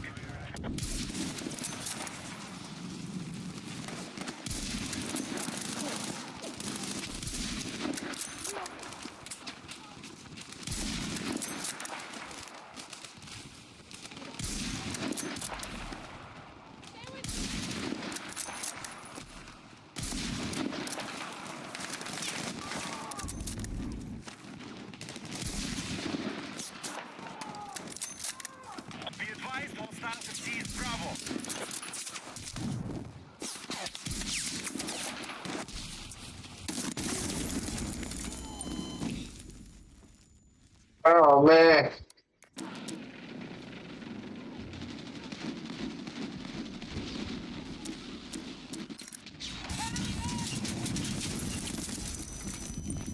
Damn, England just lost the World Cup. 9 minutes on the World Cup.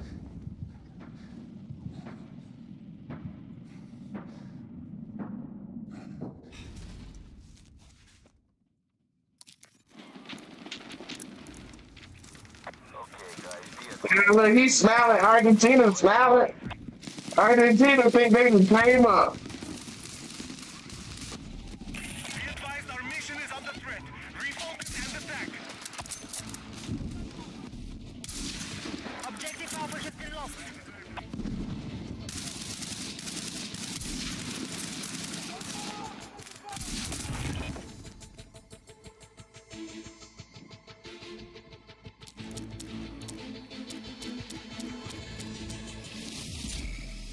There's no distance. I couldn't get a good distance on that motherfucker.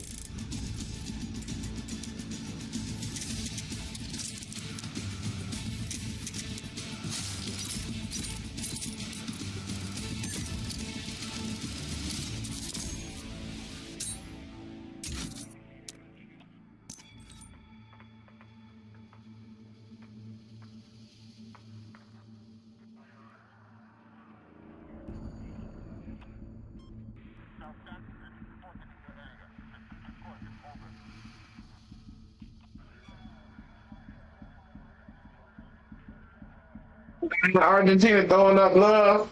Nigga throwing up the love sign. Look at Europe over there. You're my friend. I think you got half-breed. Told you he was a half-breed.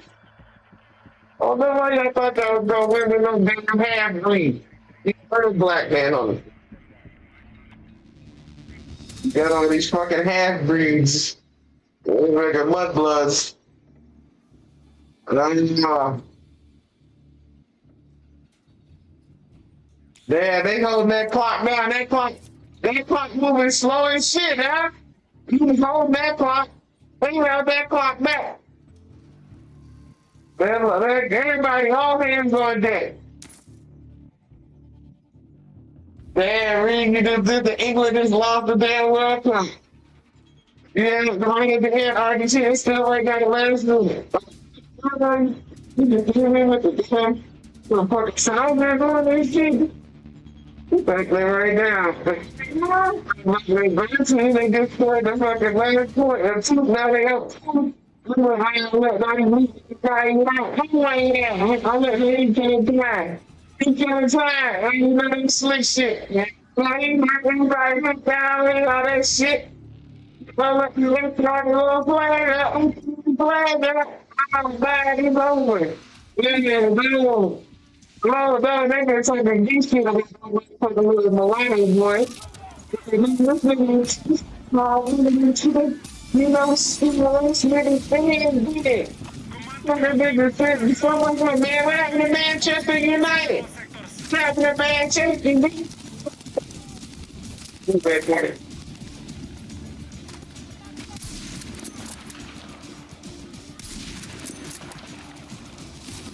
What happened at Manchester United?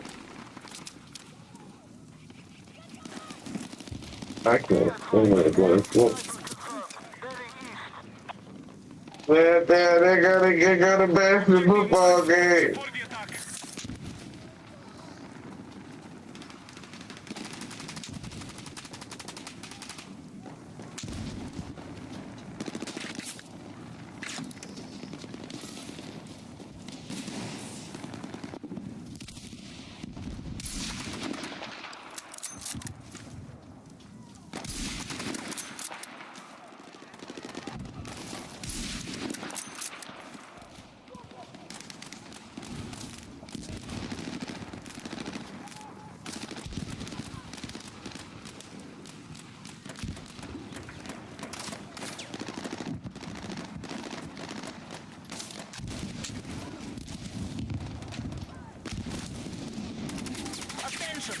Enemy forces have captured Alpha.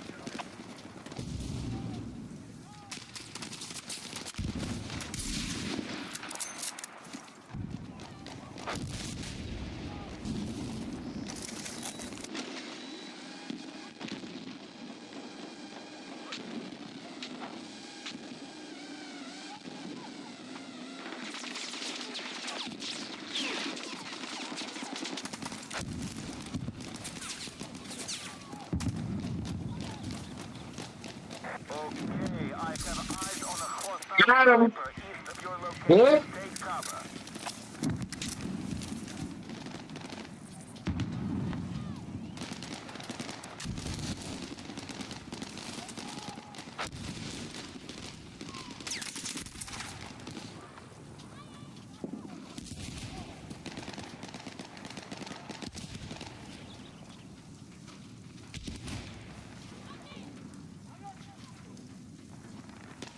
Seconds, 5 seconds.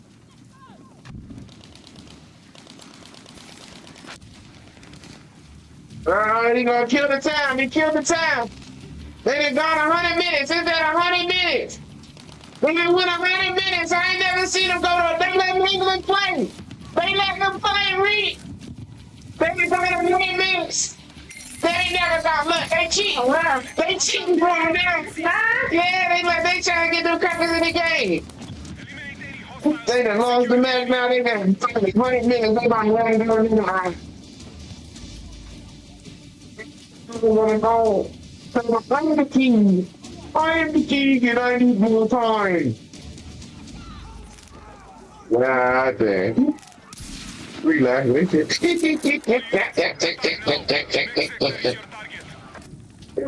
laughing and shit.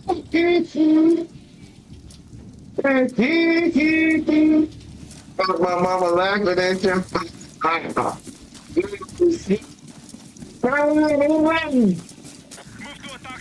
me them chance, England!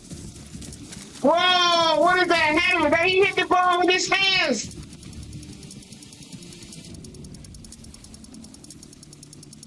Oh, that was handball. Handball. Somebody, I seen somebody touch it with their hand. Whoa, free kick Argentina. They done putting up and touched the hand. They done got aggressive. They got aggressive and touched the dog ball with their hand. You can't do that, brother.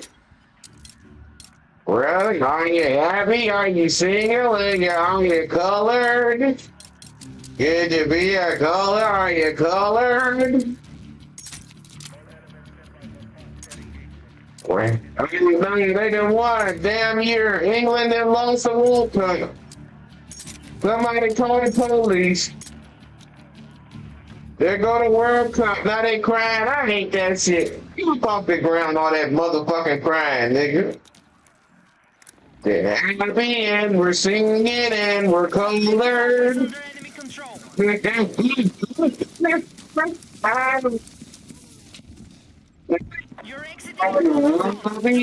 We're singing and we're colored.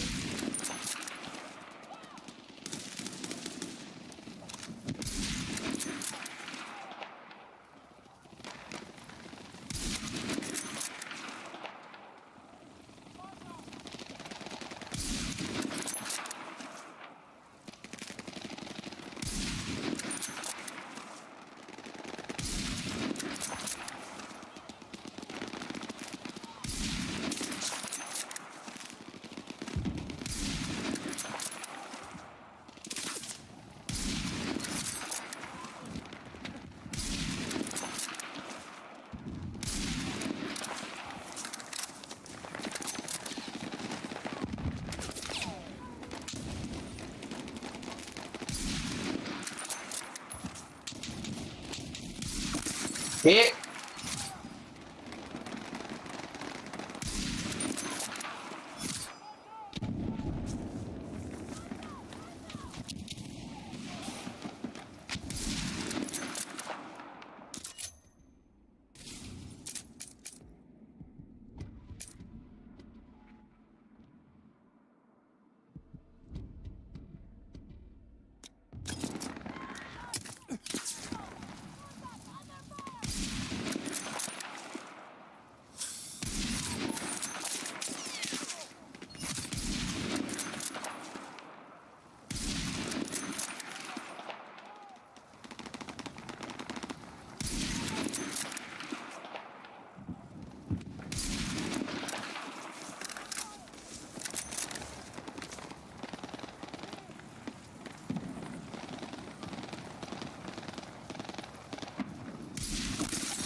Hit. Our forces have been weakened.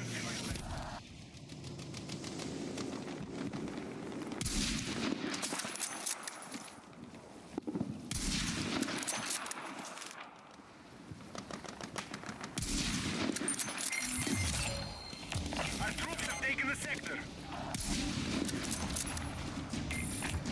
Eliminate any hostiles and secure the area.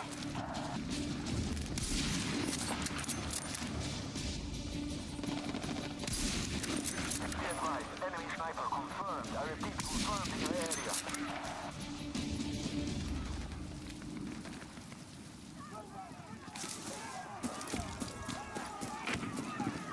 Yeah, all the white people, oh man, white people look like fucking they done killed me. White people dead. Oh no, they got, now you gotta take that trip home. Now you gotta take that long ass trip back to England. I'd be like, nigga, I never watched another soccer game again after this. You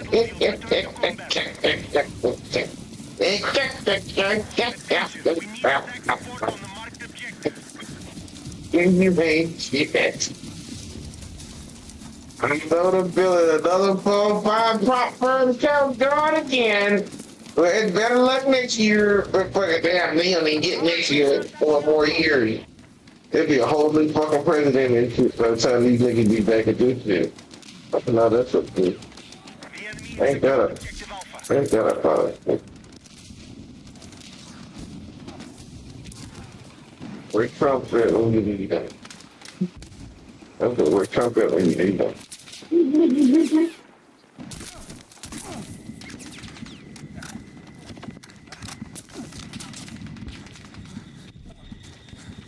And we're singing and we're colored. I know that's good. They ain't showing there. You go show that cracker face, boy. You heard? You heard it? Now these niggas got Indian headdresses on. Oh my God. The whole lot of these stuff. Look, white boy cry. You don't cry with your white tears. Give me your white tears. Yeah, he heard it. This shit. Niggas will be like, fuck England, I'll move like.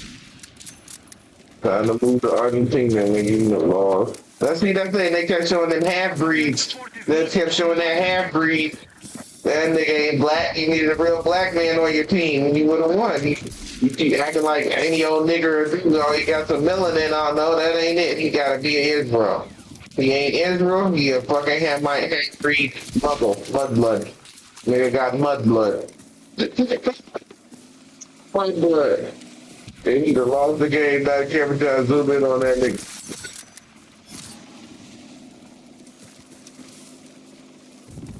That nigga, I'm on it. I'm on the grassy knoll. Who killed him? Yeah. I can't even read it to the other way there. I'm gonna be even different.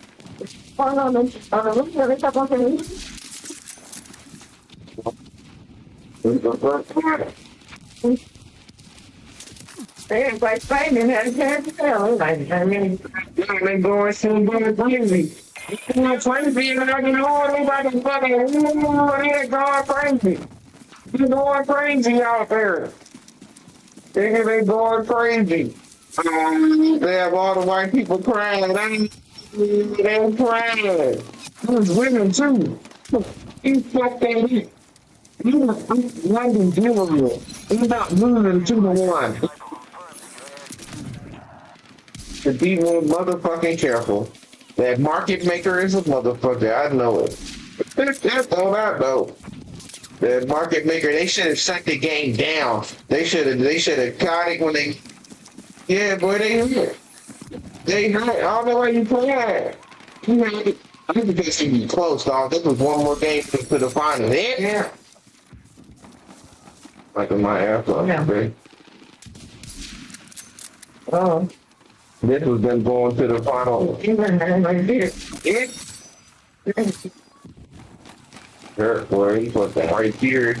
Oh, damn, that was the last shot. Last bullet.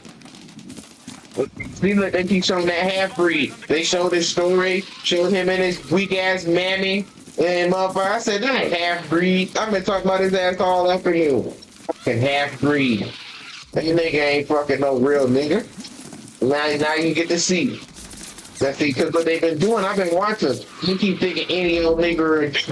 They say, well, fuck it, we don't have no black people. Because Tony, we're a rare species, bro. You know that shit, bro. It's like you got the whatever, the reticulating ball python or the whatever, the balloon viper. It's a different kind of breed. It's a different breed.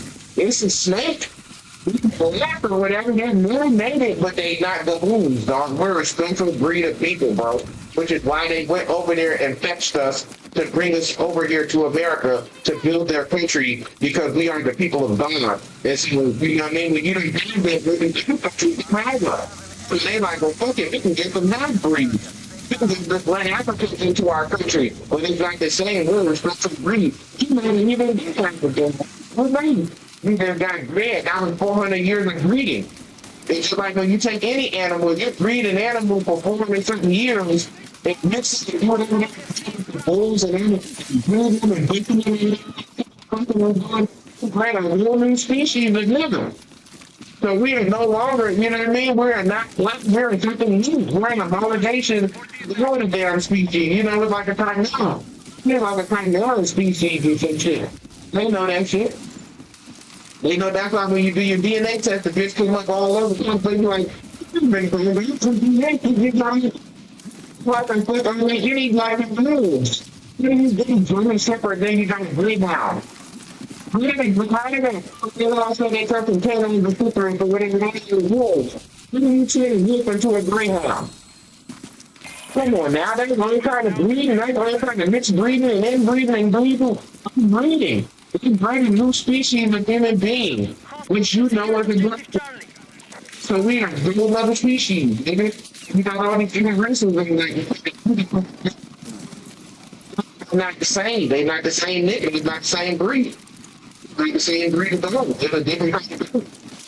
The black man, the black race in America is a different species than any other kind of black ever in the entire genome of humanity. And they know that shit. It's a whole different species.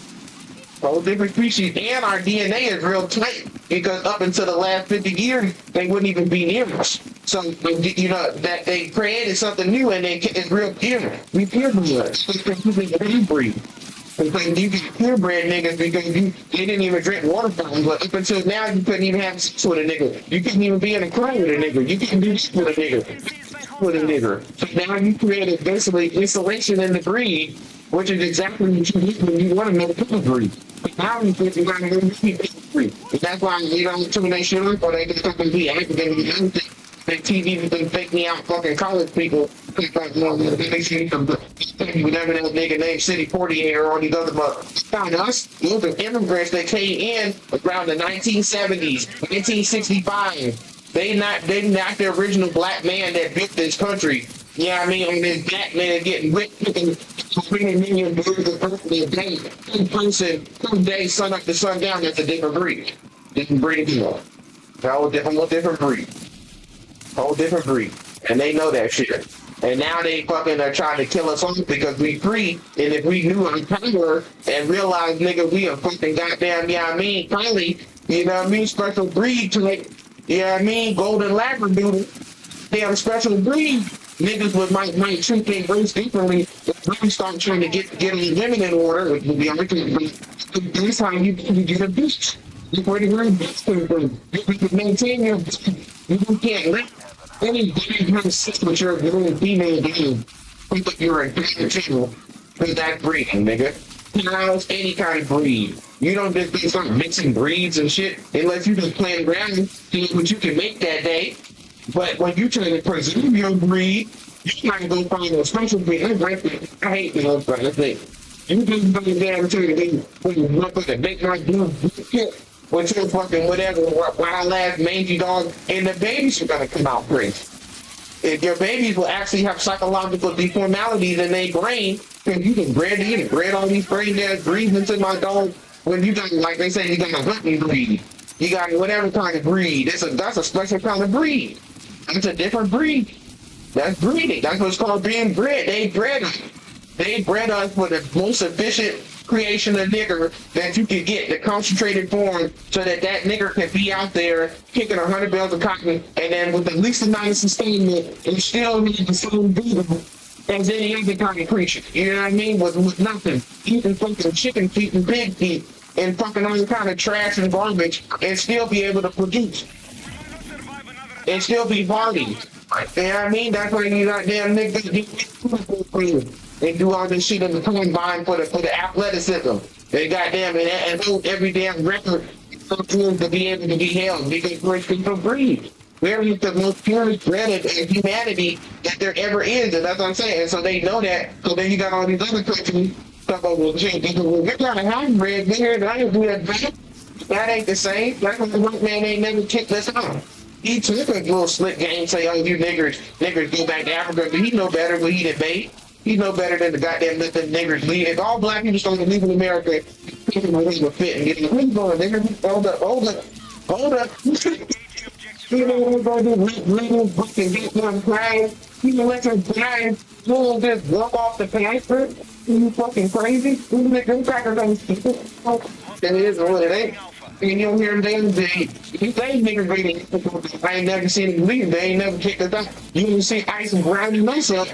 They ain't gonna be going on around with that nigga. Over no ID. Them colors know better. So what the hell we are. What they made and where they got it from. And what, you know, from the kids, they know they got it with Canada. What people they break these down from, and all of a sudden, like, they want that. You fucking ready to let that shit go. They know that. They know better. They ain't gonna do no good. You ready to do the motherfucker. Stop doing it. You know? This green, this Mustang green, and just throw it away and be like, and have this whole country talking. Like, goddamn themselves. They know better. What crackers ain't stupid. No, damn well. And they got all these niggas. Well, I got an African, I got it. That's why France lost. That's why they all lost. That's why America lost. So I ain't seen nary a black person. They put their whole team on some weird African nigga and they tried to buy him into the game because black people don't like soccer. That's why we don't like certain sports for some reason. So fucking that's why we don't play that shit. But if you got a nigger to like it and play it, you'd be the best nigger to ever play that shit. Because niggas motherfuckers, let's all fuck with soccer. It's a stupid sport, obviously, when you watch it.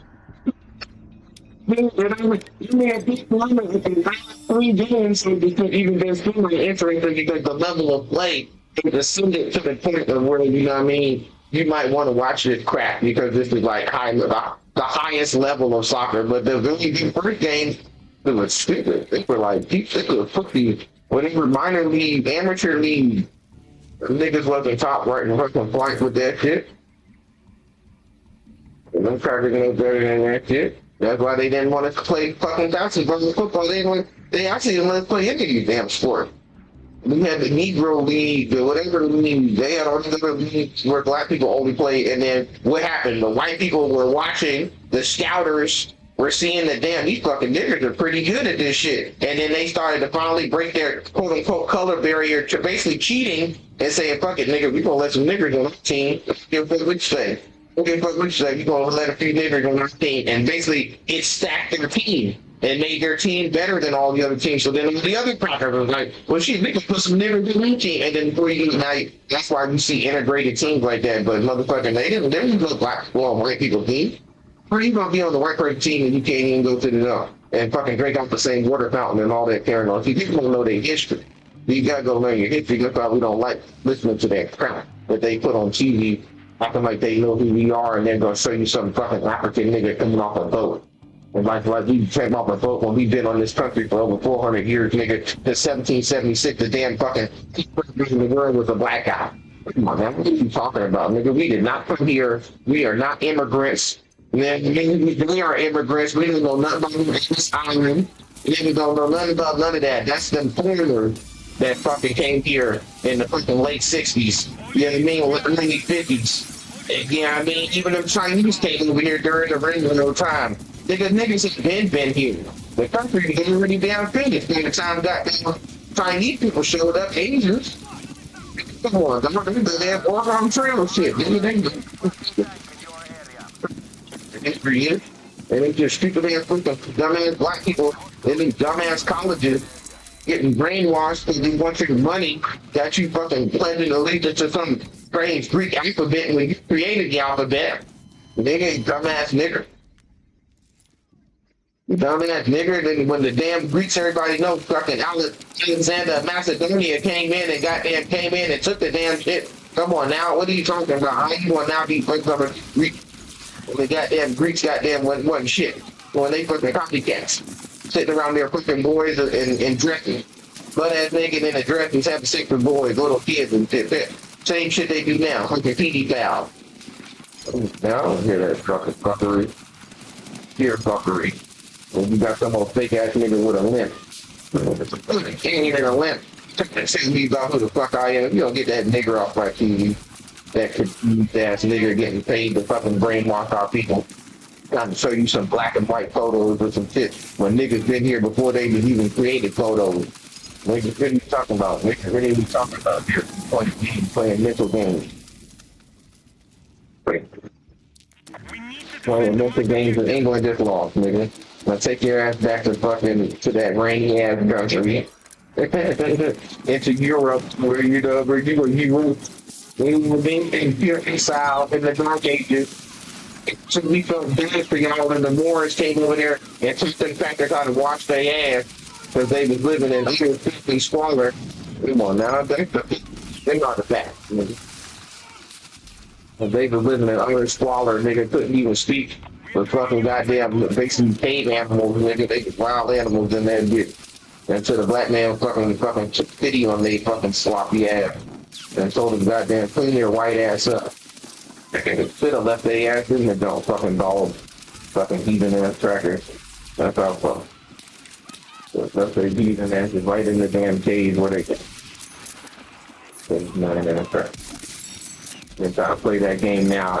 We came from cavemen. Some of them fucking cavemen. We don't got nothing. You always were here on this planet. They got fur, we got hair. What they smell like wet dogs when they get wet. Because they fucking mangy ass crackers, they smell like dogs. Why they like dogs? Because that's they cousin.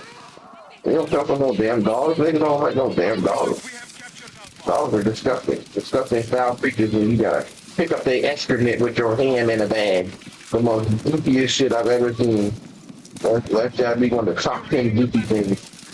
Then you gotta pick up dog shit and act like nobody see you. Then they so lazy and tranquil, they throw the bag on the ground and don't even fucking discard the bag. Every time I be outside looking at the car, I see a damn dog of bag shit on the ground. Because these niggas are so fucking tranquil. They want a damn dog, but don't even want to fucking pick up after the damn dog. Pick up the dog shit and then do the bag. Because now who wants to walk around with warm down shit? Smell sick. Dingy dog in your pocket.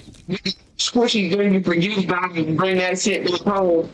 You quick around and got that stick on his foot. I'm like, you smell like dog shit. Oh, I had dog shit in my jeans. Oh, the thing I'm doing shit for you. They nasty ass people and shit they fucking put in the food. Fucking dog shit extra fucking juice. But they feed the damn dog any old kind of manner of fucking filth.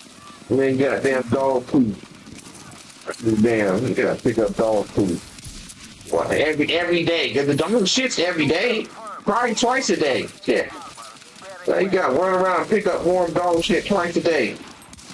And walk around with that, so they say, fuck it, I'm gonna throw it on the ground. I'm gonna be trifling and throw that shit on the ground. And not pick up after myself. And then let the dog all sit and piss everywhere. The damn dog piss is acid. Fucking kill all the trees and shit. Let the damn, that's why when I feel I'm looking, getting that look and they think, like, you damn right. You better not let that filthy, nasty ass dog piss on that tree and fucking kill my tree. Go kill your own tree. Go on, give me your yard. Let your nasty ass dog piss in your own yard and kill all your grass. You nasty ass, filthy ass tracker. I'd have yelled at him if you thought, what are you fucking doing with that thing? Get that thing out of there. There they go. Run off, dude. What are you doing with that damn dog? You fucking nasty ass tracker. He's sniffing. I don't give a fuck what the fuck he was doing. Get away from my fucking window. Filthy ass tracker. Let's take that and fucking kill all them dogs. They need to ban them dumbass things. It's a rat. It's a rat. If you ain't have a dog with dogs, you ain't getting no more dogs. No more dogs. Shut them dogs down. I'm anti-dog like a motherfucker. I hate dogs. Them dogs are gross.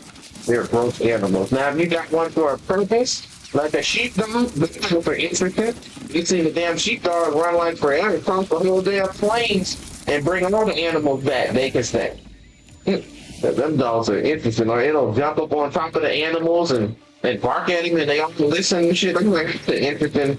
How do you think these dogs would do that? Now, this dog can stay. Them weird-looking sheepdogs with them weird eyes. Some weird white eyes, mixed-match eyes, because he is a hybrid. That's why I can do that shit, because they hybridized that now. So now we're smarter than the other dogs. Because I ain't never seen no other dogs do that shit. Them damn sheepdogs are fucking interesting creatures. And they stay outside, too. It's like that. That's a plus. They don't even want to go inside. They like being outside. They should. Nasty fucking dog in my house. Then they let the dogs lick them all on the face and shit. What kind of shit are y'all on? kissing the dog. Talking about the dog's mouth is cleaner than the animal. Like, and it's not. That's a myth. Because I've seen all kind of shit. One dude used to put on where you can get all kind of diseases. I've seen it start to grow fucking fur whenever from letting that dog lick it, because it's licking his ass and touching every goddamn thing, and then it's licking you. Now you letting them shit or whatever, them hard fluids get on you. You can lick your hand. You ain't washing your hand. Now you keeping your food with the dog with your hand. Nasty fucking shit. Oh, good lord. They don't really say nothing. And they just let you because they think something about selling y'all kibble and bit. I'm looking at people with a blue puppy blue. But man, people already know they care about is selling that crap. They fucking whatever pig feed in a bag. And that's all them shit. They're probably the leftover shit they can't sell to the wild puppy. So they say we're gonna dry it up and turn it into little bits. And then give it to stupid people who own pets so they don't know no better. Nasty ass shit that a dog get worms and all kinds of shit. They done built a whole industry behind those filthy ass creatures. And don't know nobody know the difference. Nobody know the goddamn difference, man. Chicken, filthy chicken. Nasty ass dog. And the hunting dogs, they kind of interesting too. Let's say. But shit, y'all done killed all the animals, so y'all don't need them neither. So goddamn three birds left, and y'all gonna shoot at the last 3 birds. So we going hunting, man. They need to ban hunting too. They need to ban hunting for the next fucking 60 years. No more hunting. Let the animals replenish. Hunting is not supposed to be some kind of sport where the white man can live out his psycho murdering fantasies because he's a fucking murderer. And so he can't figure out a way to murder people, so he done figured out the next best thing to murdering people is murdering animals. They need to go and wrap that up. That's why they let them do that, because the crackers would go back to murdering people. So they really, that's their way of keeping them, you know what I mean, satiating their desires to be murderers. You know what I mean? Run around and go in the middle of the night through to the day, sitting around sticking and sitting and killing it and shooting it, and then taking pictures with the dead corpse. What type of weird shit is that? And nobody noticed that. Y'all think it's just normal? Y'all got a group of people running around there murdering all the animals and taking for these damn animals and shit, trying to act like they think I'm a zombie. Right through any fish I ever caught back, and them niggas lose their mind. And I said, what the hell y'all doing, man? There's fish in the goofy for it.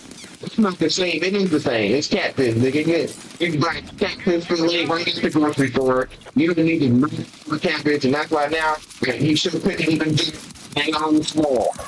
I said, look at them. They all small now. Y'all been killed them all for the last 7 years. Now they all small. Again, you should have thrown some of the big ones back. Y'all sitting over there killing them, taking pictures of 40, 50 of them all laid out like y'all some goddamn motherfucker, you know what I mean? Trying to beat the best sport, and now you done hurt your fishery. Now your fishery and your water ain't right no more. When you had the damn best water, because you want to take pictures and do this shit for Instagram. And yeah, look how many fish we caught today. Oh, look at our claw. We got our main fish. I mean, look at them, damn, throw them fish back. Throw it back and let it grow and get even bigger. Now you can get some real liquid to stick from the inventory guys down. The first thing the niggas do is go and grab the dope and try to take a picture with it, take the water, run on with it somewhere and shit like that. That's why you don't see no big fish somewhere. Take years. Fish are not like a person. You said you was a fish with a 50-year-old fish, 70-year-old fish. Let's see, 100 people. They get 90-year-old, 10-year-old fish. You nigga got that, you telling the first damn punch. You telling punch. What the fuck? What the hell shit? What me?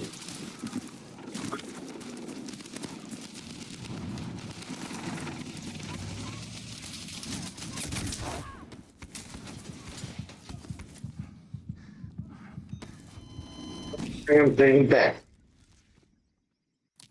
And kill every goddamn thing that you see. That's why nature fucked up. Down all the damn trees. Damn, leave the goddamn trees alone. Like, man, I hate that shit too, dog. Don't nothing piss me off more than seeing that shit. Niggas fucking with the trees. Leave them motherfucking trees alone.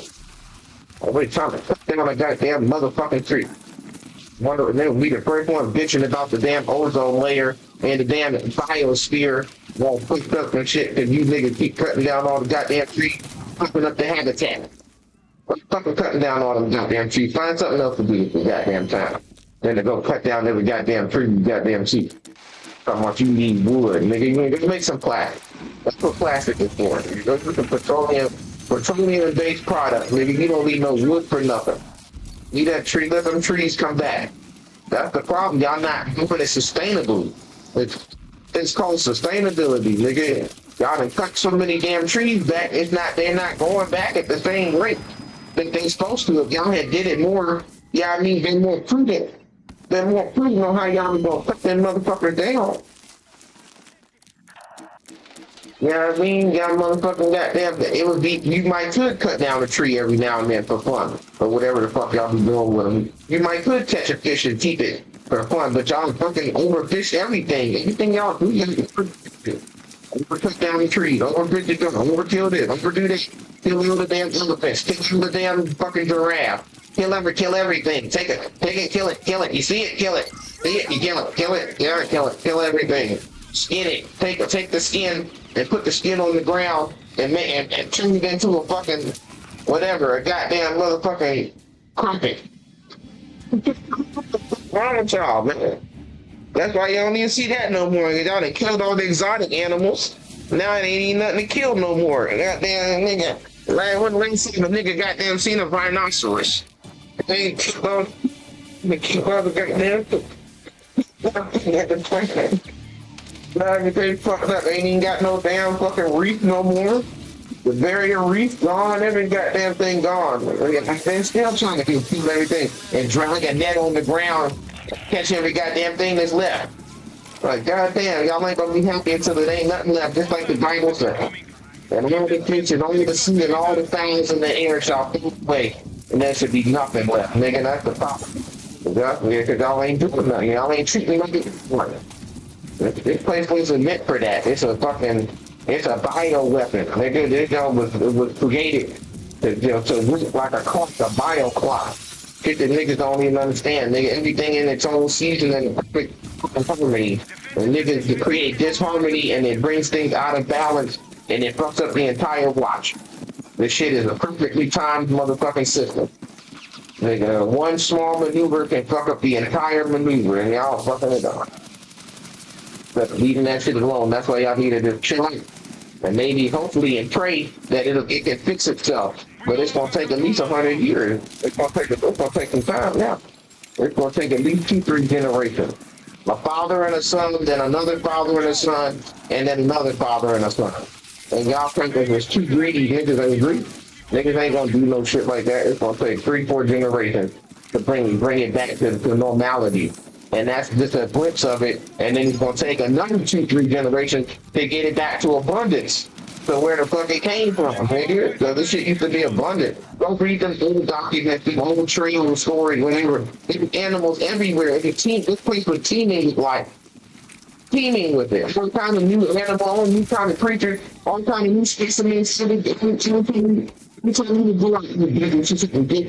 Now you go outside, it's a desert. Ain't nothing out there. But fucking freeways and roads and food that and vehicles pumping out and get knocked and basically in the damn vehicle and shit, nigga, the whole damn planet dead.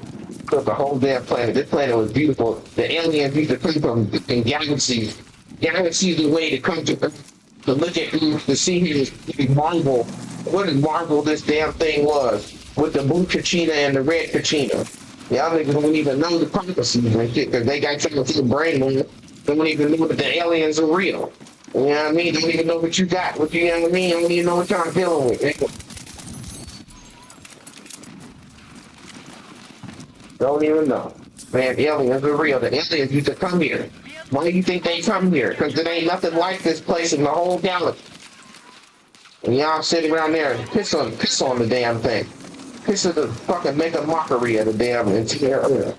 When this place is the goddamn supposed to be the most beautiful gem, it's a damn gem. And they won't even show you what it looked like. Because if you seen what it really looked like, you really lose your mind. Because it's not a globe. It ain't a globe like you think it is. They really showed you what it really looked like. It's not a globe, nigga. It's not even a globe. If you know, you know. If you know, you know, nigga. You know, this ain't even a globe. So that's a myth. That's a myth. NASA is a liar. A liar in the devil. The NASA lied to y'all, nigga. If the Earth is a globe, why didn't we say we what it look like? Where's the one that's speaking? Nigga, we got everything put it in more. 2 meters, 2 meters, 3 hours, everyone will take. Going back to this motherfucker, let me get the detail.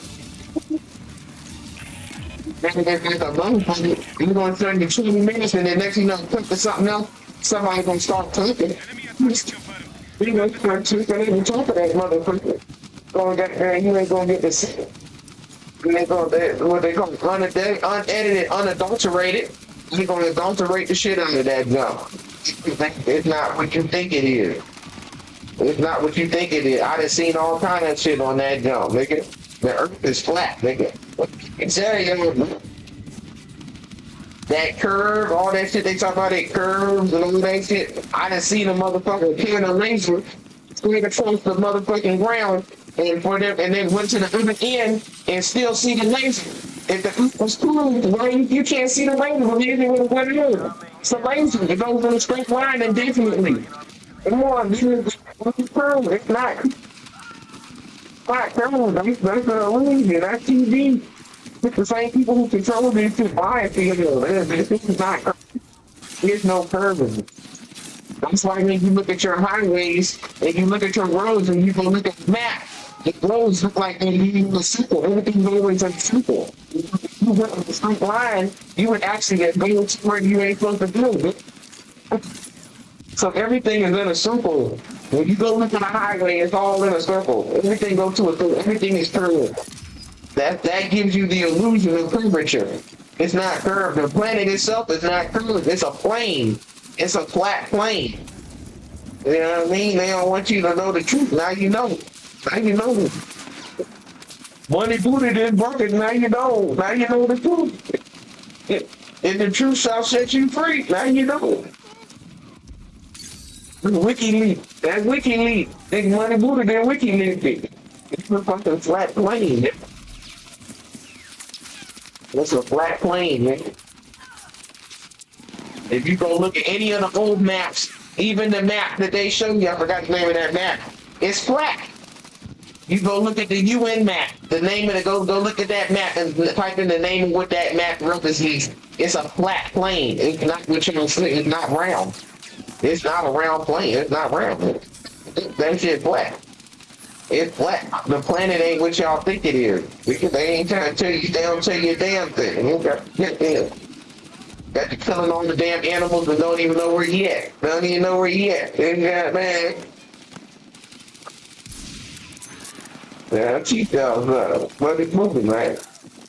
It's Money Buddha. It's the Money Buddha show, not the Money Buddha show channel, but the Money Buddha show channel.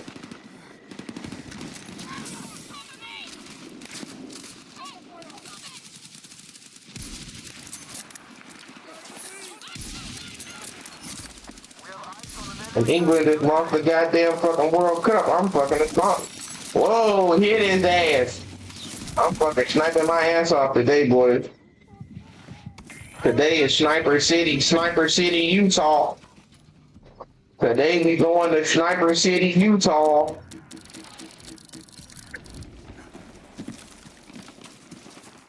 Sniper City, Utah.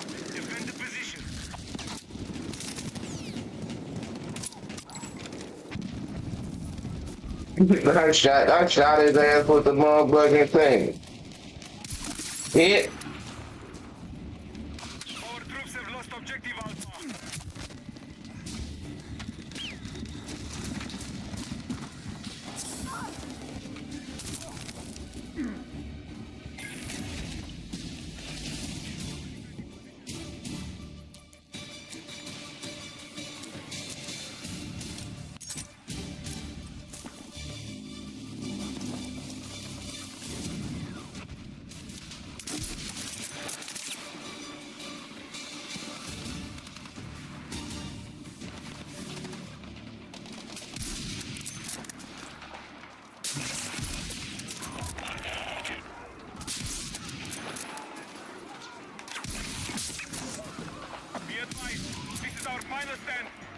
Defend the sector at all costs.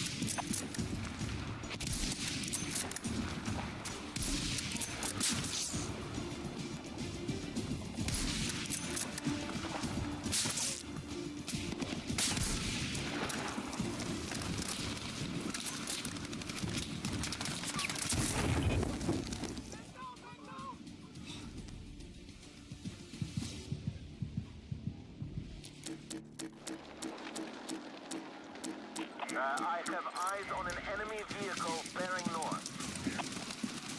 I bet I started concentrating. I started concentrating trying to keep these motherfuckers off our fucking mountaintop.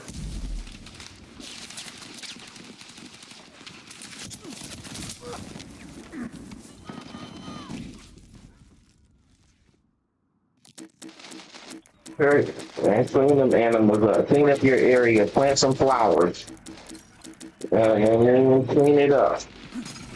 Tell other motherfuckers to clean their shit up, man. Change your behavior. Change the behavior of the people around you. Really? Goddamn, motherfucker, save Mother Earth. Save our planet. That's why it's called a planet. You see, planet, a plane. A planet. It's a planet.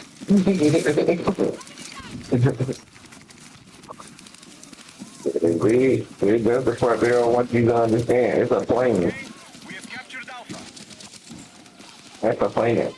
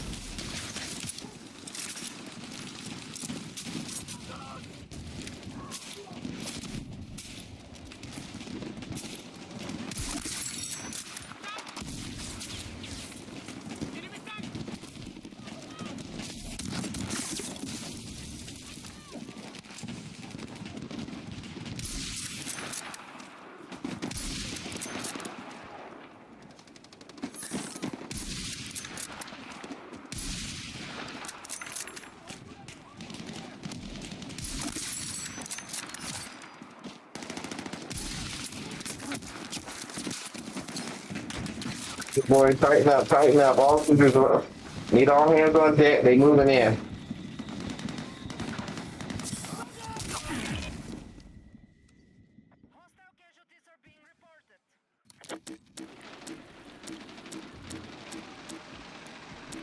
Guess we'll be eating 2 burgers with some fries. All units, we must recover the mission. Hostiles are close to victory. Defensive position is needed on the mark objective. I have eyes on a hostile sniper north of your location.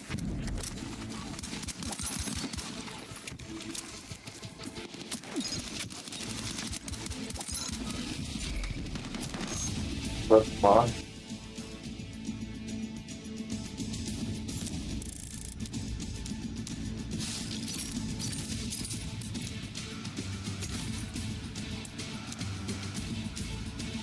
He's good with this. We gotta back out and go to the motherfucking.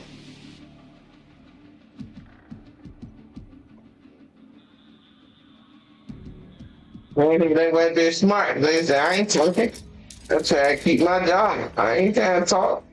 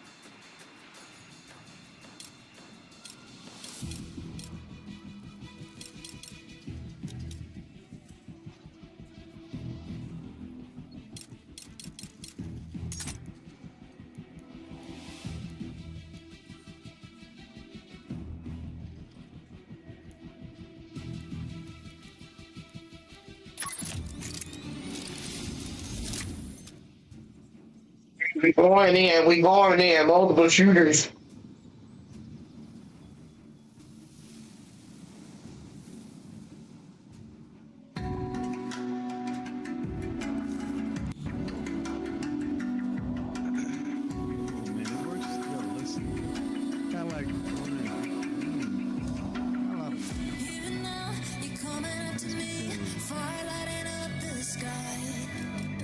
Feel the ground shaking underneath, trying to take me alive. Get ready for the fallout. Can't stop me now. I got no rival. I'ma find my way through the blood and pain game of survival. Anytime or place, watch 'em run away. I got no. I'll be standing on my own, never gonna take my throne. I got no rival, watch 'em run away. I got no, I got no rival.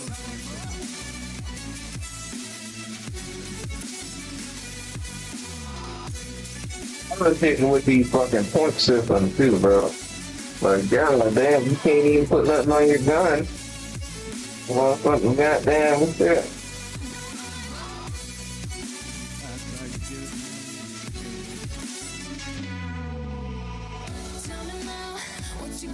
Hold on, bro. My volume goes down, bro. I'm only turning it fucking head.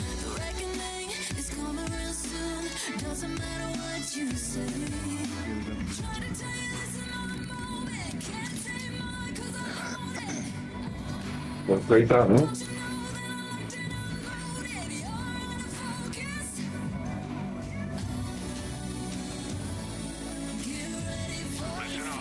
This nigga got that gay ass tattoo. I don't care about that damn tattoo.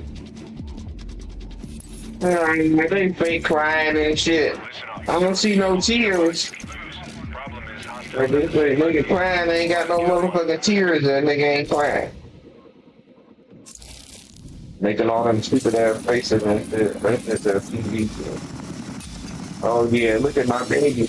Oh yeah, all tactical units, DFI, prepare to engage the enemy. Oh yeah,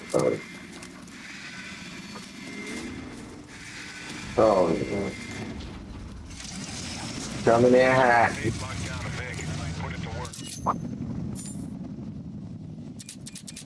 Damn, I did them all in this shit.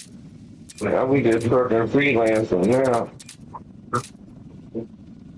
He kills and assists with shot, man. Listen, head to tanks and open up tanks. There are 3 points to open up a trailer. Yes, sir.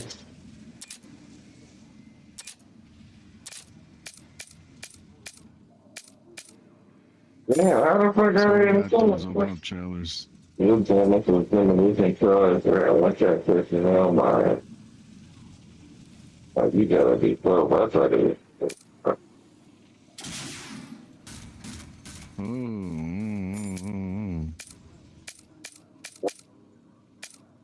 Where is this motherfucker at?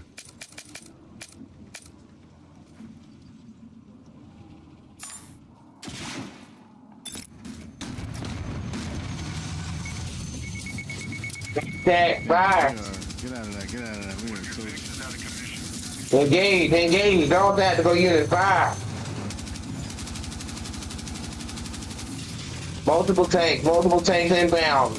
Bradley assault vehicles, fire wheel with the main cannon. Engage.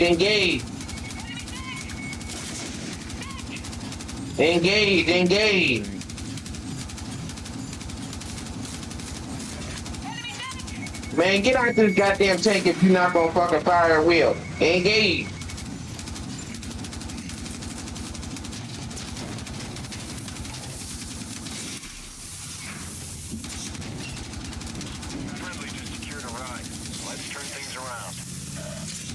Fire wheel, all tactical units, assault, left side, flank. Fire.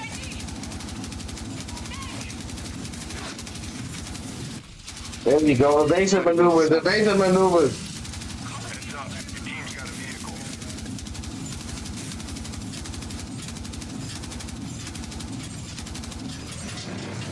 Coming in on your right flank, on your right flank. Where you looking at? Turn around and bounce face. Fire the main gun.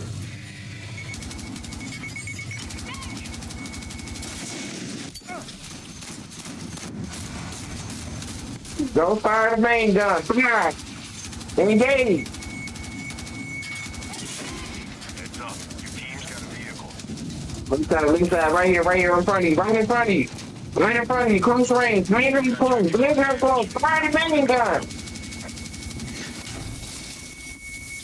What are you doing with this fucking Bradley? He's right in front of you. You goddamn dumbass cracker. There you go. Pick it off. Next one, right in front of you, fire.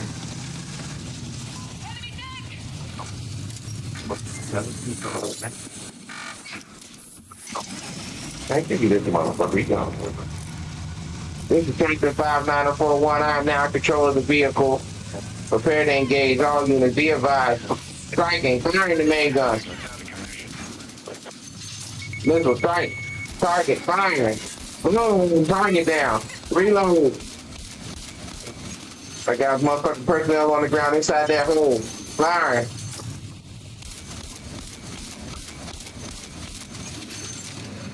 Reload. Where's my units at? I got Marine down, Marine down. I'm hit. Whoa, pull back. That's something.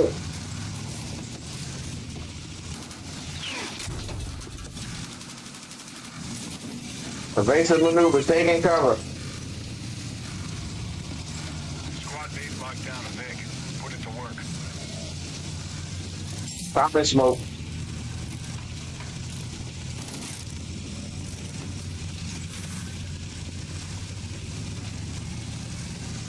Yeah, I'm gonna take you to this other box so you can get one too. Oh shit, I'm jammed in, I'm jammed in. Full throttle, full throttle. Well, hit, flank, rear flank, popping smoke.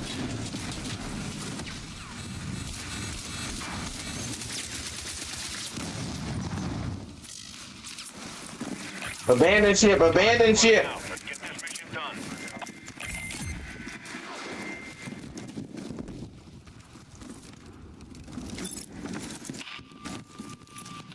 Friendly just secured a ride.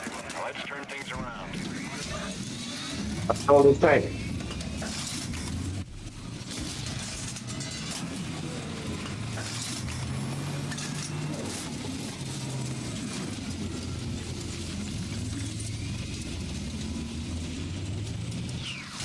Looking in the BFI.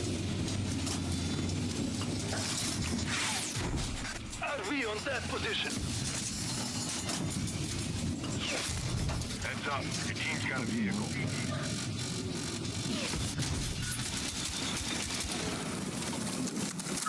Take cover. Hit the deck. All units, hit the deck. Man down, man down.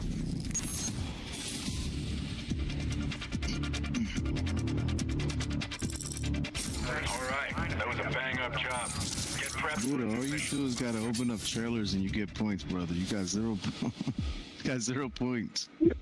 I'm leaving it. God damn it. Look at it. All you do is gotta open trailer, you get 3 points, brother. You couldn't even do that, man. That is crazy. I'm leadership, Ron. What do you think goddamn led us into victory? They're leadership. No, not your 0 fucking You back on leadership.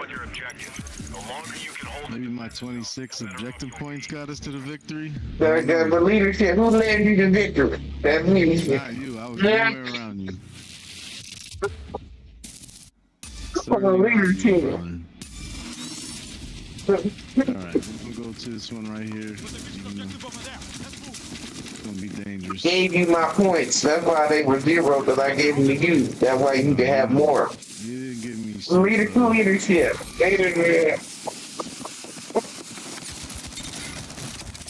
Leadership. Right there in front of you, see? I just died for you. That's leadership. Oh. Need you to kill, man.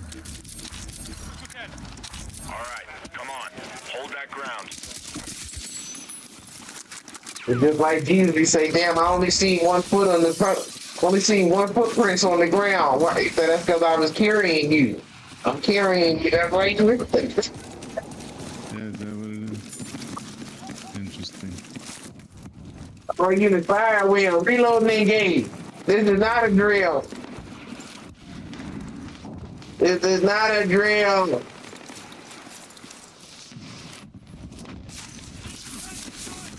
that ground.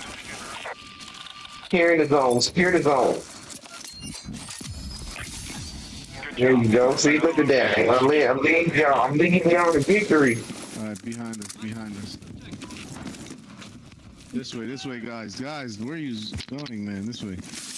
Be like, man, you want to try to be leadership. They're trying to be leadership. Come on, man. Let's go.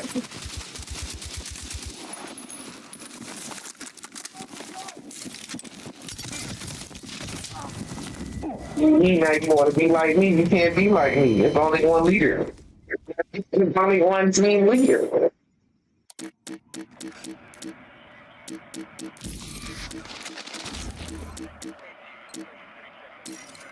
Man down, man down. All units regroup. Fan out and find position. Stop fire. Alright, we need to take something, man.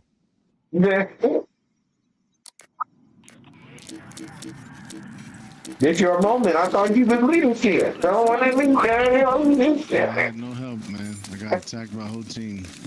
I got teammates on my team that don't know how to kill. You can't complain on your team when you leadership.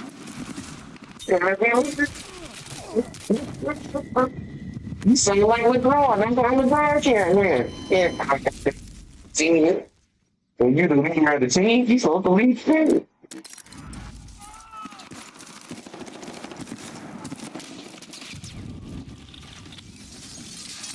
The whole team got 0 kills, man. But You're not tracking to be mission complete. We're gonna fan out, spread out. Y'all gonna have to lead us. Time for leadership to step back up. I smell like leadership.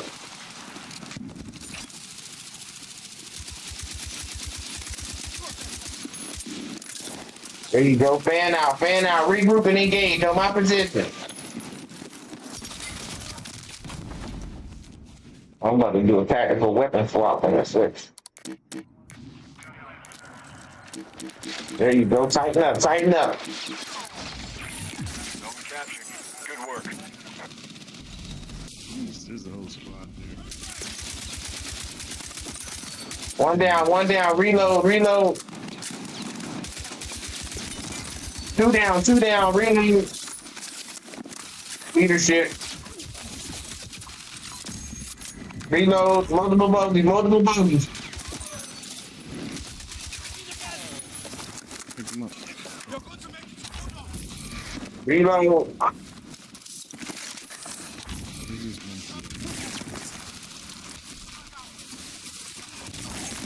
Grenade. See, I threw my body on that grenade for y'all. Threw my life. Sacrifice my life. Second one.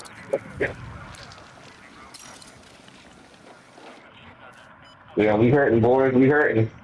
We bottom squad.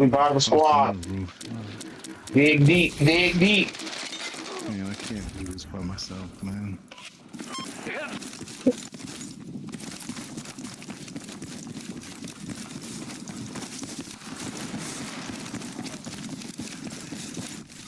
Please, spawn on me. Stay tight on me. We're moving in. Leadership. Clock's ticking. You better focus if you want to stay on mission. He gonna jump into a thing.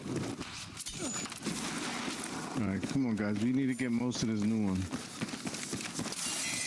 Reposition. We're not far from qualifying.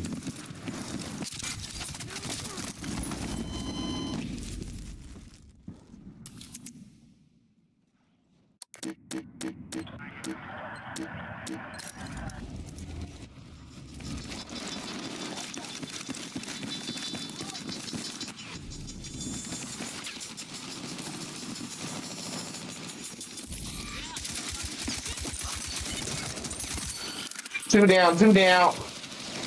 One down, one down. Heads up. Shooter on your team is securing a zone. There you go. Keep going, boys. Fire wheel. All tactical units engaged. You only had on 5 minutes or something? I don't know. At least you got some points this time. Leadership, baby. No, that ain't not leadership. Leadership, baby.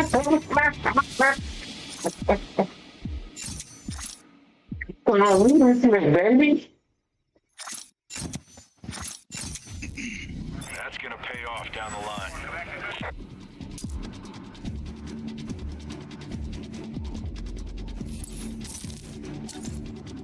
Keep it simple. Eliminate those other hitters. Anything less than success pulls you off the op. Hey boys, knuckle up. This is not a drill. This is not a drill. We going into Iran. They got us in Iran.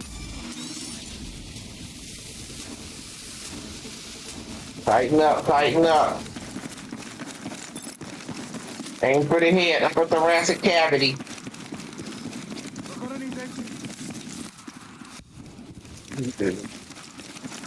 Oh, somebody down already. It better not be you. But you get leadership. Reload and engage, multiple bogeys, grenade. Throw grenade, throw grenade. Flank around, there you go, shooters, shooters. Give me shooters. Oh, missile strike, missile strike. Flank around, multiple shooters.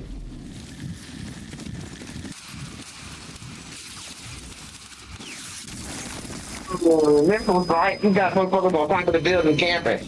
Keep your head up, head on the swivel.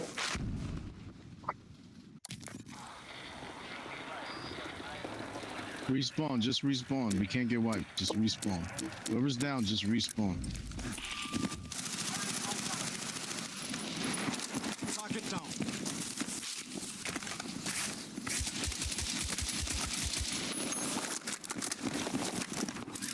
Go top side, top side. Cause they camping on top. There he is. Shooters across the way. 330.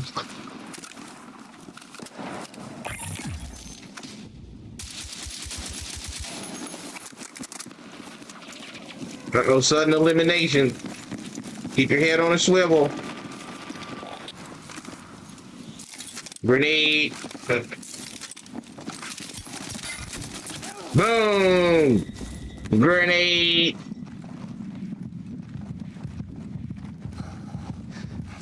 There you go, Virginia. Keep your head down. Sniper fire. This is it. 3 minutes left, boys. Smoke them if you got them.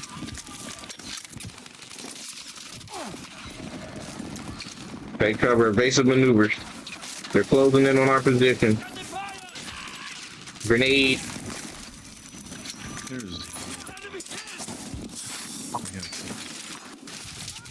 They're coming up the stairs. Shooters on the stairs. Lay that down.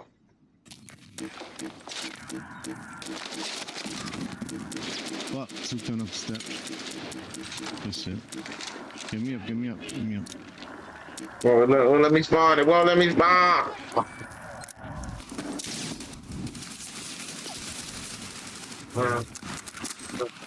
Keep moving. Shoot and move. Shoot and move.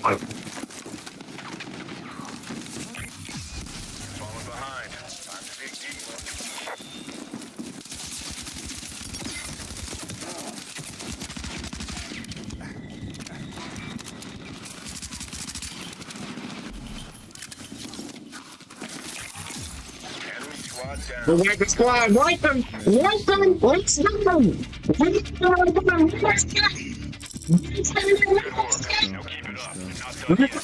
One kill got the fuck.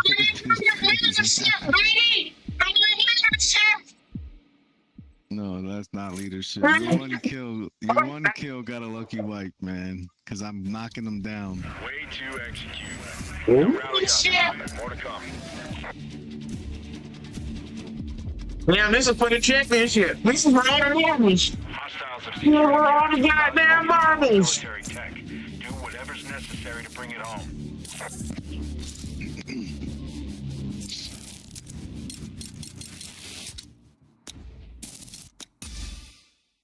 Okay, this is capture the flag. We gotta go get it and bring it back.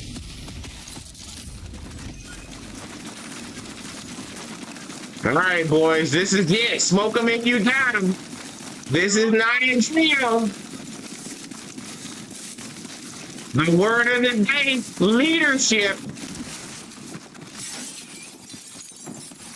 They inside this building on me. Just run right by their ass.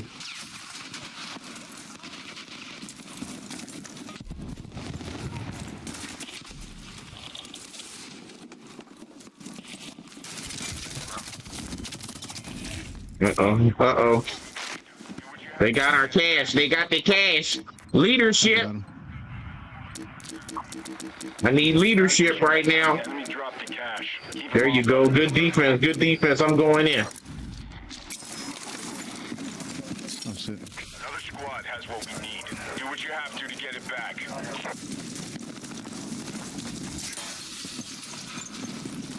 Move to that location.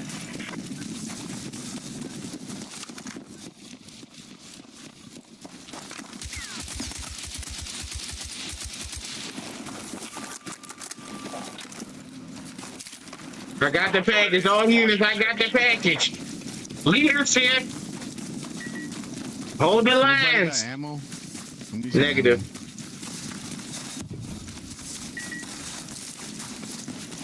All units, be advised. Be advised, leadership.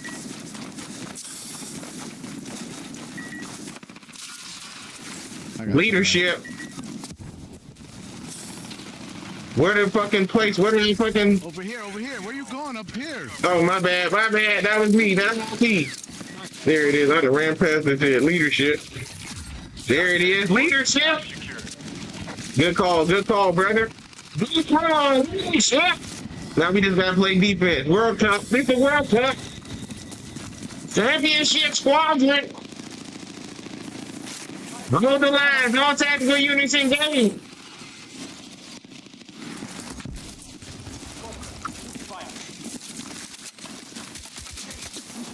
I got you covered.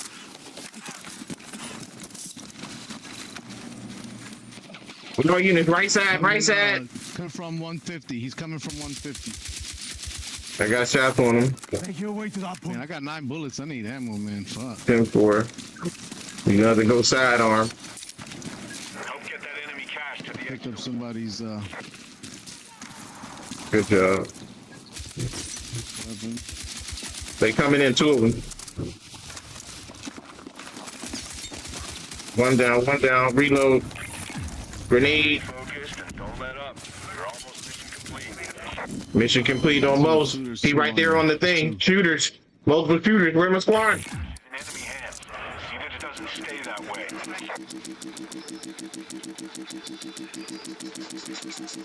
Outstanding work. Cash secured.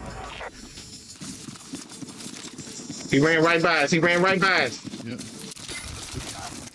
Hit him. Enemy dropped the cash. There you go. Bogey's coming up behind you. Pinged him.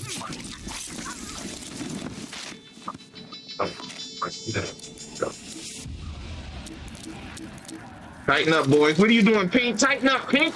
You waiting to get your myself on a championship game. What are you doing?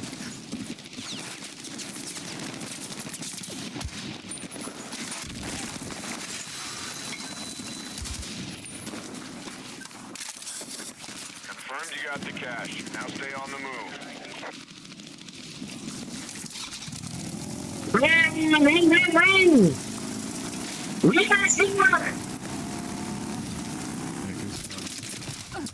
It's going sideways. Grab that enemy cash. They got shot. I'm down, but it's over here next to the capture point. All right, there. Man down. That recovery showed skill. We're back on track. Pick that bad boy up. It's right there.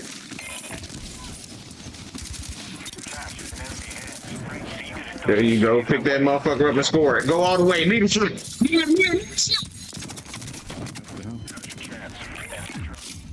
Yeah,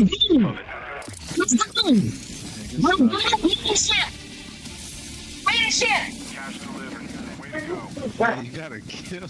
You gotta be able to kill, brother. That's why your weapons ain't ranking up. Come on, buddy. 10 with 91 points. You delivered when it counted. Can't ask for more than that. Keep it coming. Aye.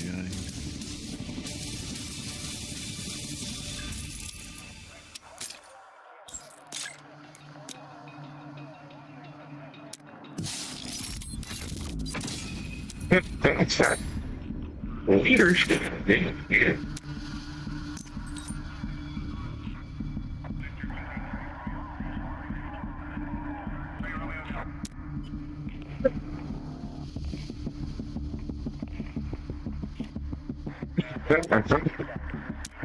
Bro, you got there say, what the fuck, bro? You got their leadership.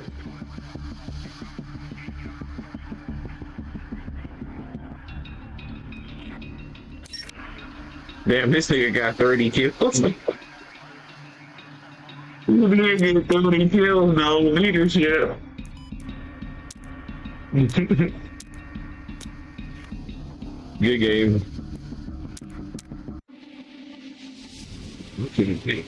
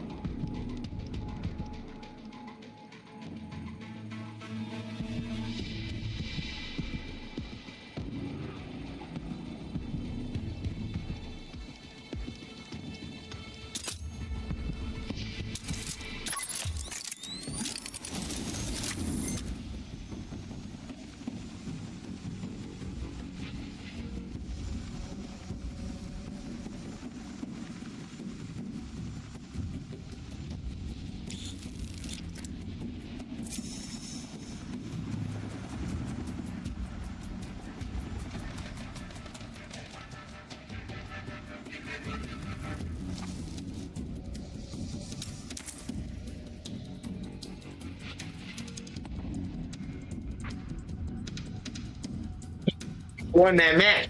Leadership. Talk about some of that story on this.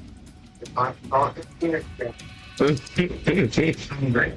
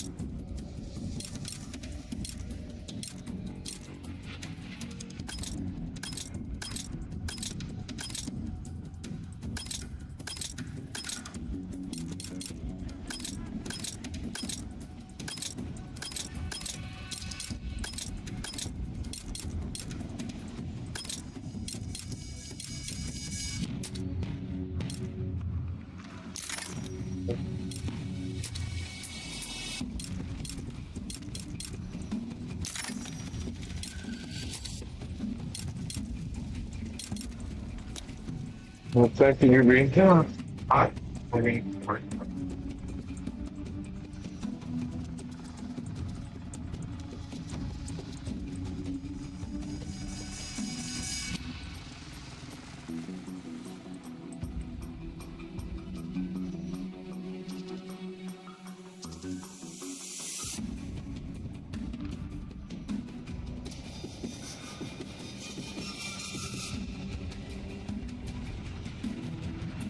can you bring salt and some lumber?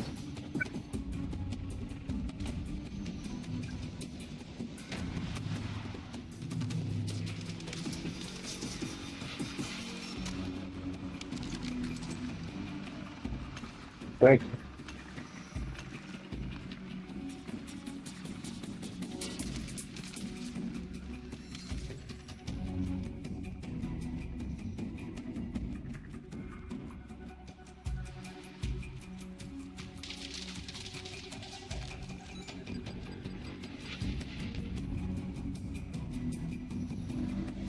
I seen the lady who makes this in the warehouse.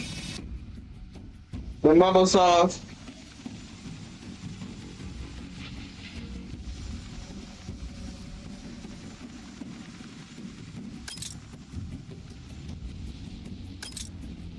Damn, that was still dead. You know,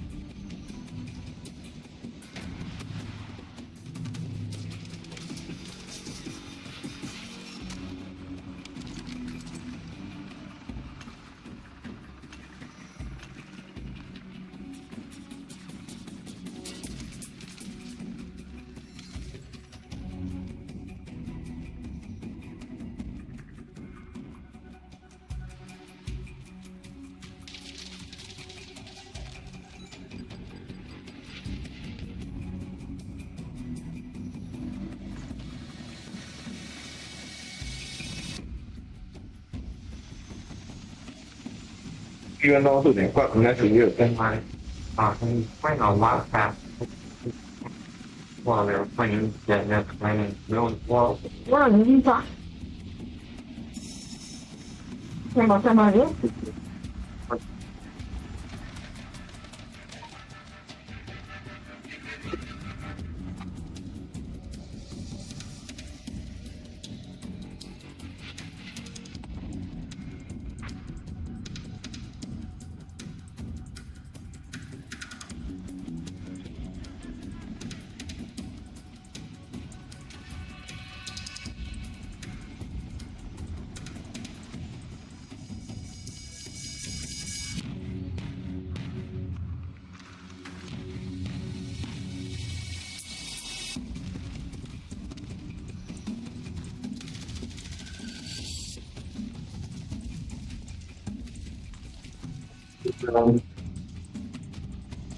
We'll do some more stuff, but I didn't get a chance to it.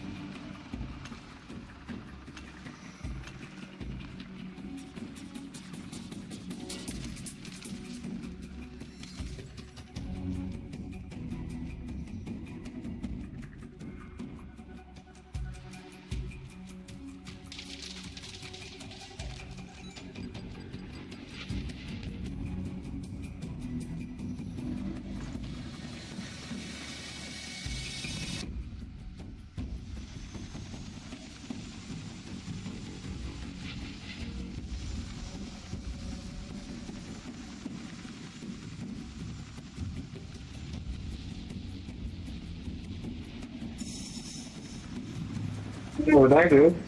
That's the back of Adam's Morgan. So they doing that now. Yeah, they always got them back here.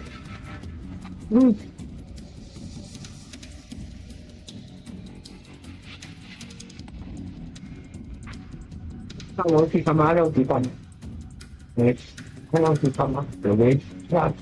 He was talking about the Dax University. They didn't know what he was talking about. When we were in school, they used to have, when we first came in, they gave $1 because that's how they studied all stuff with the rats and stuff. So if you, one of the things they would send home to your parents is an envelope. They put $1 in to send that rat to school.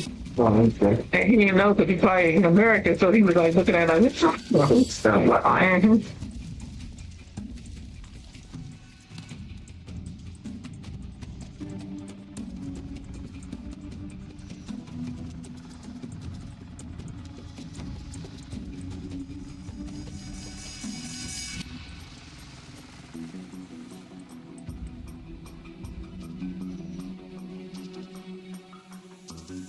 man, we can't do that fucking game of fucking Team Deathmatch. They done killed this thing.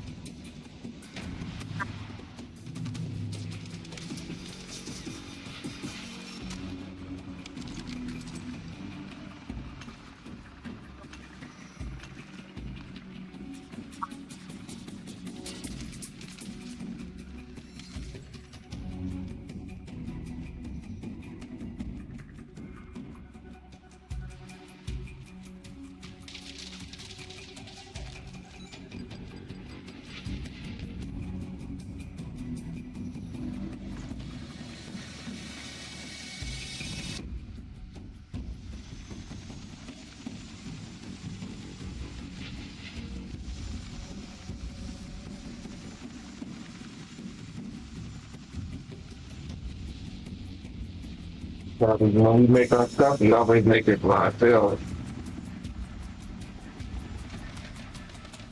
We follow no food cut. After you go down that spiral, always trying to please people. Better take what we give you.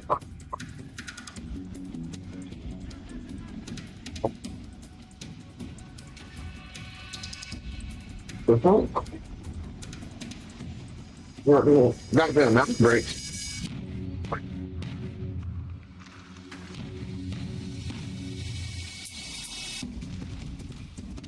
This is so weird. Because we looked it up, I could have thought and saved that thing. Something parallelism. Something they call it.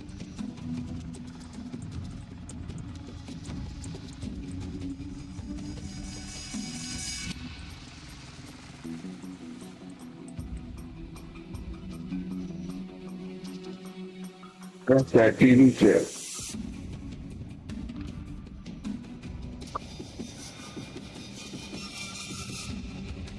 Let's see. Right.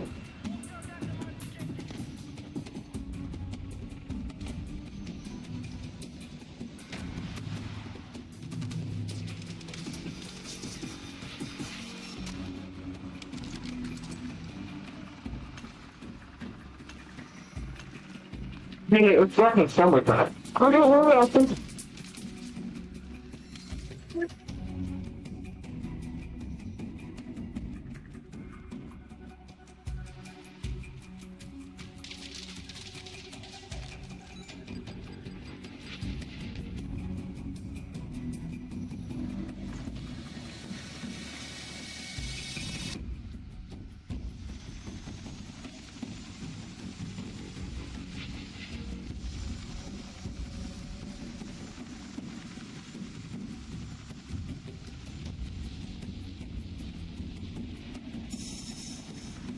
There's what was it, TikTok?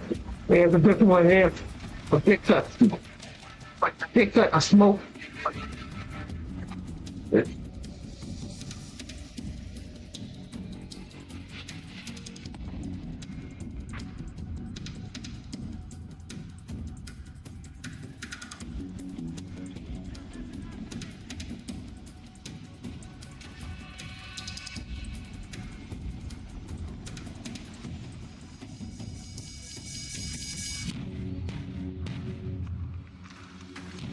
But then I saw some black person.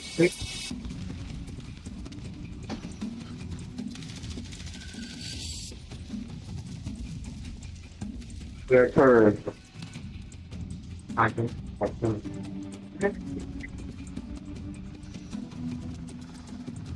That's what you told me the real breed. Because the fight with the black woman face. And the facts are that the black man is the seed of the race. And the woman comes from the man, not the man from the woman. So therefore, you then would understand why there's such a hard targeting of the black man. And so that you can get rid of the males out of your litter, you don't have a litter. That's why when you got a girl, dog, or bitch, you go and say, hey, I need a male. You're gonna find a male to breed your any animal.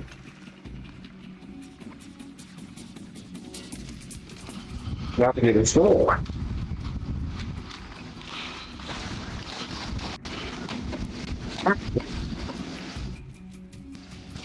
Oh, yeah. What's wrong with that? R.I.P. Battlefield. People at, man, it's a 4v4, let us do this. I know, right? They don't want to let it happen.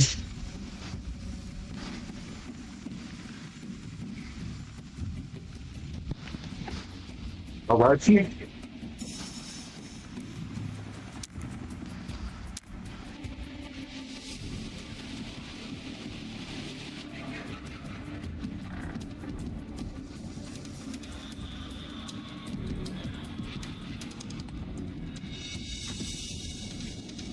I believe they killed the guy. I don't think it was possible.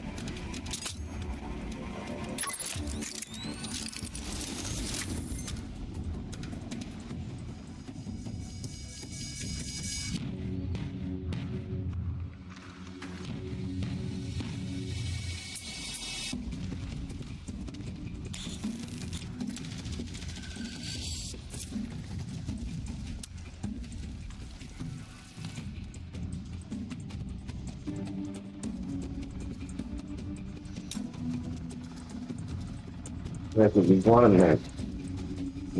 We're out, we're just out. Sorry, no more honey mustard. Sorry, no more of this. I'll get you out of it as better as we had to. Get a bunch of it, then we gotta get low quality. Strike team, you are clear to engage. Eliminate all targets.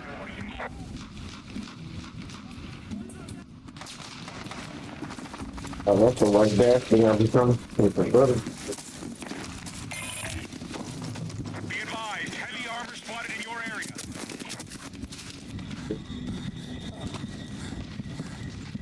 What is it? Salmon? What kind of salmon look like it? We got two different ones, two different logos. That's it. Like I had it.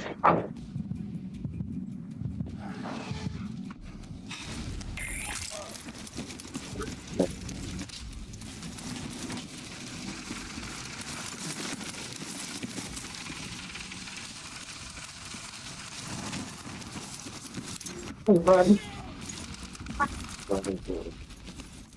You look like the same people from that other thing with the steak. Yeah, I'm just saying that thing, buddy. He was like, no, you can too big, too fat. Just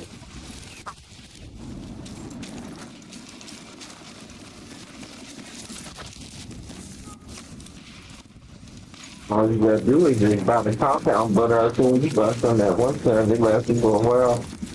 Get their own compound butter.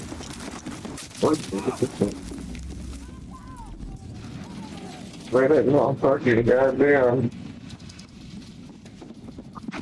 My seed there, then I still put that in the minigun with the white bag. I think.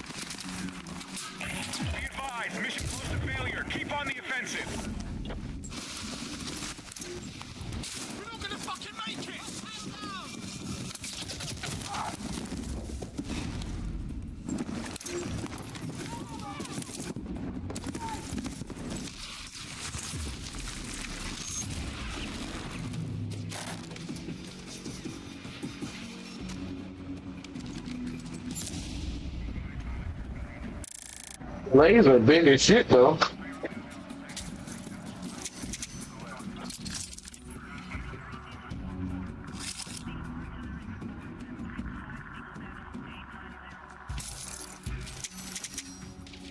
Yeah, that shit coming from a fucking where they grow them joints. Wow, we shit on top. The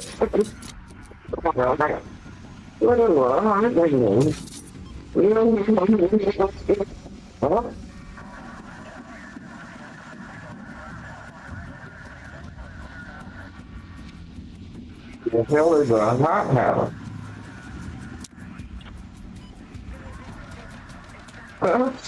They say sometimes where they show you in China and they got them all in the look like a fool and stuff, but that ain't a hot. Listen, a house used to be the place where they just draw a rainbow. Now they doing everything in them beds in my house. You can just go there and they do the GMO vegetable stuff all up in there. Now they doing everything. I'm talking about a greenhouse? No.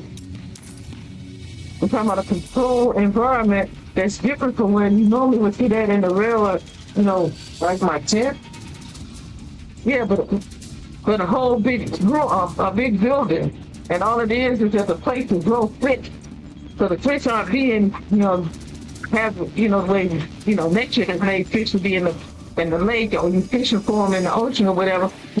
In them hot houses, where they just go in and they got the fish in there, they impregnate them. What are you talking about, that? They impregnate them when they want you and everything. Hostile targets confirmed. Leave nothing alive. And then they start off with vegetables and stuff, and they would just do the vegetables and all this in there. They growing them outside like on a farm. They grow it in the hot house. So now, whole temperature environment where they have bleaching and they're not so nasty. What I mean? I'm saying that. They don't burn it. If they don't burn over the first. You can get a smell.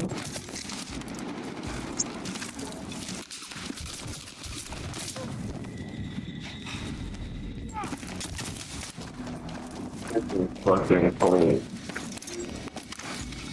This thing was very beautiful. That shit wasn't cold.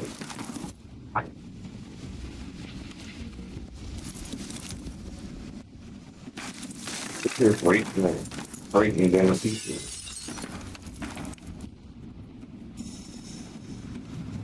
It looked good if it was cooked.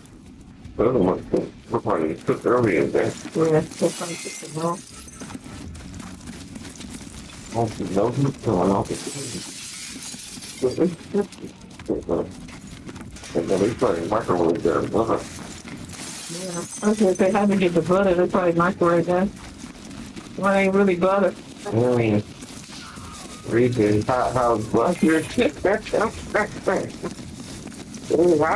how's butter. So I'm glad they ain't butter. I'm real good. It's nice. Damn, hot food. Yeah.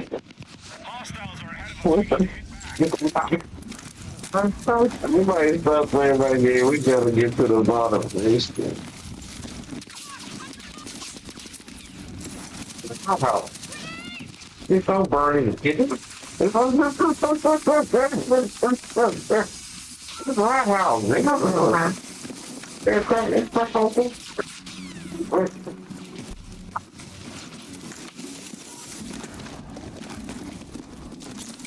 Oh, Brian. You could give up that meal. There's nothing wrong with that. They move it on up.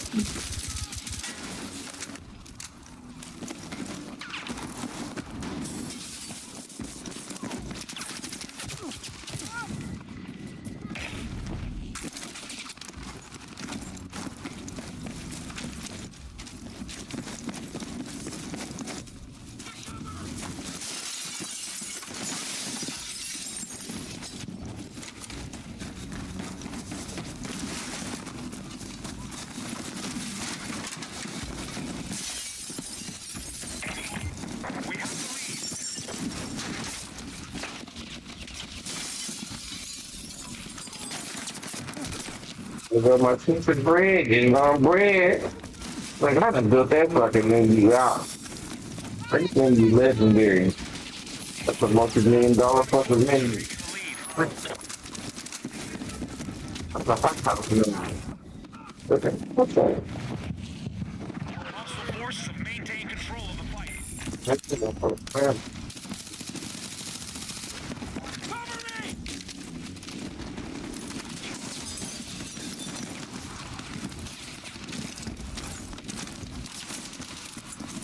I put the game down so we can pull the laptop out. We gotta stay aggressive.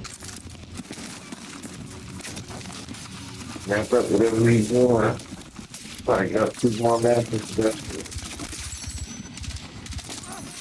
We're gonna hot house. Oh look, it is hot house. There it is, Reed. Look, you just missed it. I missed it. There it is. You fucking called it. Fucking hot house.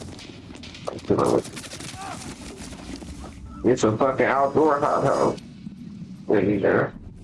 But then we see these people cooking, making it little bit. See?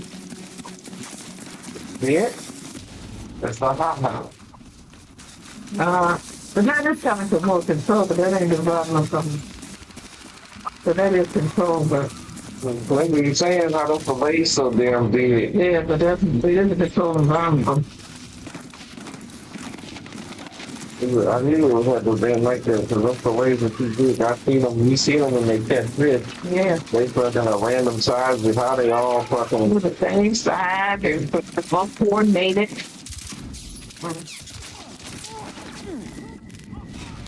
Alright, so now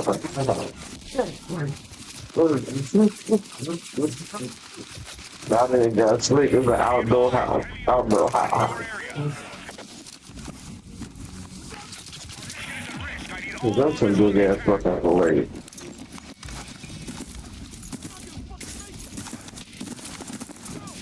But it don't have the micronutrients into it. That'd be the whole problem. But they're not eating regular life. Right.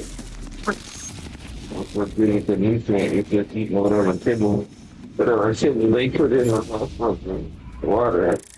I mean, you always eat when you eating that crap, especially if you're eating it in large quantities. We do that too. They follow you all around. They try to sneak it in right at the end so you don't sue them. What the fuck that fish sounds like? You see that instead of the salmon. Yeah, they try to show the time we gone. You know, you're going. Now they just dumping olive oil in a plate. Really dumping olive oil in a plate.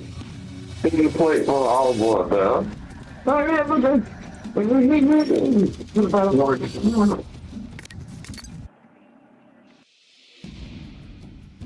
remind me of that time we went to that place and I heard those random beers.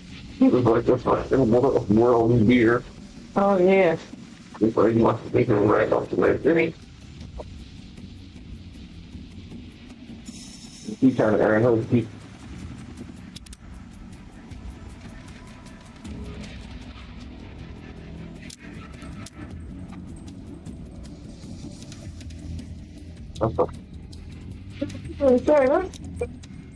$54, about $55 for that? Oh, man, that's like, that's like $25 right there. Yeah. One.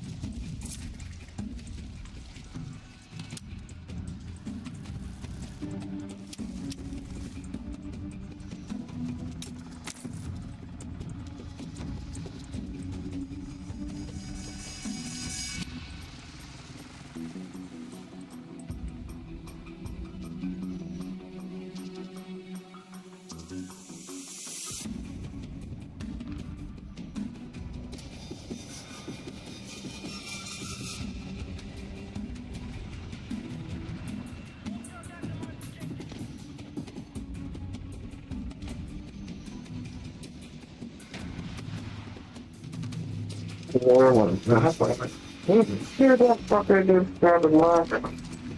Oh, yeah.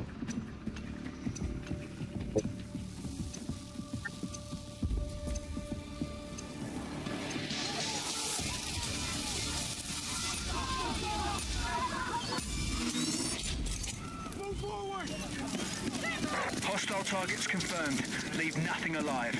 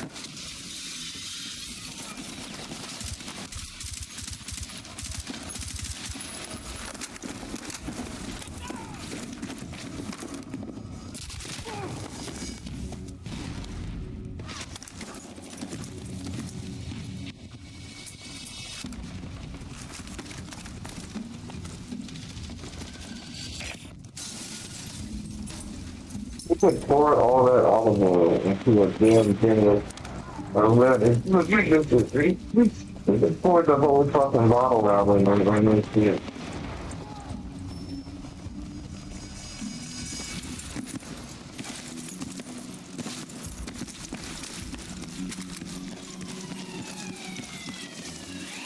Yo, they gonna drink it, bro. If she drinks it, we're out of here, bro. If she fucking drinks it, ain't but shank blame free, we're out of here. Bro, did they just cheers it? Fuck dead. Finally out of here. We're running, they done took a shot and fucking flew away. We didn't see it on your now. Are you fucking serious, bro? They just took a shot of olive oil, bro. Somebody give me my mic. Yeah. What this shit is. They just doing anything. They selling fucking hot house fish and drinking olive oil out of shot glasses and had the nerve to cheers it. And shot it back like it was the shooter. So I gave him some fucking vodka tonic. Come on, Kate. Oh my god, I done fell out. I'm about to turn this shit off. We done working. This is why we have to keep working. We put the enemy. The enemy is all around us. Plus my game is funny.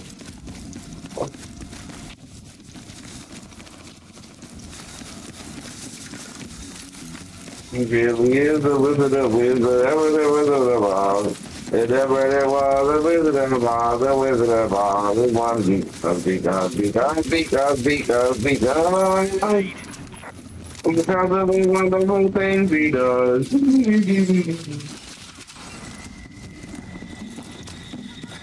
I want to see the wizard, the wonderful wizard among us.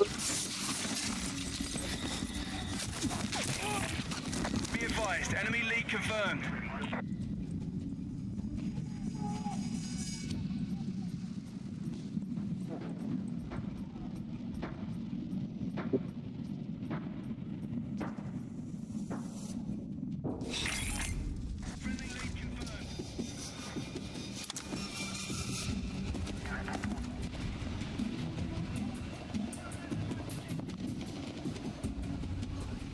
We're down. Be advised, enemy forces have taken the lead.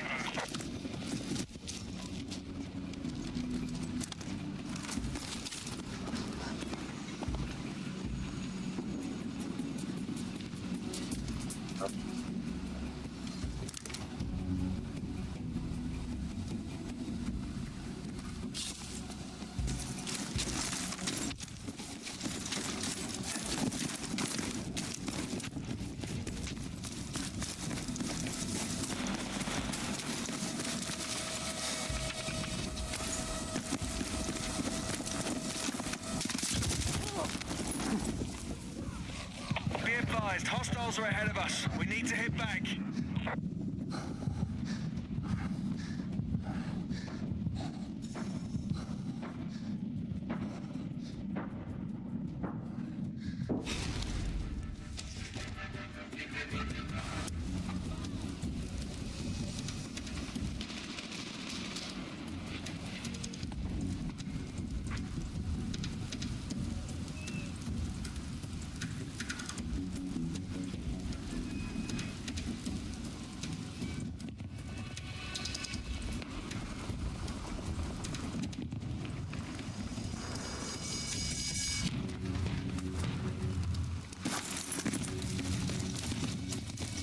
They on everything.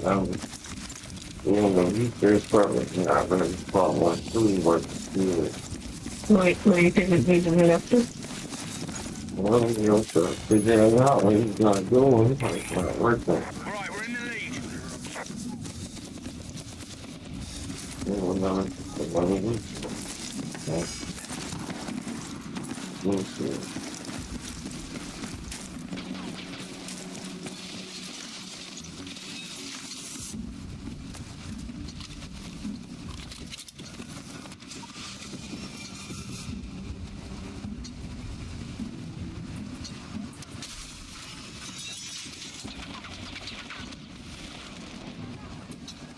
Really good.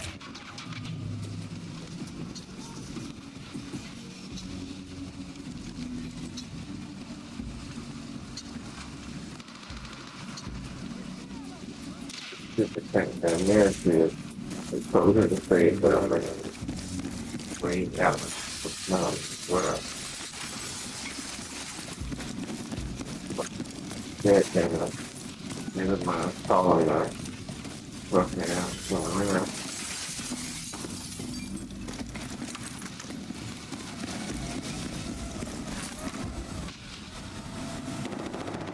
We're ahead in the fight. Let's maintain control.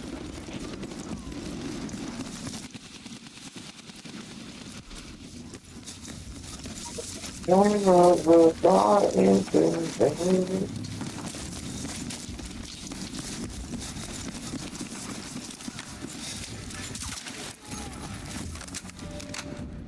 We're tracking you outside the AO. Get back.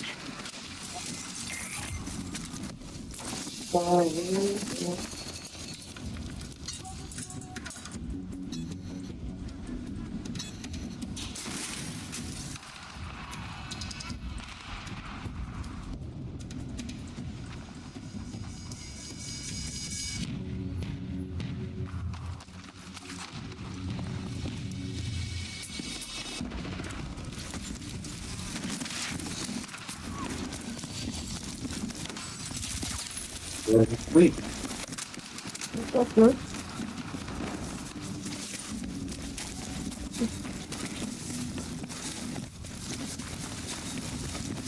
Mm-hmm.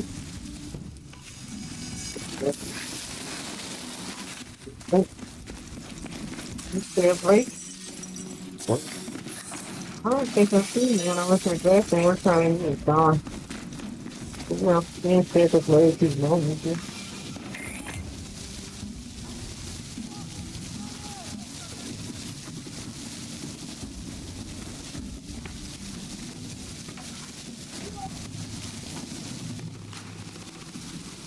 I think that's that good thing. What I think, huh? I ain't had no dream or nothing. I got it.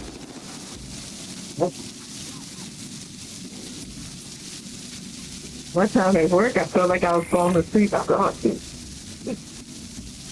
wake up. The good thing I ain't had that camera on.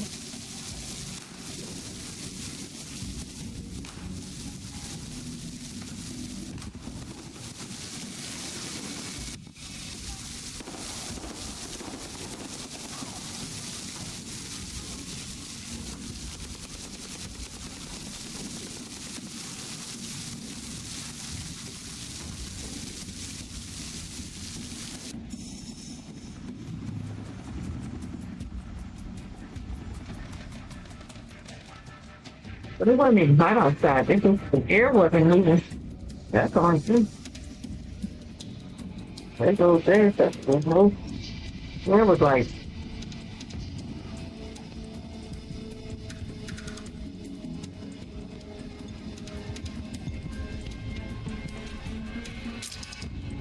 That crazy lady bus stop up there. What? Yeah, she needs to go. Yeah, we're going to pass my dad on Southern. She already went past you for South there. She got the bus like, she only got to go to MIXTYPE. She went past 3 stops today. What you want that? Well, the one day she went, you know how you at the bus stop, old lady's at the bus stop, and then she looked, first was the guy, he rang the bell, and she didn't even pay no attention to him. He got up and went up there to her, and she still was acting like she ready to go past the stop. His stop was right there, and he was like, and, you know, he don't sit like nothing. He was trying to tell he wouldn't get off. And she's trying to get, you know, that first thing, she's trying to not break. He finally realized that he was standing, he was like,